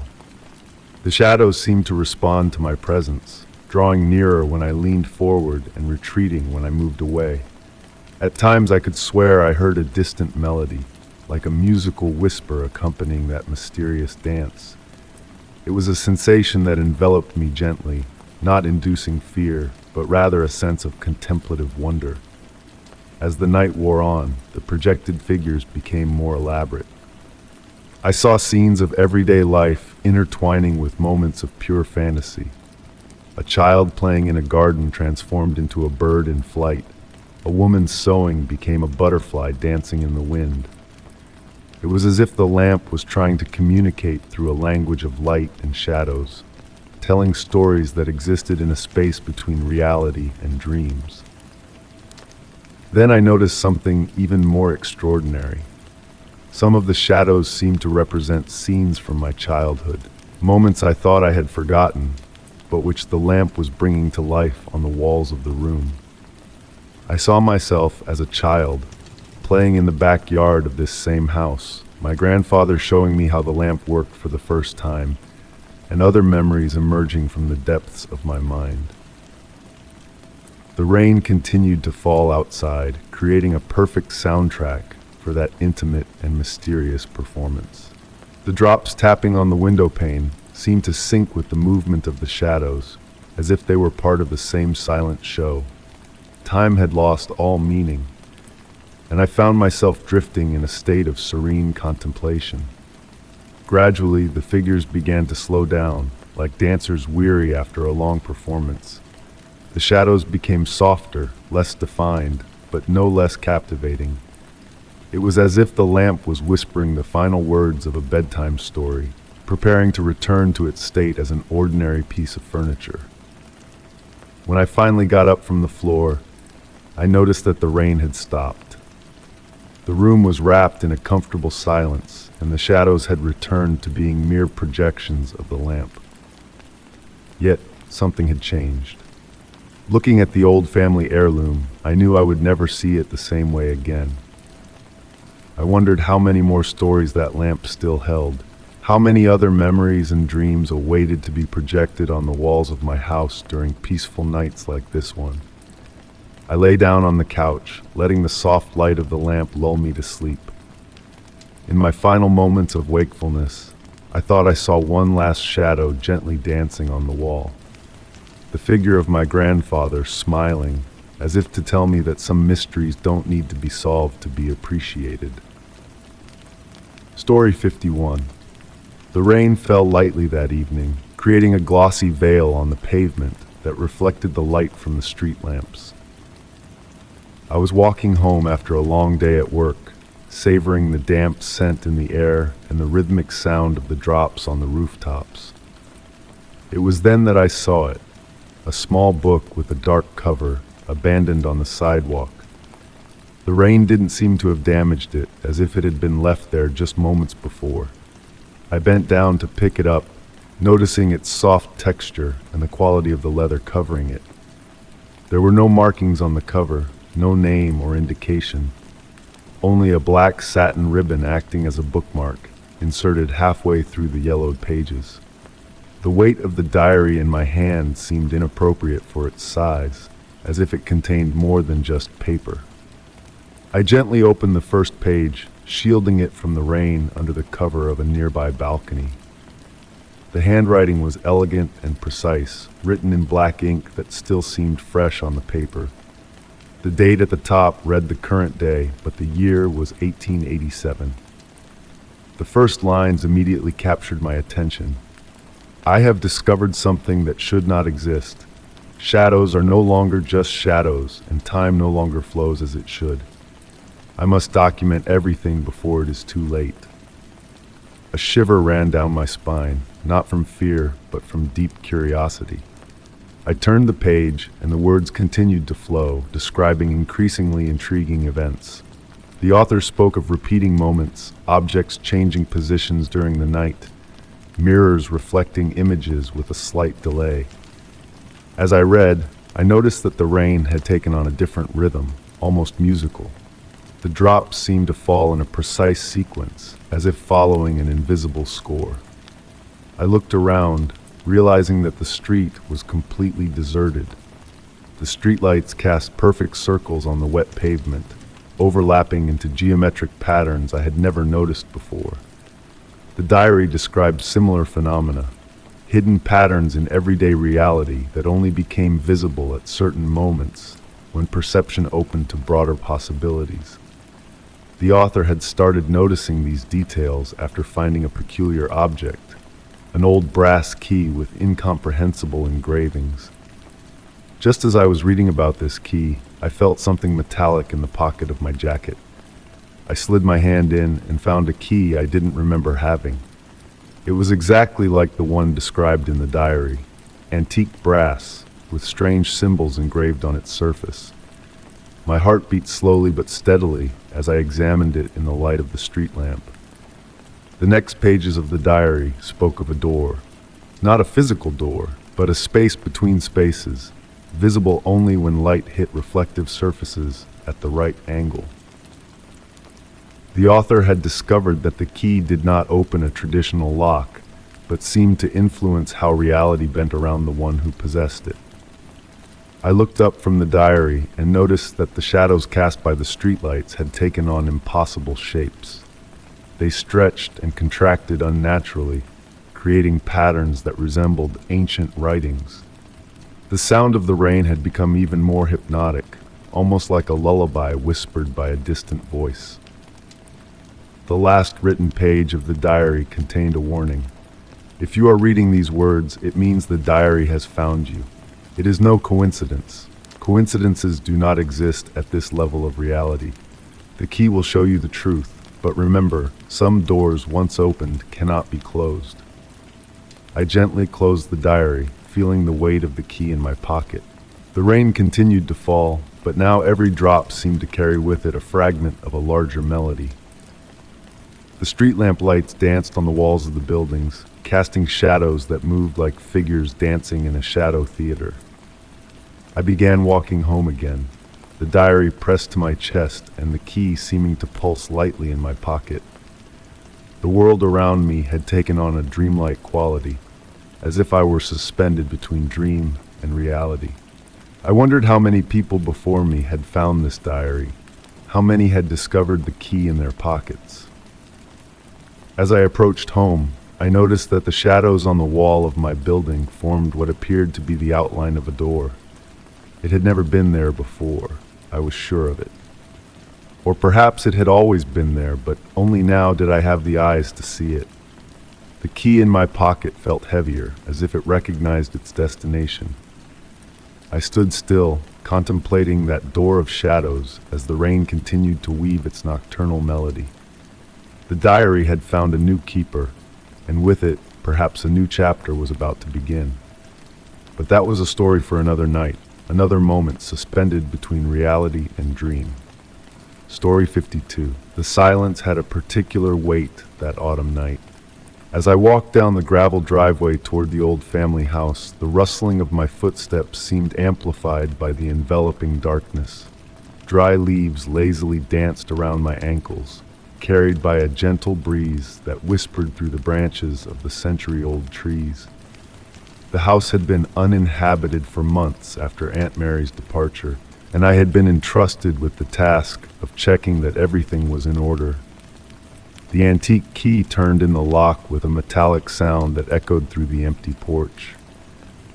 The air had a distinct scent, a mix of old wood and something indefinable that reminded me of childhood afternoons spent in that house. Once inside, I noticed the twilight light filtering through the lace curtains, creating intricate patterns on the wooden floor. The silence seemed even deeper inside, only interrupted by the regular ticking of the grandfather clock in the hallway. Yet, there was something strange about that silence, as if it concealed an imperceptible presence. As I walked down the main hallway, my footsteps creaked familiarly on the hardwood floor. The walls were still adorned with the family portraits I had known since childhood, but now they seemed to watch me with a different gaze. I stopped in front of my grandmother's portrait, noticing for the first time a curious detail. Her smile seemed slightly different from what I remembered, more enigmatic. It was then that I heard it for the first time. A sound so faint that at first I thought it was just my imagination, a distant echo, as if someone was singing a lullaby in a far-off room. The melody was familiar, yet I couldn't fully identify it. I slowly moved toward the source of the sound, which seemed to come from the upstairs. Climbing the stairs, each step told a story through its characteristic creak. The melody became clearer, yet it remained elusive, like a memory dissolving upon waking. Reaching the landing, I realized that the sound was coming from the old playroom, where my cousins and I had spent rainy afternoons of our childhood. The door was ajar, and a thin strip of moonlight filtered through the gap. Gently, I pushed it open. The room was exactly as I remembered it. The rocking horse in the corner, the bookshelf filled with children's books, the old toy chest. But there was something new. On the windowsill, a music box I had never seen before. I approached cautiously. The music box was made of tarnished brass, decorated with finely engraved floral patterns. The strangest thing was that it wasn't playing, yet the melody I had heard continued to float in the air, as if the walls themselves were singing it. As I looked at the music box, I noticed that its reflection in the window showed something different. It seemed as though the dancer on top was moving, even though the object was still in front of me. I blinked, and the illusion vanished. It was then that I remembered. The melody was the lullaby my grandmother always sang before putting us to bed. But my grandmother had passed long before this room became a playroom. How could I remember her voice so clearly in this place? I took the music box in my hands, feeling it strangely warm to the touch. On the bottom, there was an engraving nearly erased by time, but I could make out a date. It matched the day my grandmother was born. The sound of the melody began to fade gradually, blending with the silence of the house until it became imperceptible. I sat on the old toy chest with the music box in my hands as the moon continued its journey across the window, painting dancing shadows on the floor. From that night on, every time I visit the house, I bring the music box with me. I've never heard it play, but sometimes on the quietest evenings, I feel as though I hear a distant echo of that lullaby, as if the house itself holds the memory of all the songs that have been sung within its walls. And perhaps, I think as I close the door behind me, some places keep track of all the love and care they have hosted, resonating softly through time, like an endless echo that reminds us that nothing is ever truly lost. Story 53. The rain fell incessantly, creating a hypnotic rhythm that accompanied my drive home. Each drop seemed to dance on the surfaces, reflecting the amber glow of the streetlights that stretched across the glistening road like delicate brushstrokes on a dark canvas. The air was cool and damp, carrying the distinct scent of wet earth through the narrow cracks of the slightly open window. I crossed the empty parking lot, a place usually nondescript, but that evening seemed charged with a strange energy. Mist rose from the ground, wrapping the parked cars in a soft and silent embrace. I paused for a moment before getting into my car, watching the flickering reflections of the streetlights on the puddles. At that moment, I felt a presence, not threatening, but undeniably unusual. A vague figure stood a few meters away from me, barely visible through the veil of mist. I couldn't make out its features, but there was something in its stillness that held my attention. I stood motionless, my breath slightly held, as the figure seemed to gradually dissolve, blending into the surrounding humidity until it became one with the night. There was no fear in me, only a surreal sense of calm, as if I were witnessing something that required no explanation. Back in my car, I started the engine and drove home slowly. The feeling of having experienced something extraordinary lingered, a presence beyond understanding yet somehow familiar. The rain continued to fall, its sound enveloping me like an infinite melody. In the days that followed, every time it rained, I found myself searching for figures in the night. Not out of fear, but in the hope of reliving that sense of wonder, that calm that seemed to come from another time, another place.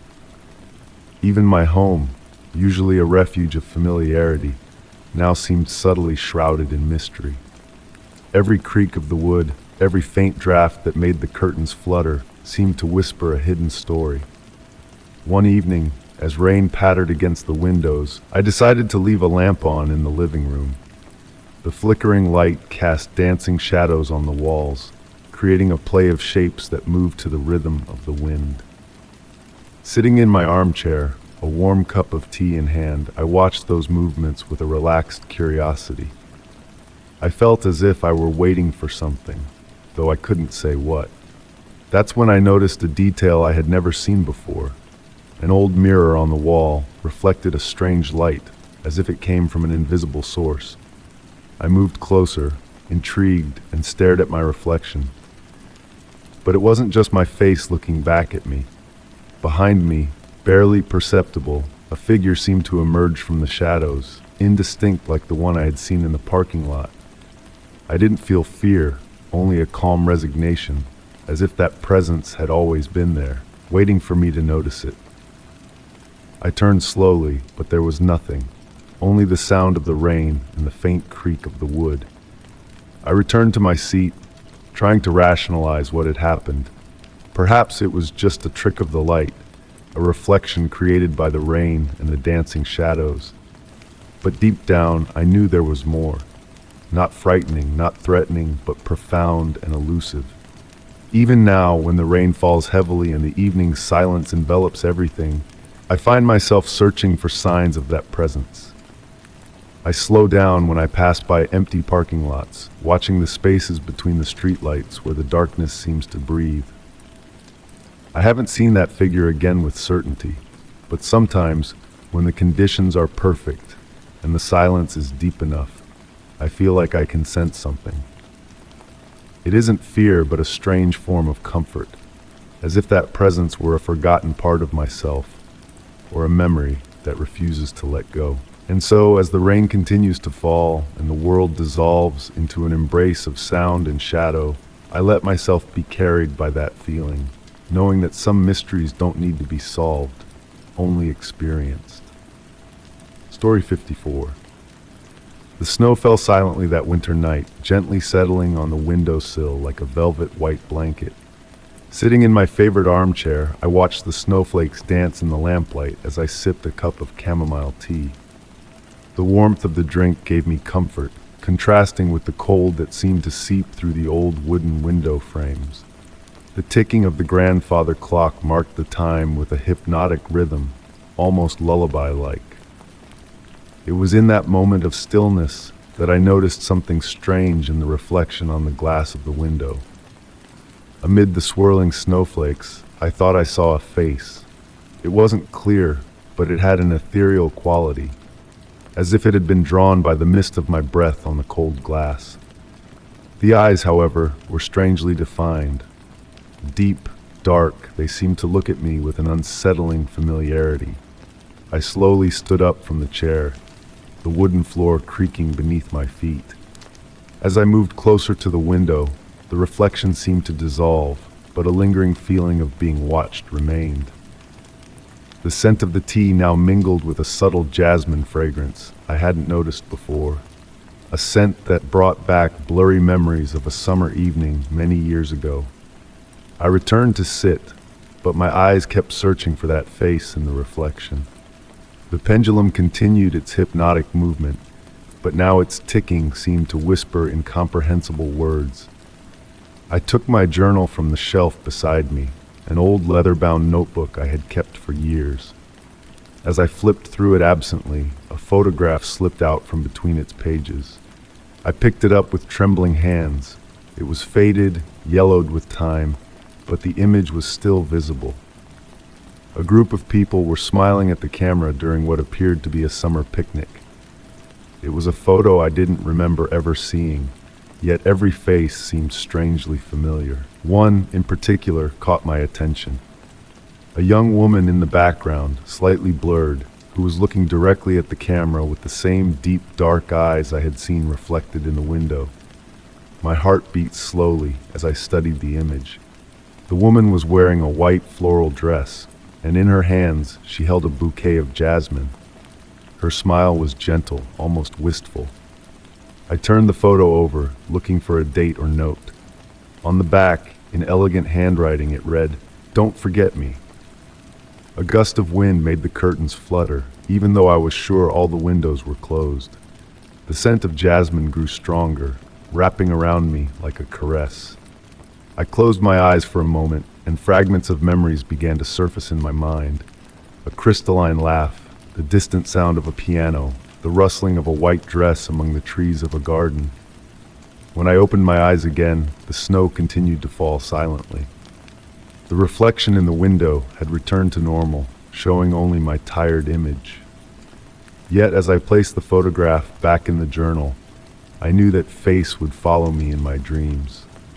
It wasn't a threatening presence, but rather a gentle melancholy, like a forgotten melody that suddenly returns to the mind. I lay down on the couch, wrapped in a warm blanket, as the pendulum continued its hypnotic movement. The scent of jasmine lingered in the air, growing fainter, like a memory fading into sleep.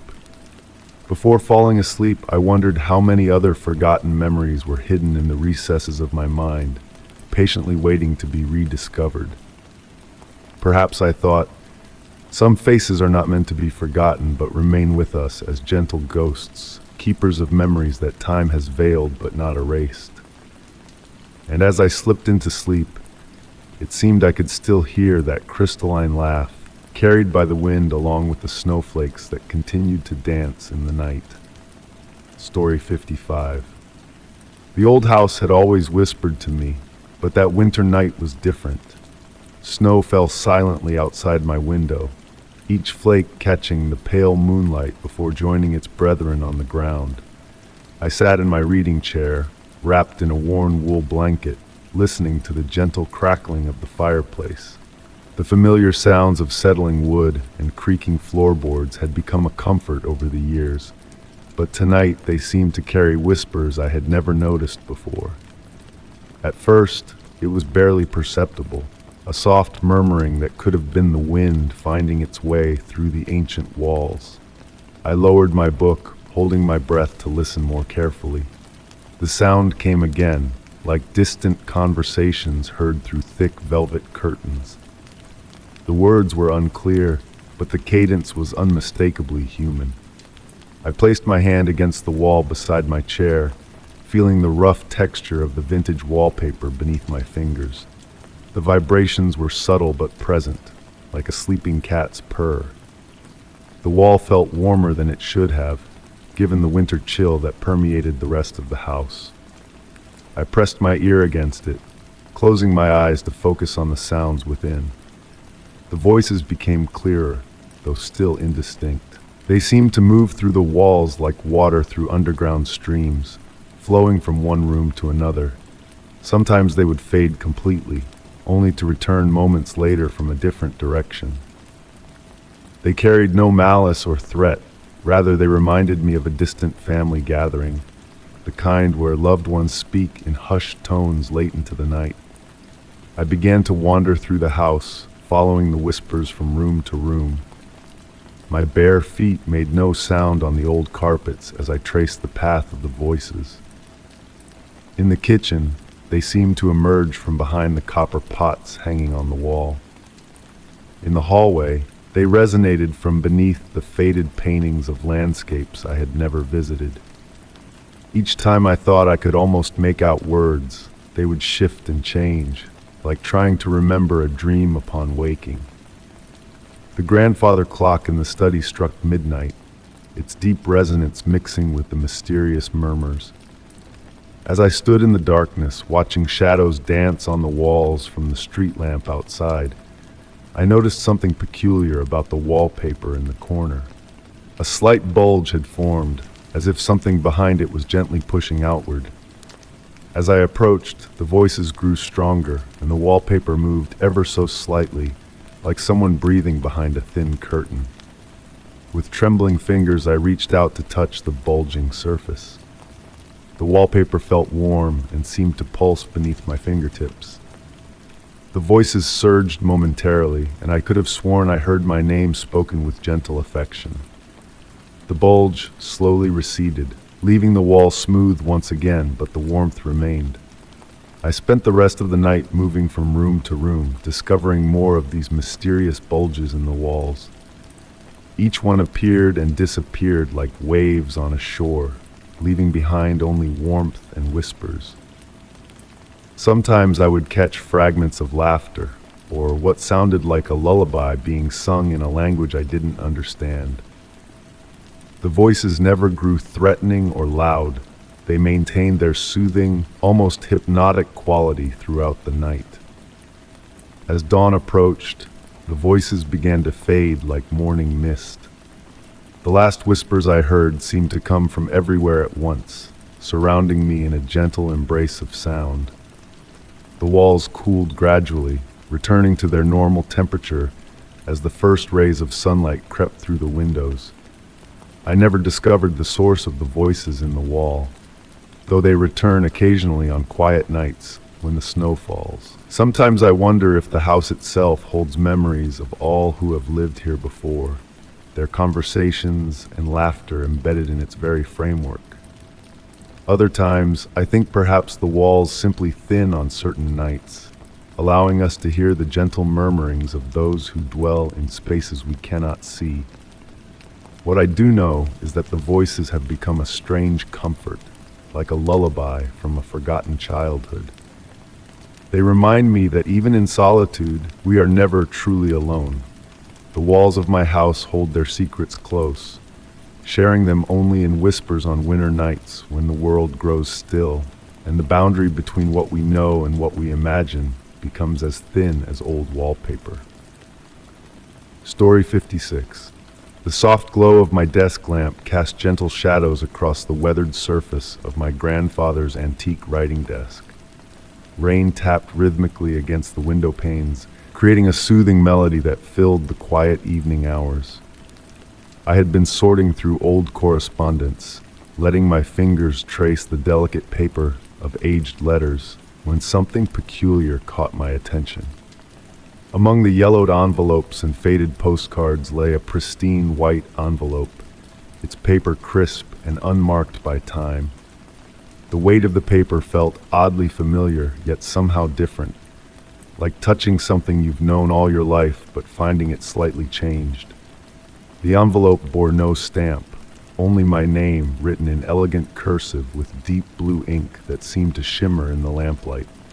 What made my breath catch wasn't the lack of postal marks or the quality of the paper. It was the date written in the corner, December 27th, 2025, exactly 1 year from today. My fingers trembled slightly as I turned the envelope over. The seal was unbroken, pressed with dark red wax bearing an intricate pattern I couldn't quite decipher. The design seemed to shift under my gaze, like watching ripples in a pond slowly settle. The scent of old books and leather from my grandfather's desk mingled with something else, a faint trace of lavender and something metallic, like the air before a storm. I placed the letter on the desk, watching as shadows from the rain-streaked window danced across its surface. The grandfather clock in the hallway chimed 9 times, each resonant toll seeming to hang in the air longer than usual. Between the chimes, I could have sworn I heard the whisper of paper sliding against paper, though the envelope remained motionless before me. The wax seal seemed to warm under my touch as I carefully broke it. Inside, I found a single sheet of paper, folded with precise creases. The same blue ink graced this page, but the handwriting, my handwriting, appeared more rushed, more urgent than the elegant script on the envelope.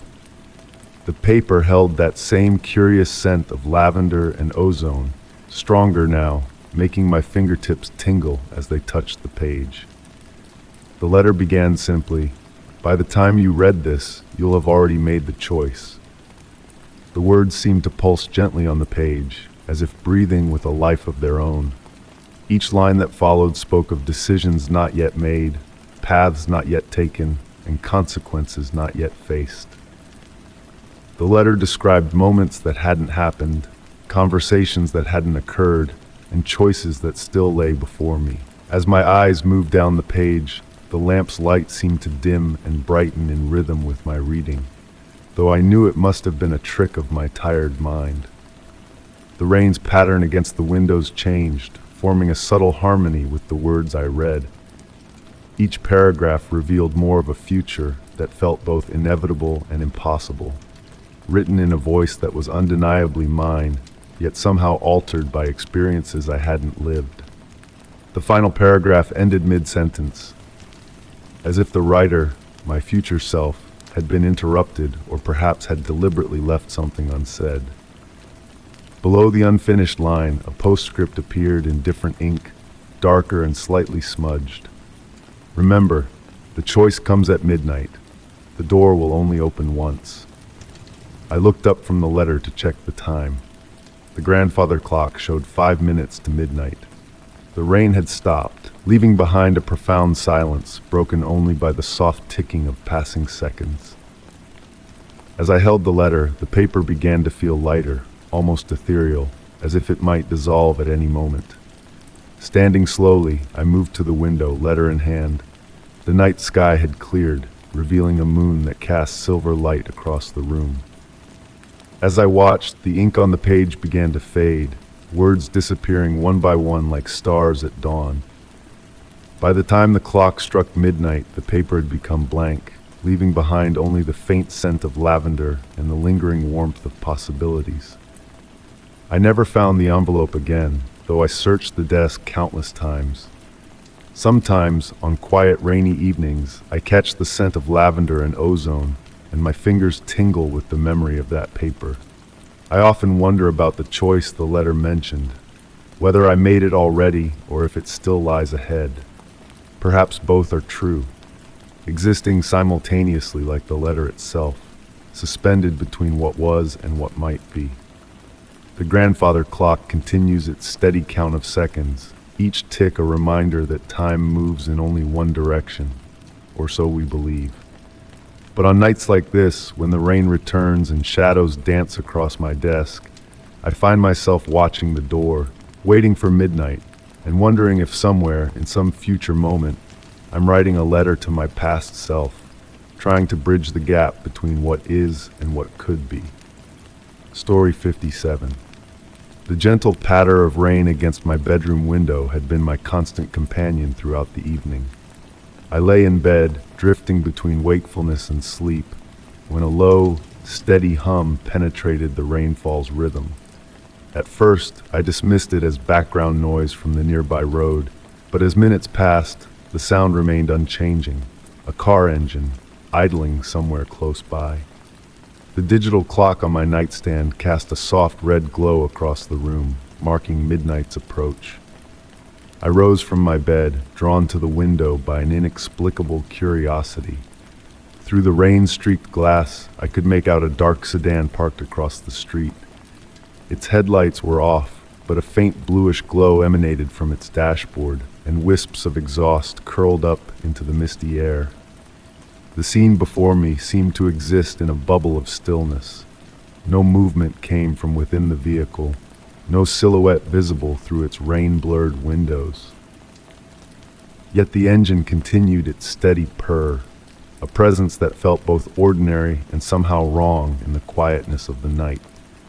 The raindrops falling through the glow of the street lamp created shifting patterns on the car's hood, making it appear almost liquid in the darkness. My breath fogged the window as I watched, creating a hazy frame around the mysterious vehicle. I found myself noting details with an almost dreamlike attention, the way water beaded on its surface, how the exhaust mixed with the mist, forming ethereal shapes that danced briefly before dissolving. The longer I observed, the more questions surfaced in my mind. Who would leave their car running unattended at this hour? Why here on this unremarkable street? As if responding to my thoughts, the engine's note changed slightly, dropping to a lower pitch. The sound sent a subtle vibration through the air, one I could feel more than hear. I noticed then that the car's windows were completely fogged over, obscuring any view of the interior. Yet something about their opacity suggested presence rather than emptiness. I found myself reaching for my phone, considering whether to call someone. The police, perhaps, though I couldn't articulate what crime, if any, was being committed. The rational part of my mind suggested simple explanations. Someone waiting for someone else, a driver taking a late-night rest, a neighbor warming up their car before a night shift. But these explanations felt hollow against the weight of the scene's strangeness. Time seemed to flow differently as I stood at the window. The rain continued its gentle symphony, and the car maintained its vigil. I noticed small details changing, condensation patterns shifting on the windows, the exhaust clouds taking on different shapes. Yet the vehicle remained fundamentally unchanged, like a photograph come partially to life. Eventually, my eyelids grew heavy, and I felt sleep tugging at the edges of my consciousness. I moved away from the window, back toward my bed, but something made me pause and look one final time. The car was still there, engine running, but now I could swear I saw something move behind those fogged windows, a shadow perhaps, or merely a trick of the light playing through the rain. I slipped back under my covers, the engine's hum now seeming louder despite the barrier of walls and glass. As I drifted toward sleep, the sound became almost hypnotic, blending with the rainfall into a strange lullaby. My last conscious thought was of those foggy windows, and what might lie behind them, watching, waiting, in the quiet hours of the night. When morning came, I rushed to the window, half expecting to find the street empty, the events of the night dismissed as a dream. But there, in the pale light of dawn, I saw clear tire tracks in the wet pavement where the car had been. Next to them, a small pool of water remained, mixed with something that caught the morning light. Transmission fluid, perhaps, though its iridescent sheen seemed oddly beautiful in the early sun. I never saw the car again, but on quiet, rainy nights, when the world grows still, I sometimes hear what sounds like an engine idling in the distance. And I wonder, as I lie awake, how many others are listening too, watching through rain-streaked windows, waiting to glimpse what lurks behind those foggy panes of glass. Story 58. The soft glow of moonlight filtered through my bedroom window, casting gentle shadows across the wooden floorboards. I had always been a light sleeper, prone to waking in those quiet hours when the world seemed to hold its breath. That particular night, the autumn wind whispered through the trees outside, creating a peaceful rhythm against the glass panes. I first noticed it during one of my midnight wanderings through the old house, a peculiar shift in the wallpaper pattern along the hallway. At first, I dismissed it as a trick of the light, the way shadows can play with our perception in the dark hours. But as I traced my fingers along the wall, the texture changed beneath them, becoming smoother, more polished, like aged wood, rather than the textured wallpaper I knew so well. The discovery became a nightly ritual. Each evening, as the sun dipped below the horizon and the world grew quiet, I would wait in anticipation. The transformation always began with a subtle change in the air, a slight drop in temperature, accompanied by the faintest scent of cedar wood and something older, something that reminded me of dusty leather-bound books and forgotten rooms. The door would materialize gradually, like a photograph slowly developing before my eyes. First, the outline would appear, barely visible against the wallpaper.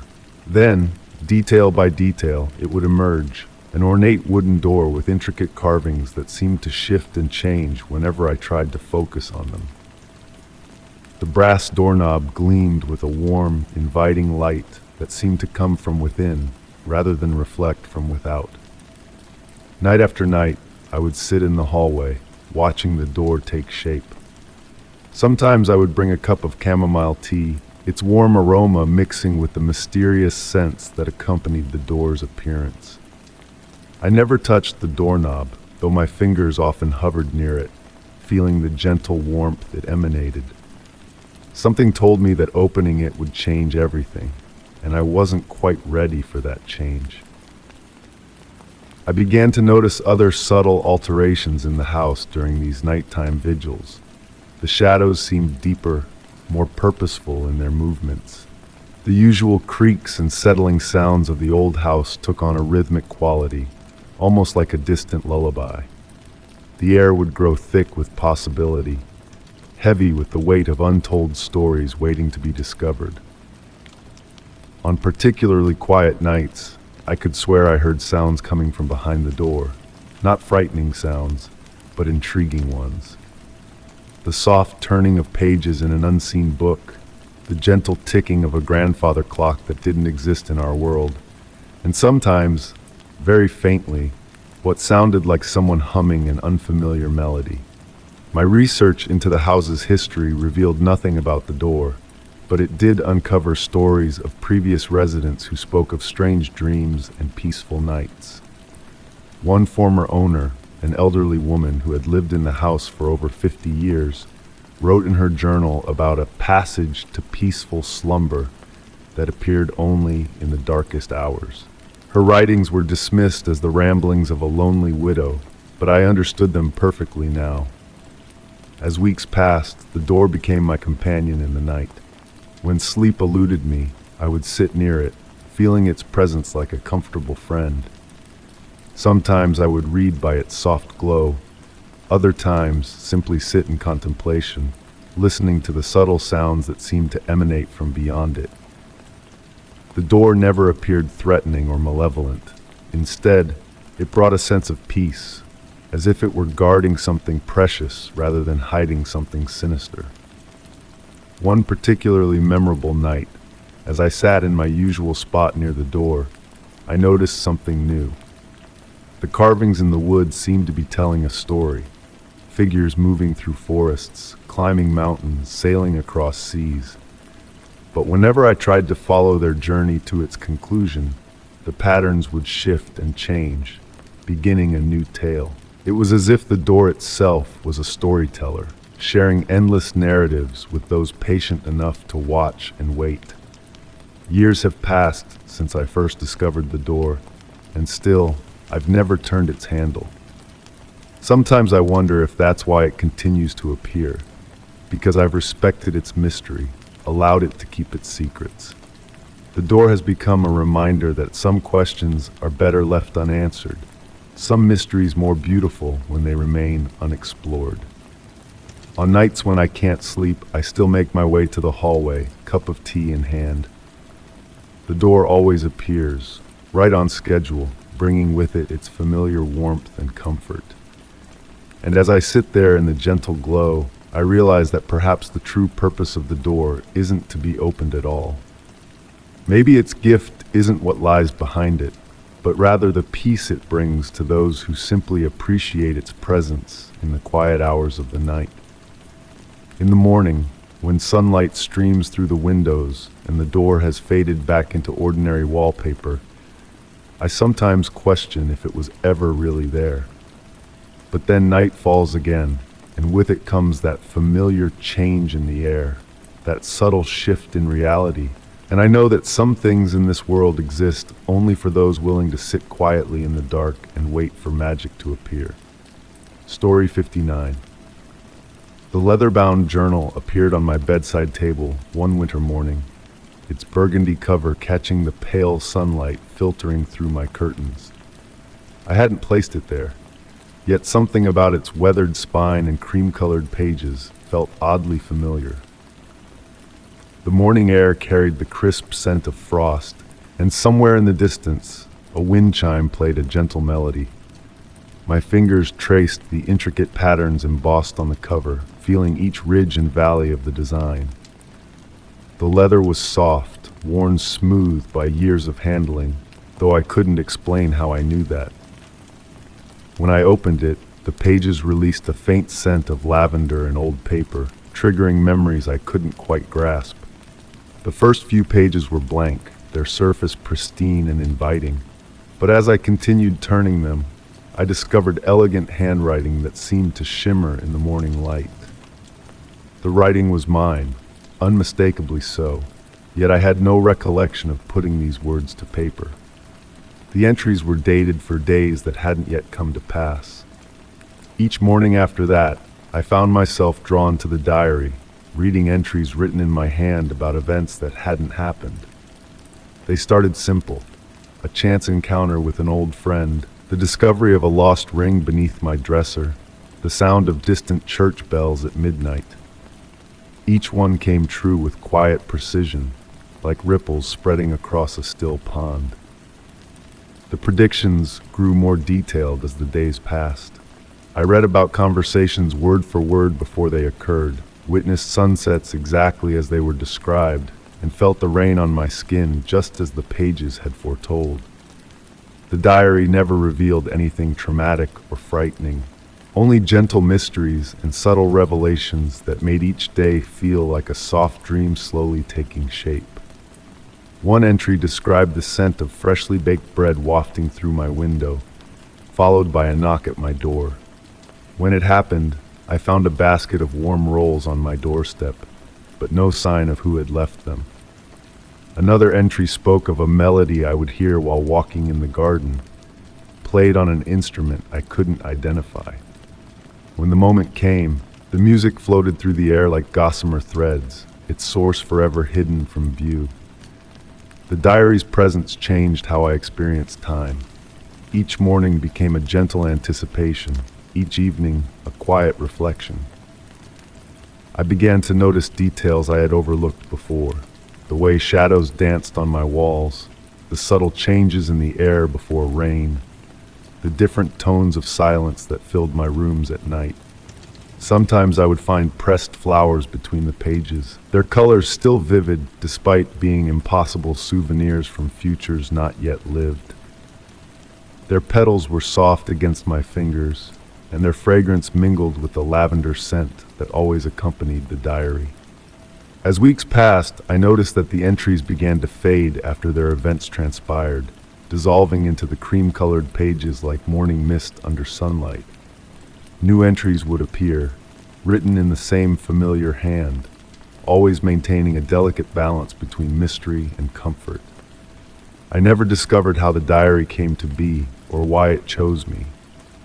Some questions, I learned, were meant to remain unanswered, their mystery part of their beauty.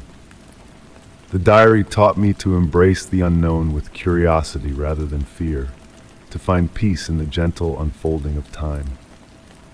On particularly quiet nights, when the moon cast silver light through my window, I would sometimes catch glimpses of words writing themselves across the pages, appearing letter by letter like drops of ink falling into clear water. I never tried to read them as they formed, preferring to let tomorrow's mysteries remain veiled until their appointed time. The diary became my constant companion, a bridge between what was and what would be. It never revealed great tragedies or moments of profound joy, only the quiet magic that exists in everyday life when we learn to look for it. Perhaps that was its greatest gift, teaching me to find wonder in the subtle rhythms of existence, in the soft spaces between moments where reality and dreams intertwine. As I write this now, I can feel tomorrow's words forming in my mind, ready to fill yet unnamed pages. The diary rests beside me, its cover warm to the touch, waiting to reveal another day's worth of gentle mysteries. Outside my window, the wind chime plays its melody again, and I smile, knowing its song was predicted in tomorrow's entry, in handwriting that is both mine and not mine, in a diary that dreams of days yet to come. Story 60. The grandfather clock in my study had always been reliable, marking each second with its gentle, rhythmic ticking that filled the room like soft raindrops on a window pane. That morning, as I sat at my desk reviewing old papers, something felt different. The familiar cadence that usually accompanied my morning routine seemed slightly off, as if the seconds were stretching longer than they should. At first, I dismissed it as my imagination, the way one sometimes does when confronted with something that defies explanation. The morning light filtered through the heavy curtains, casting a warm, golden glow across the wooden floors, and everything else appeared normal. My cup of tea still steamed quietly beside my leather-bound journal, and the autumn breeze still rustled the leaves outside my window. But as I reached for my pocket watch to check the time, I noticed my hand moving through the air with an unusual weightiness, as if I were underwater. The watch's face revealed something impossible. The second hand trembled in place, vibrating between two marks but never quite completing its journey forward.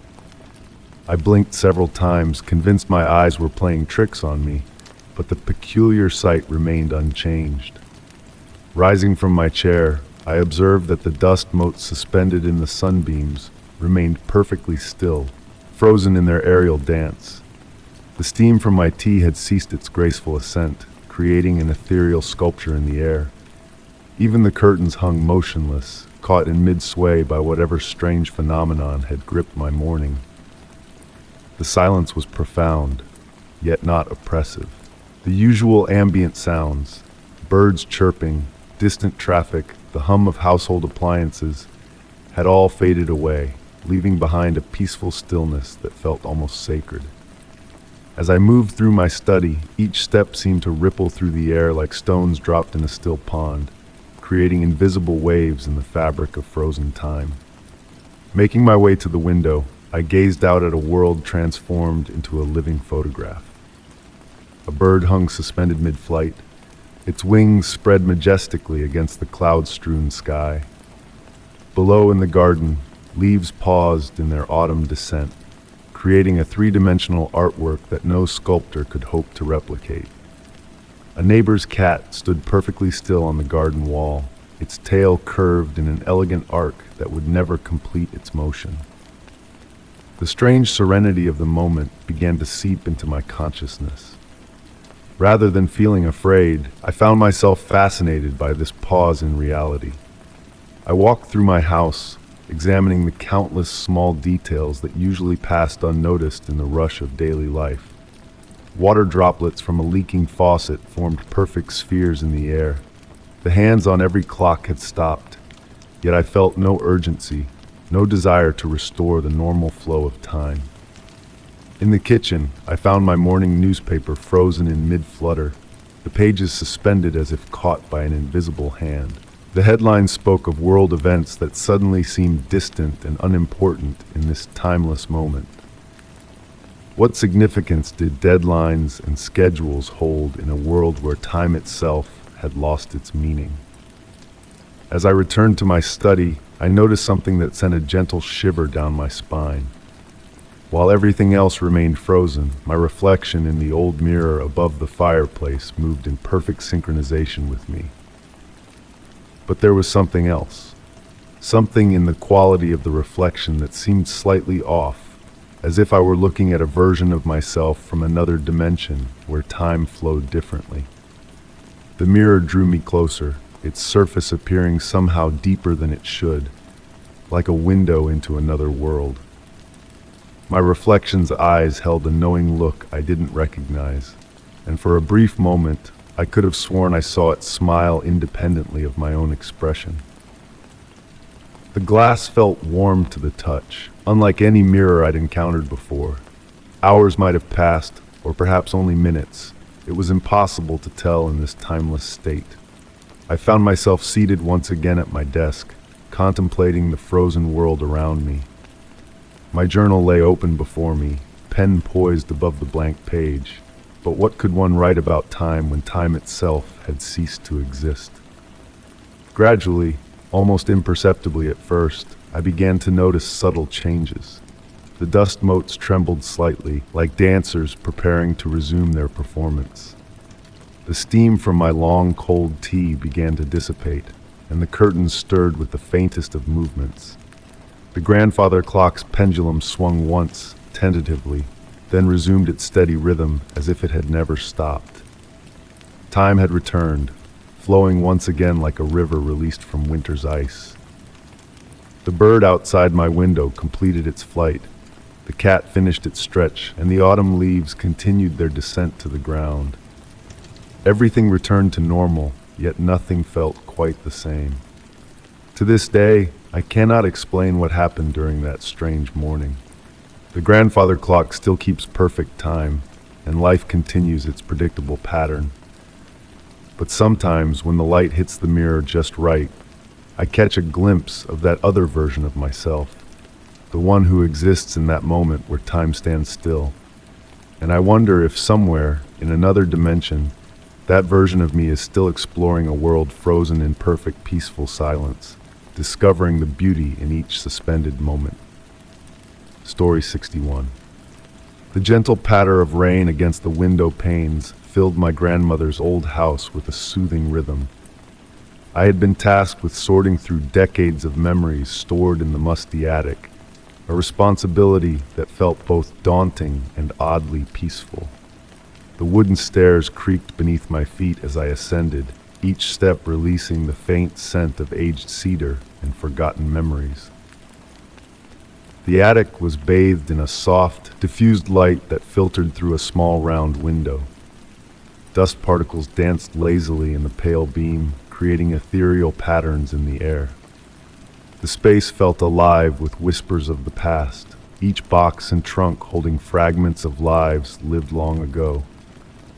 As I moved through the space, my fingers trailing along weathered cardboard boxes, the rain's melody created a perfect accompaniment to my exploration. In the furthest corner, partially hidden behind a stack of leather-bound photo albums, I noticed something peculiar.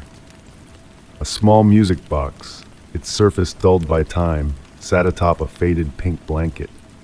What caught my attention wasn't its placement or appearance, but rather the fact that its metal key was slowly turning, as if someone had just wound it moments ago. The movement was almost imperceptible, but in the stillness of the attic, it was impossible to miss. As I approached, the temperature seemed to shift, becoming slightly cooler. The music box's ornate lid was adorned with delicate carvings of woodland creatures, their features softened by years of handling. My grandmother had never mentioned this particular piece, which seemed strange given how she loved to share stories about her treasured possessions. When I carefully lifted it, I noticed it was unusually warm to the touch, despite the attic's natural coolness. The key continued its gentle rotation, defying logic and reason. With trembling fingers, I opened the lid, expecting to hear the familiar tinkle of a lullaby.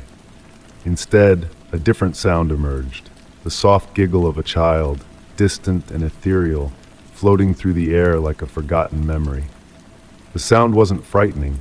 Rather, it carried a profound sense of loneliness and yearning that touched something deep within my soul. Beneath the music box lay a small porcelain doll, no larger than my palm. Its painted face bore a serene expression, though one of its glass eyes was slightly turned, giving it an oddly knowing look.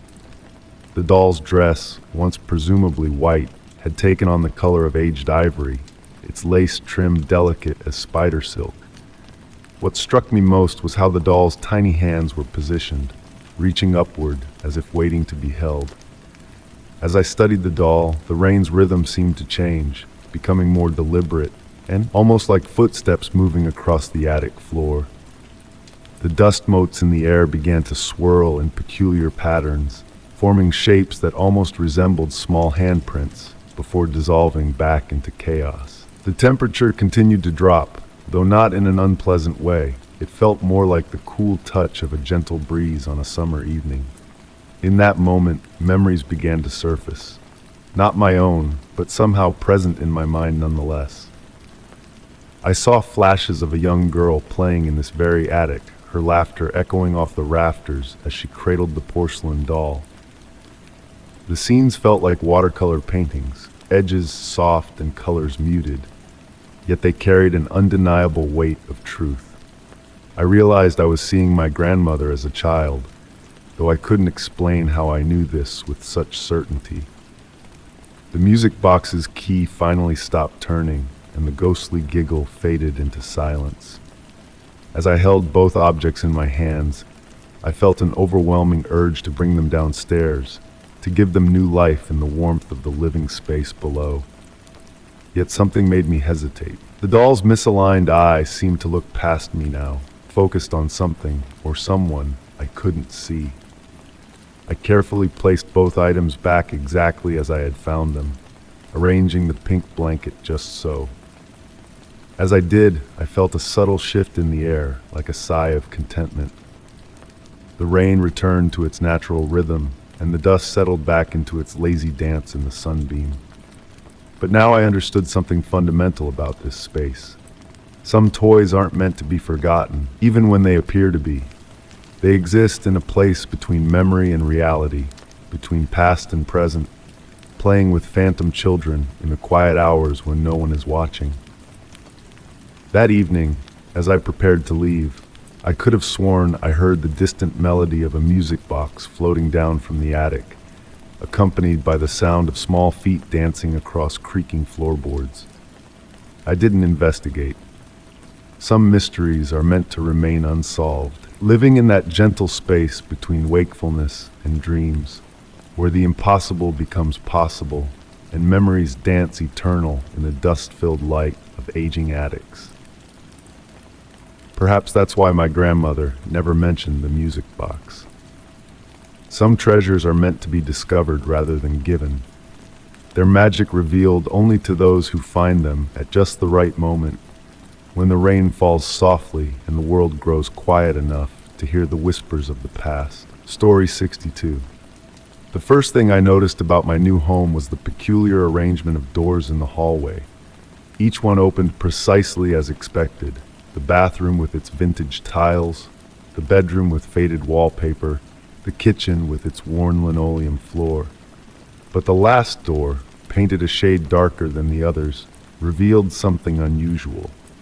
Behind it lay a semblance of a basement, though no stairs led down to it. I discovered this oddity during my first week in the house, when the winter winds whispered through the gaps in the old windows. Standing at the threshold, I could see the concrete floor below, approximately 8 feet down, illuminated by a single hanging bulb that I never remembered turning on. The space appeared clean, almost too clean, with smooth walls and corners that seemed to fade into shadow despite the light. My real estate agent had never mentioned a basement, and the property listing made no reference to one. When I called her about it, she sounded puzzled, insisting she had shown me every room in the house. I described the door and the view of the space below, but her confusion only deepened. She promised to check the original blueprints and get back to me. In the days that followed, I found myself drawn to that door, opening it at different times of day. The light remained constant regardless of the hour, casting the same unwavering glow across the concrete below. Sometimes I would bring a chair and sit in the doorway, legs safely on the upper floor, watching the play of shadows in the corners of the basement. The air that rose from below carried a subtle scent, not the musty dampness one might expect, but something cleaner, reminiscent of fresh linen or morning frost. One evening, as I sat in my usual spot with a cup of chamomile tea, I noticed something different. A small object lay in the center of the basement floor, a wooden toy block, the kind children play with, painted with a faded letter A. I knew with absolute certainty it hadn't been there during my previous observations. The block's presence raised an obvious question. How did it get there without stairs? I began to document changes in the basement. Some mornings, I would find the block had moved a few inches from its previous position. Other times, it would be rotated to show different sides.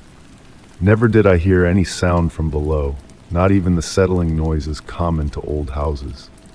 The light continued its steady vigil, never flickering, never dimming.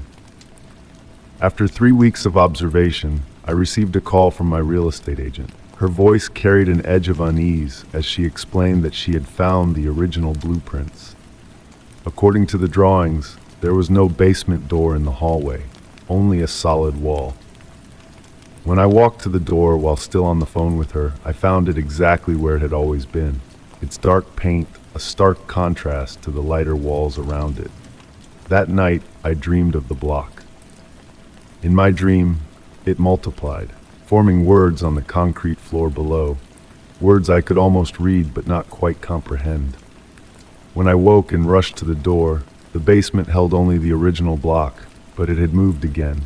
Now it sat directly beneath the hanging bulb, casting a perfect square shadow on the concrete.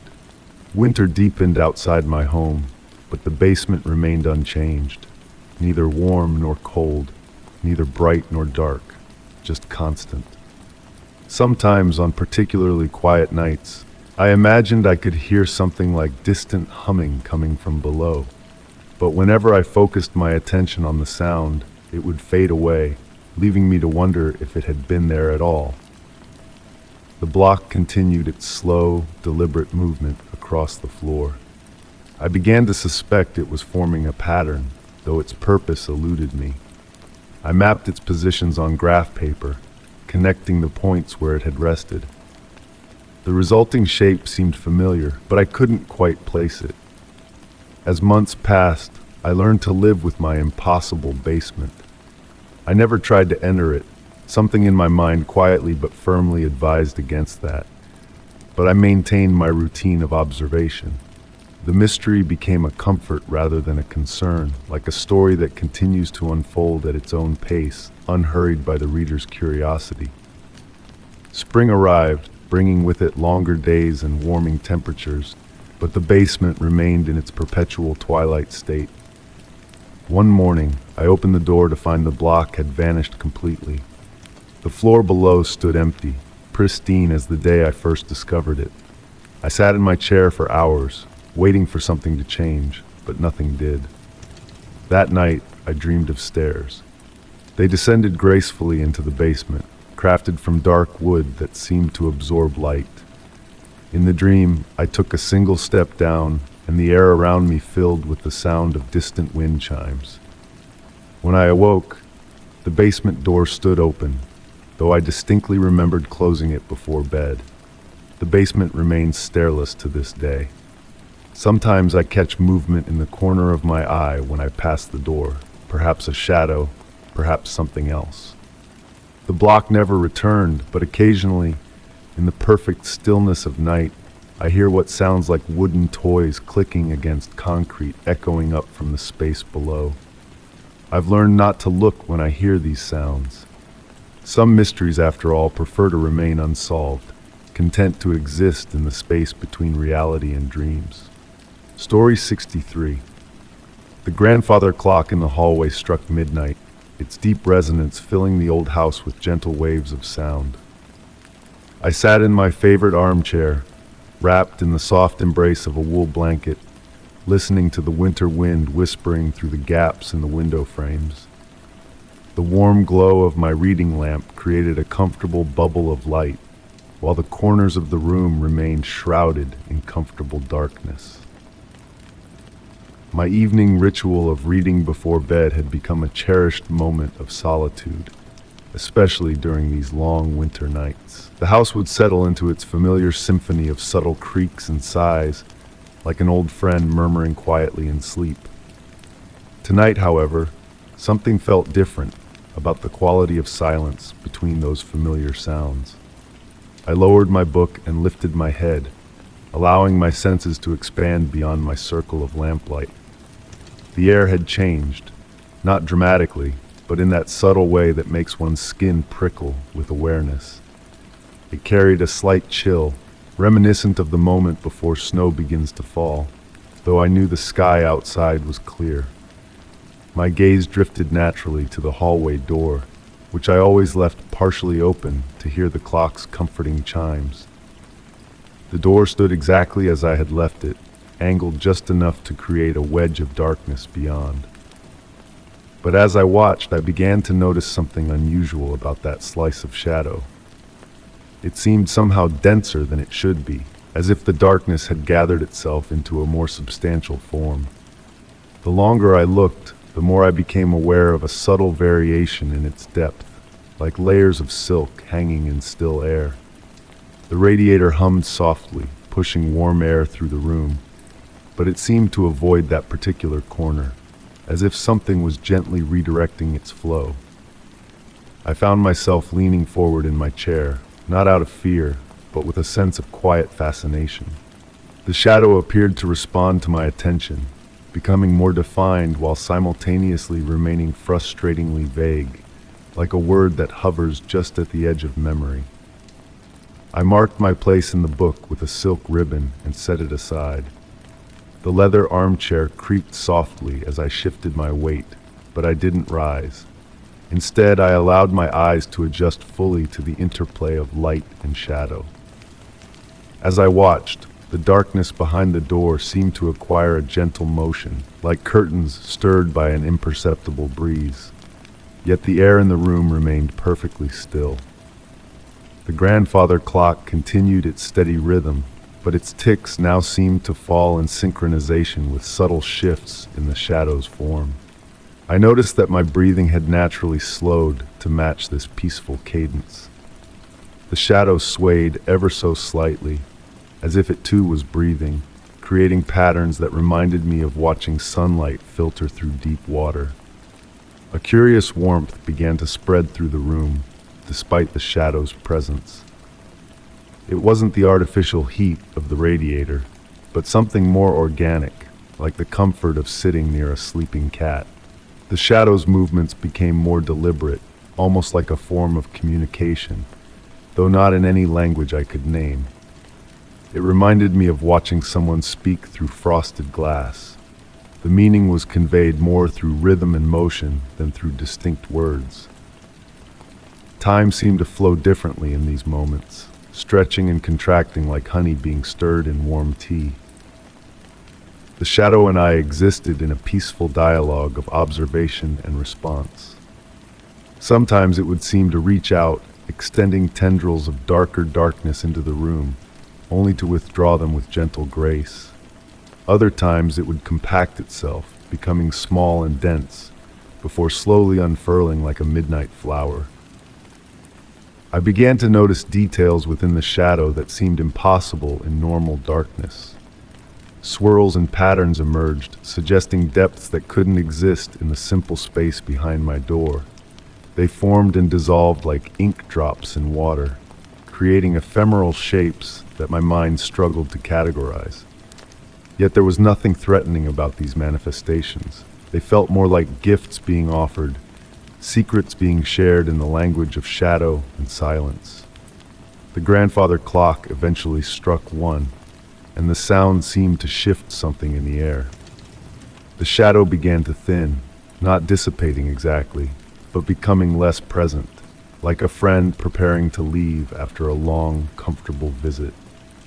I watched as it gradually merged back into the ordinary darkness of the hallway, leaving behind a sense of peaceful completion. As the shadow faded, I realized that my room felt different, not changed in any physical way, but somehow more significant, as if it had been quietly blessed by whatever had chosen to spend this hour with me. The door remained exactly as it had been, still open at that same angle, but now framing nothing more than ordinary darkness. I picked up my book again, but didn't open it. Instead, I sat in the warm circle of lamplight, holding on to the peculiar peace that the shadow's visit had left behind. Sleep began to creep in at the edges of my consciousness, and I welcomed it, knowing that my dreams would be rich with the memory of darkness that moved like water and breathed like a friend. To this day, I leave my door ajar each night, creating that same wedge of shadow. Sometimes, on particularly quiet evenings, I catch glimpses of a familiar darkness gathering itself behind it. Those nights, I simply smile and settle deeper into my chair, ready to share another peaceful hour with my gentle visitor from the depths of shadow. Story 64. The antique shop always held a particular charm in the fading light of evening. Walking through its narrow aisles, I found comfort in the gentle creaking of aged floorboards beneath my feet, and the way dust particles danced in the amber rays filtering through Victorian-era lace curtains. The air carried a blend of leather-bound books, polished wood, and memories trapped in forgotten belongings. That's when I first heard it, a delicate melody, barely audible, floating between the shelves like a whispered secret. The notes were crisp yet distant, reminiscent of an era when music was carved into vinyl and released into the world through brass horns. I followed the sound, drawn by its haunting familiarity, though I couldn't place the tune. In the furthest corner of the shop, past shelves of tarnished silverware and porcelain dolls with watchful eyes, stood a mahogany gramophone. Its brass horn curved gracefully upward, catching the evening light. The turntable moved slowly, though no record was visible on its surface. As I approached, the music grew neither louder nor fainter, maintaining its ethereal quality. The shop owner, an elderly woman with silver hair and kind eyes, appeared beside me so quietly I nearly jumped. "Beautiful piece, isn't it?" she murmured, her voice matching the gentleness of the phantom melody. "It arrived last week with an estate collection. Curious thing though, we've never wound it up." I studied the mechanism more closely. The winding key remained still, yet the turntable continued its hypnotic rotation. The music, a waltz perhaps, or a nocturne, wove through the air like silk threads, drawing me deeper into its mystery. My fingers traced the wood grain, feeling unexpected warmth beneath its polished surface. "Would you like to take it home?" the shop owner asked, her eyes holding a knowing look. I couldn't quite interpret. Some objects choose their owners, you see, and this one seems quite taken with you. That evening, the gramophone found a place in my study, beside the window where moonlight could caress its brass horn. I spent hours examining every detail, the intricate scrollwork on its base, the barely visible maker's mark worn smooth by time, the perfectly balanced arm that should hold the needle.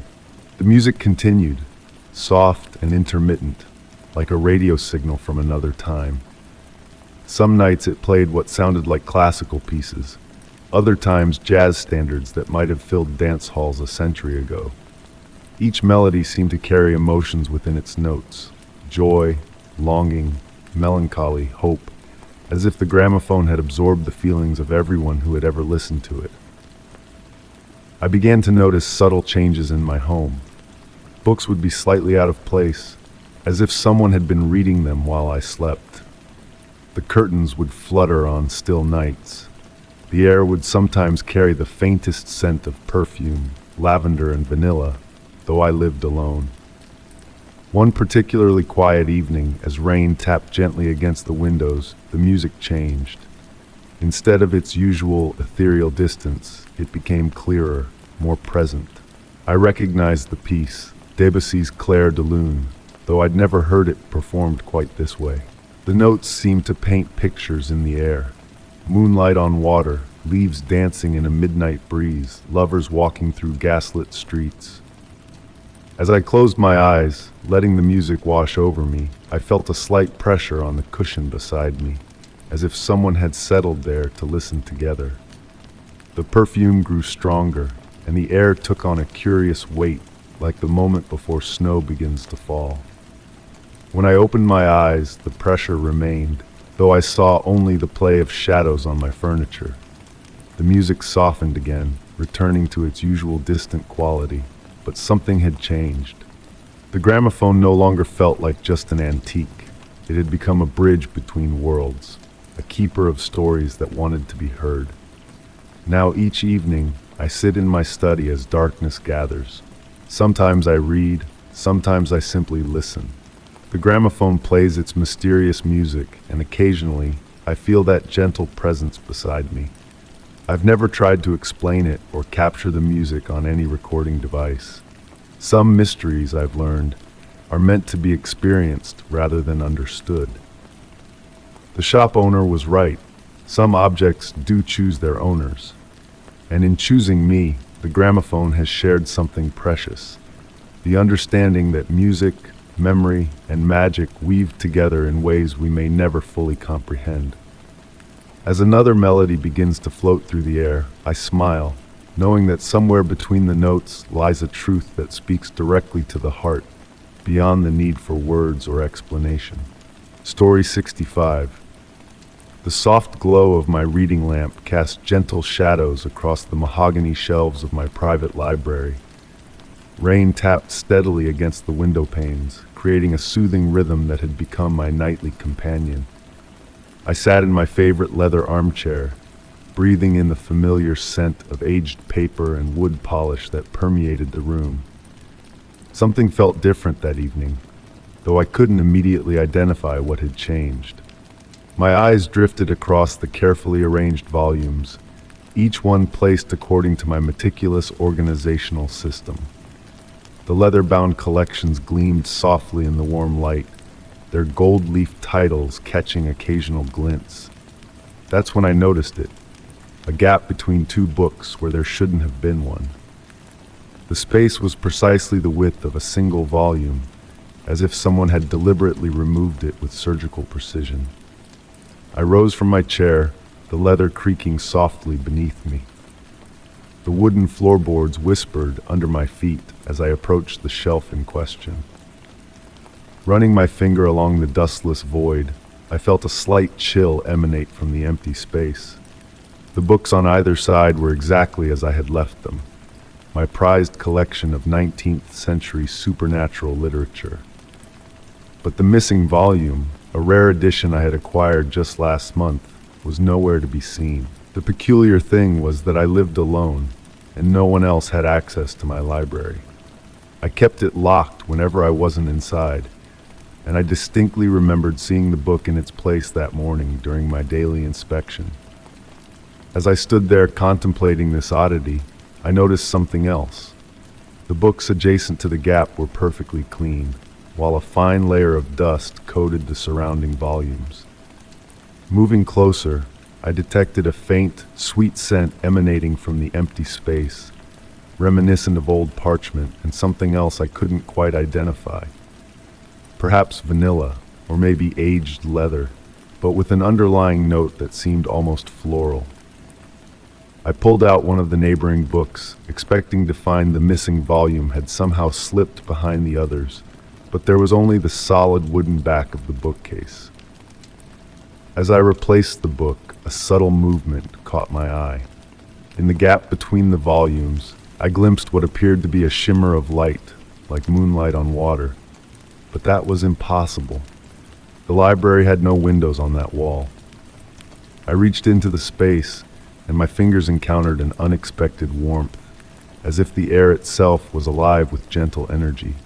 The rain continued its steady percussion against the windows, but now it seemed to follow a pattern, almost like words being whispered in a language I couldn't quite understand. I found myself drawn to that empty space, spending long moments simply watching it, as if expecting the missing book to materialize from thin air. The lamp's light appeared to bend slightly around the gap, creating subtle patterns that danced at the edge of my vision. Throughout the evening, I repeatedly caught myself glancing at that empty space, each time noticing something slightly different. Sometimes it appeared deeper than it should be, as if the gap extended far beyond the physical constraints of the bookshelf. Other times, I could have sworn I saw tiny motes of light drifting out from between the books, only to dissolve into nothing when I tried to focus on them. I spent hours in my chair, alternating between reading and observing that curious vacancy. The rain gradually softened to a gentle mist, and the night grew deeper. As my eyes grew heavy, I noticed that the shadows in the room had shifted, though the reading lamp hadn't moved. They seemed to flow toward the empty space like water finding its level, but so slowly that I questioned whether I was really seeing it at all. When I finally decided to retire for the night, I performed my usual ritual of checking each window and door. As I reached to turn off the reading lamp, I paused. There, in the gap between the books, a single page appeared to have materialized. It wasn't from my missing volume. The paper was far older, its edges softly luminescent in the low light. The text was written in an elegant hand I didn't recognize, but before I could read the words, they seemed to fade like morning dew, leaving only blank, aged paper that dissolved into nothingness. I never did find that missing volume, though I still look for it every night. Sometimes when the rain returns and the shadows grow long, I sit in my chair and watch that empty space between the books. On particularly quiet evenings, I can almost hear the whisper of pages turning, though the gap remains empty. And occasionally, I catch the scent of that strange, sweet perfume drifting through my library, reminding me that some mysteries prefer to remain unsolved, dwelling in the spaces between what we know and what we imagine.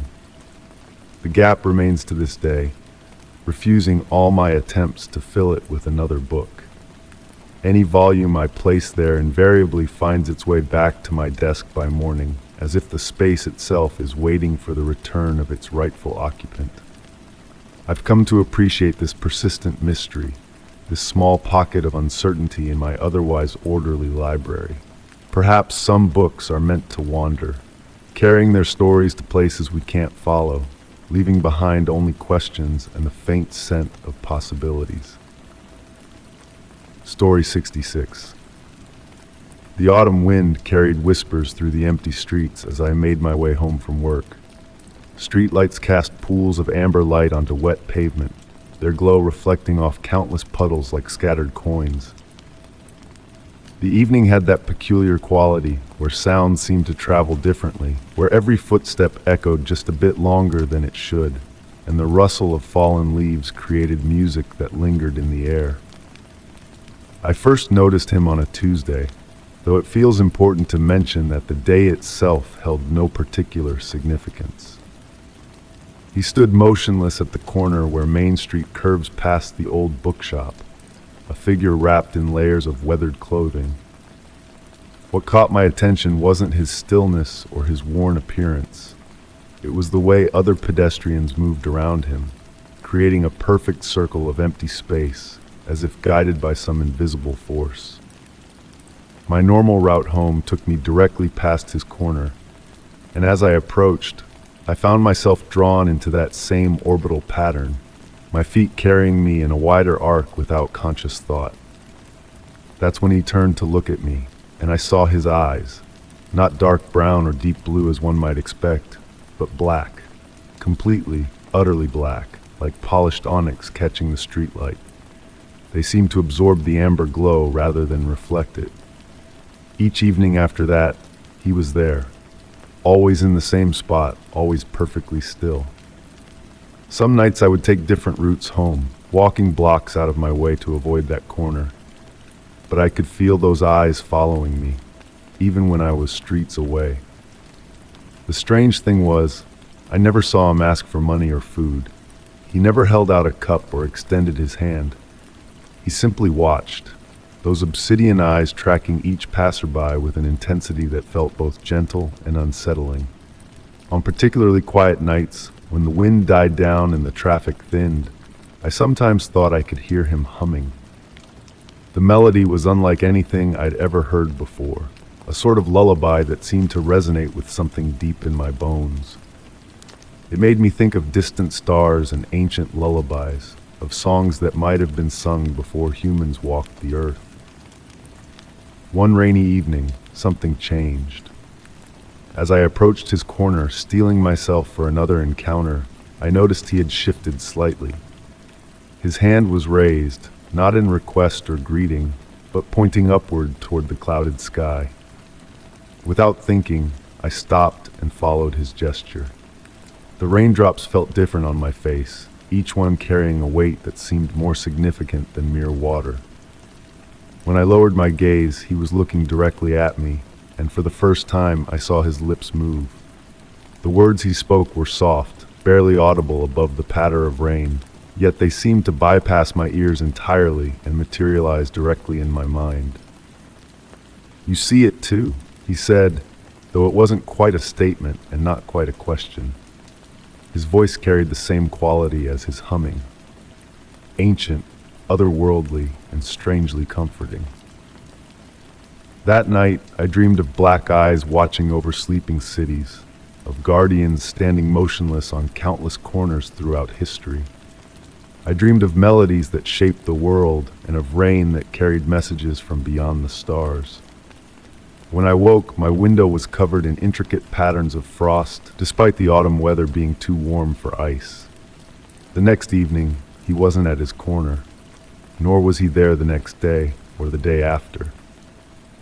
The space where he stood remained empty, yet somehow more significant than the surrounding sidewalk. Sometimes, on quiet nights when the streetlights flicker just so, I catch glimpses of what might be his reflection in the puddles that gather at that corner. The black eyes still watch, but now they seem to look outward from beneath the surface of the water. Other pedestrians still avoid that specific spot, creating that perfect circle of empty space, though I doubt they know why. And on rare occasions, when the wind carries that familiar melody, I find myself stopping to look up at the sky, wondering what messages the rain might bring. I've never seen another beggar with black eyes, but I understand now that he wasn't really a beggar at all. He was something else, something that chose that corner to watch, to wait, and perhaps to remind us that some mysteries are meant to remain just beyond our understanding. I still walk past that corner every evening on my way home. Sometimes I stop and listen for that ancient lullaby, and sometimes, when the light hits the puddles just right, I see those black eyes looking back at me from every reflection. And somehow it brings me comfort, knowing that whatever he was, whatever he represented, continues to watch over our quiet streets as the world slowly turns toward night. Story 67. The mist clung to my ankles as I walked through the overgrown path behind my grandmother's house. Morning had barely broken, yet darkness lingered here, defying the natural order of things. The air felt thick with moisture, carrying the sweet, earthy scent of decaying leaves and something else. Something older and more mysterious that I couldn't quite identify. I had inherited this property just 2 weeks ago, and while the house itself was welcoming enough, this peculiar garden had captured my attention from the first moment. It sprawled behind the Victorian structure, surrounded by ancient stone walls covered in dark green ivy. What struck me most was how the towering trees that encircled it seemed to bend inward, the branches forming a natural canopy so dense that even the brightest midday sun could barely penetrate its depths. The garden had belonged to my grandmother for over 60 years, though in all my childhood visits, I had never seen her tend to it. In fact, I had never seen her enter it at all. When I asked about it once, she simply smiled and said, "Some places prefer to tend themselves, dear." As a child, I had dismissed her words as the mysterious musings of an elderly woman. Now, walking through the perpetual twilight of this space, her words carried a weight I hadn't understood before. My footsteps made no sound on the damp earth, as if the ground itself absorbed all noise. The plants here grew differently than anywhere else I had seen. Pale, almost white roses bloomed without any hint of red or pink, their petals seeming to glow in the dim light. Ferns unfurled in impossible spirals, their fronds reaching out like gentle fingers whenever I passed too close. Most striking were the mushrooms that formed perfect circles throughout the garden, their caps an unusual shade of blue-gray that seemed to pulse with a soft luminescence. As I ventured deeper into the garden, I noticed something peculiar about the plant life. Every flower, every leaf, every blade of grass seemed to lean away from me as I approached, only to slowly turn toward me after I passed. It wasn't the wind. There was none in this sheltered space. The movement was deliberate, almost curious, like children peeking around a corner at a stranger. Near the center of the garden stood an old stone fountain, long dry but somehow untouched by moss or vine. Its basin was carved with symbols I didn't recognize, curves and lines that seemed to shift when viewed from different angles. As I traced one with my finger, the stone felt warm despite the cool air. A soft vibration hummed through my fingertip, and for a moment I could have sworn I heard a distant melody. That's when I noticed the butterflies. They weren't the bright, colorful creatures that visited normal gardens. These were pure white, with wings that seemed partially transparent, like falling snow caught in morning light. They flitted between the pale flowers, leaving trails of what looked like silver dust in their wake. The dust didn't fall to the ground, but hung in the air, forming patterns that reminded me of constellations. As I watched, transfixed, I realized that the patterns weren't random. They were writing something in a script I almost recognized, like words seen in a dream and forgotten upon waking. The silver trails would form, hold for a moment, then fade away, only to be replaced by new ones. It was like watching a conversation I couldn't quite understand. The temperature began to drop, and I pulled my sweater closer. That's when I noticed my watch had stopped, though I couldn't say when. The light hadn't changed. It never did in this garden, but somehow I knew I had been here for hours. Time moved differently in this place, flowing like honey, thick and slow. My grandmother's diary, found in her study after her passing, had only one entry about the garden. It was here before us, and it will remain long after. It doesn't belong to us, we belong to it. Some gardens grow flowers, this one grows secrets. Standing there watching the silent dance of ghostly butterflies and swaying plants, I finally understood. I began to notice other details, how no birds ever flew overhead, how the shadows seemed to move independent of any light source, how certain flowers would bloom and wither in the span of minutes only to bloom again. The garden was alive in a way that defied natural law, operating on rules of its own making. As evening approached, though how I knew this in the unchanging light, I couldn't say, I made my way back toward the house. The path seemed different, though my footprints from earlier were still clearly visible in the soil. New flowers had bloomed where none had been before, their petals closed tight around secrets they weren't ready to share. Before stepping out of the garden, I turned back one last time. In the distance, near the fountain, I saw a figure that might have been my grandmother, tending to plants that grew in impossible ways. But when I blinked, there was only the mist, the pale flowers, and the endless twilight that seemed to whisper, "Welcome home."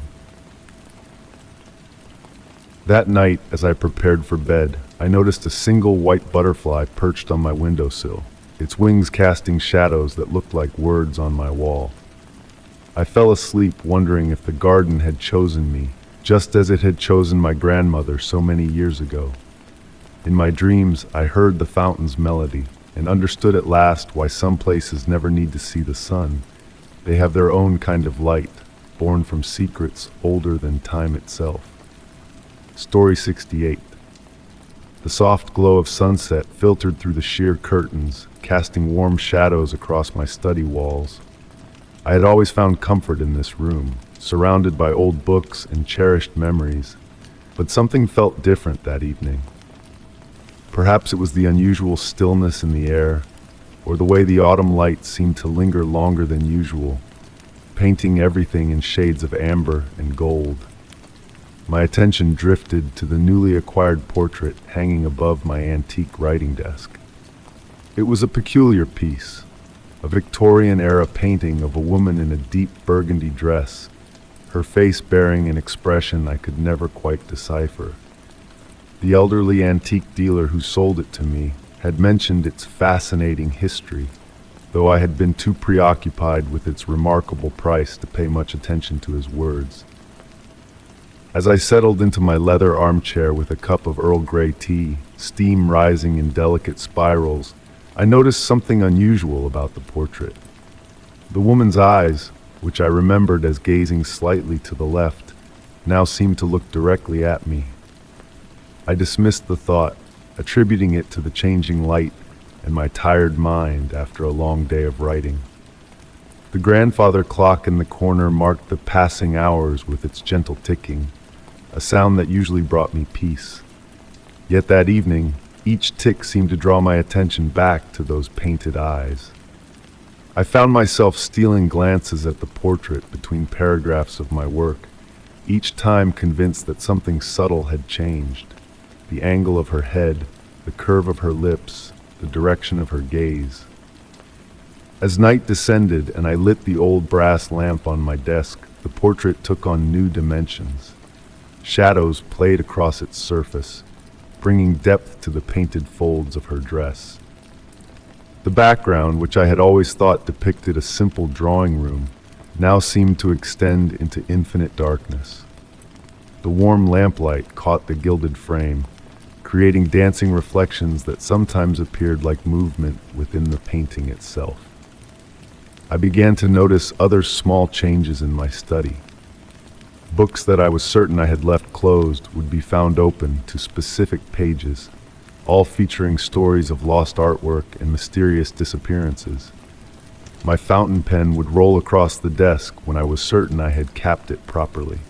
The room's temperature would fluctuate inexplicably, growing colder near the portrait and warmer as I moved away.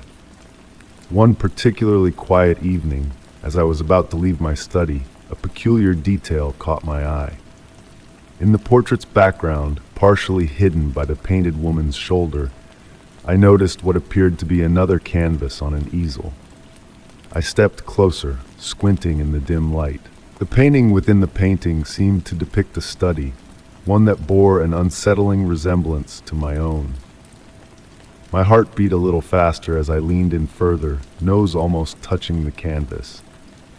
There, in the miniature study, I could make out a tiny desk, a leather armchair, and what appeared to be a figure seated at the desk. The longer I stared, the more familiar the scene became, until I realized with a start that it wasn't just any figure. It was me, captured in perfect detail, leaning forward to examine a painting. I stepped back, my breath catching in my throat. The woman's expression seemed different now, knowing, almost amused. Her eyes followed me as I moved across the room, no longer bothering to maintain the pretense of a static painting. The corners of her mouth lifted ever so slightly, and I could have sworn I heard the faintest whisper of laughter, like the rustle of old paper. That night, I left my study door firmly closed, yet I could feel her gaze following me through the house. As I lay in bed, I wondered about the previous owners of the portrait, about their stories, their experiences. Had they too noticed these subtle changes? Had they also felt the weight of those watching eyes? In the morning, I found my study exactly as I had left it, except for one detail. My journal lay open on the desk, and in it, written in elegant Victorian script that was not my own, were the words, "Art is never truly static, dear observer. Sometimes the line between viewer and viewed becomes rather blurred, don't you think?" I never removed the portrait from my wall. Perhaps I should have, but curiosity has always been my weakness. Now, as I write this account in my study, I often glance up to find her watching me, that same enigmatic smile playing at her lips. And sometimes when the light is just right and the house is perfectly quiet, I notice other changes in the painting within the painting, new details emerging, the scene shifting ever so slightly. The portrait remains a mystery, but one I've grown to embrace. After all, who's to say which of us is truly the observer and which the observed? In the gentle quiet of my study, as the grandfather clock continues its steady rhythm and the evening light paints shadows on the walls, I've come to understand that perhaps we're both, the watcher and the watched, bound together in an endless dance of perception and reflection. Story 69. The soft glow of candlelight danced across my bedroom walls as I prepared for another quiet evening alone. Rain tapped gently against the window panes, creating a soothing rhythm that matched my breathing. I had always found comfort in these solitary moments, surrounded by the warmth of old wooden furniture and the familiar scent of leather-bound books. That night, however, something felt different. As I sat at my antique writing desk, my attention was drawn to a peculiar sound, a faint scratching noise emanating from within the wall beside me. At first, I dismissed it as the usual settling of an old house, but there was an odd pattern to it, almost like someone deliberately marking the wall's surface. The sound grew more distinct as I pressed my ear against the weathered wallpaper. The scratching seemed to form a rhythm, pausing briefly before continuing in what felt like deliberate sequences. My fingers traced the wall's surface, feeling for any irregularities. The wallpaper was slightly warmer in one spot, and as I pressed against it, I felt something give way. Carefully peeling back a small section of the aged paper revealed an unexpected sight. Hidden beneath were strange markings etched into the plaster, appearing to have been carved with precise intention. They weren't random scratches, but rather a series of carefully drawn symbols, some resembling ancient letters, while others appeared more like mathematical equations. In the flickering candlelight, I retrieved my notebook and began sketching the mysterious markings. As I copied them, I noticed they formed a pattern, 12 symbols repeated in varying arrangements, like a code waiting to be deciphered. The more I studied them, the more familiar they felt, as if I had seen them before in a half-remembered dream. Time seemed to slow as I worked, the rain creating a gentle backdrop to my investigation. The symbols appeared to shift slightly in the wavering light, taking on different meanings depending on how I viewed them. Some moments they looked like words in an unknown language, other times like star charts mapping celestial bodies I couldn't name. The house creaked softly around me, and the candle's flames swayed in response to unseen air currents. As I continued to examine the wall, I noticed more sections where the wallpaper felt different. Carefully removing more pieces revealed additional symbols, expanding outward from the initial discovery like ripples in a pond. My fingers traced each marking, and I could have sworn they felt warm to the touch, as if they held some hidden energy. The rain outside intensified, its rhythm somehow matching the pattern of the symbols. In that moment, I realized the markings weren't just static designs. They seemed to pulse with a subtle luminescence that might have been a trick of the candlelight, or perhaps something more. As midnight approached, the atmosphere in the room grew thick with anticipation. The scratching sound had ceased, but now there was a gentle humming emanating from the wall, barely audible above the rain. It reminded me of distant singing, though I couldn't quite make out any melody. I spent hours copying the symbols, filling page after page with their intricate patterns. Each time I thought I had documented them all, new ones would seem to appear, as if the wall itself was slowly revealing its secrets. The candlelight cast strange shadows that made the symbols appear to move, dancing across the exposed plaster like living things. When exhaustion finally overtook me, I reluctantly prepared for bed. As I drifted off to sleep, the gentle sound of rain still falling outside, I could have sworn I heard whispers coming from the wall, not threatening or malevolent, but rather like old friends sharing long-forgotten secrets. The next morning, sunlight streamed through my windows, casting the room in a different light. The symbols were still there, but they seemed more subdued now, waiting patiently for nightfall. As I ran my fingers over them one last time before covering them with a painting, I understood that some mysteries aren't meant to be solved, but rather experienced and contemplated. To this day, on quiet, rainy nights, I sometimes hear that familiar scratching sound. I've never fully decoded the message in the wall, but perhaps that's for the best.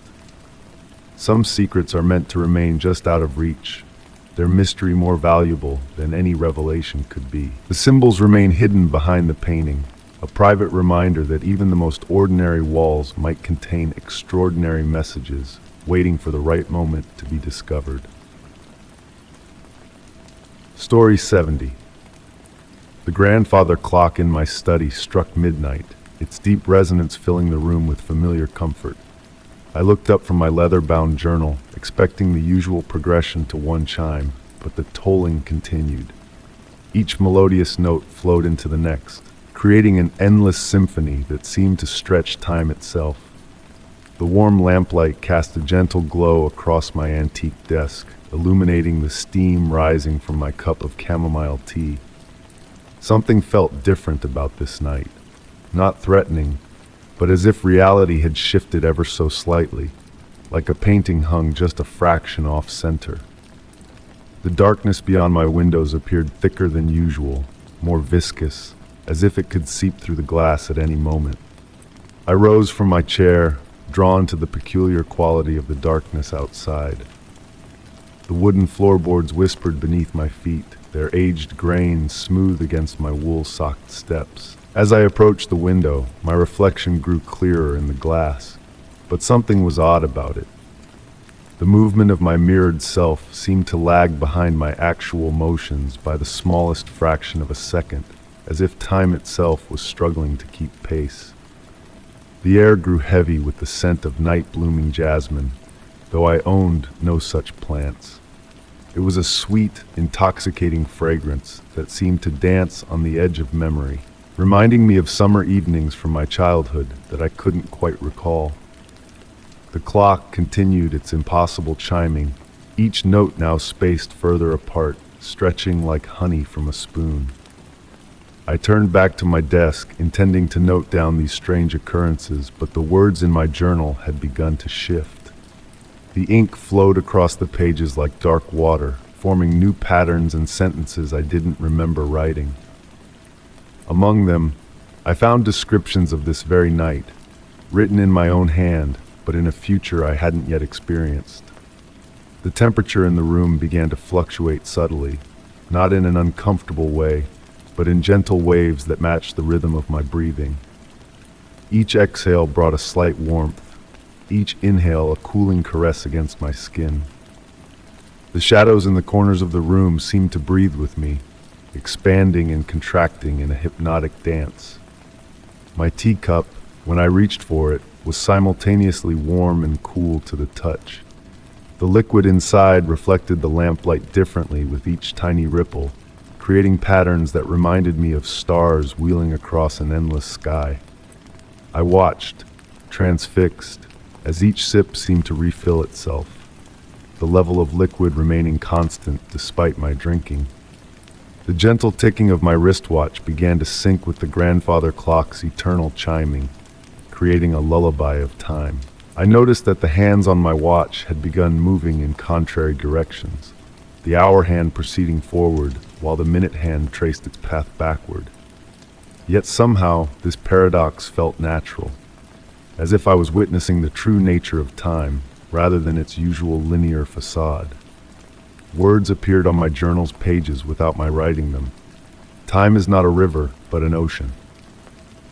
As I read these words, I understood their truth. This night wasn't endless because it wouldn't end.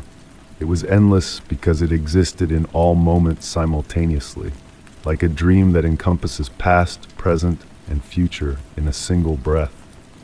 The darkness outside my windows had transformed into a gentle void, not threatening but inviting, like a soft blanket waiting to embrace the world.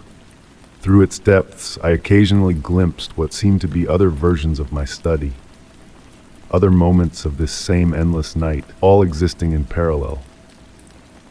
My reflection in the window glass now moved independently, but not in an alarming way. It simply chose different books to read, wrote different words, sipped tea at different moments, as if showing me the infinite possibilities contained within this single night. We acknowledged each other with peaceful nods, two travelers sharing the same space in different times. As I settled back into my chair, I felt a profound sense of peace. The grandfather clock's chimes had become so spread out that each one felt like a separate lifetime, containing worlds of experience in the space between sounds. The night wrapped around me like a cocoon of infinite moments, each one perfect and complete in itself. I began to understand that this night would never truly end, not because time had stopped, but because it had expanded to reveal its true nature. Somewhere, I was always sitting in this study, watching the darkness breathe, listening to the eternal chiming of the clock, existing in this perfect moment that contained all moments. And so I remain in this night that never ends, writing these words that have always been written, drinking tea that never grows cold, watching as time reveals itself not as a sequence of moments, but as an infinite dance of now. The darkness outside continues to pulse with possibility. The clock chimes its endless song, and I exist in this eternal moment, perfectly at peace with the infinite night.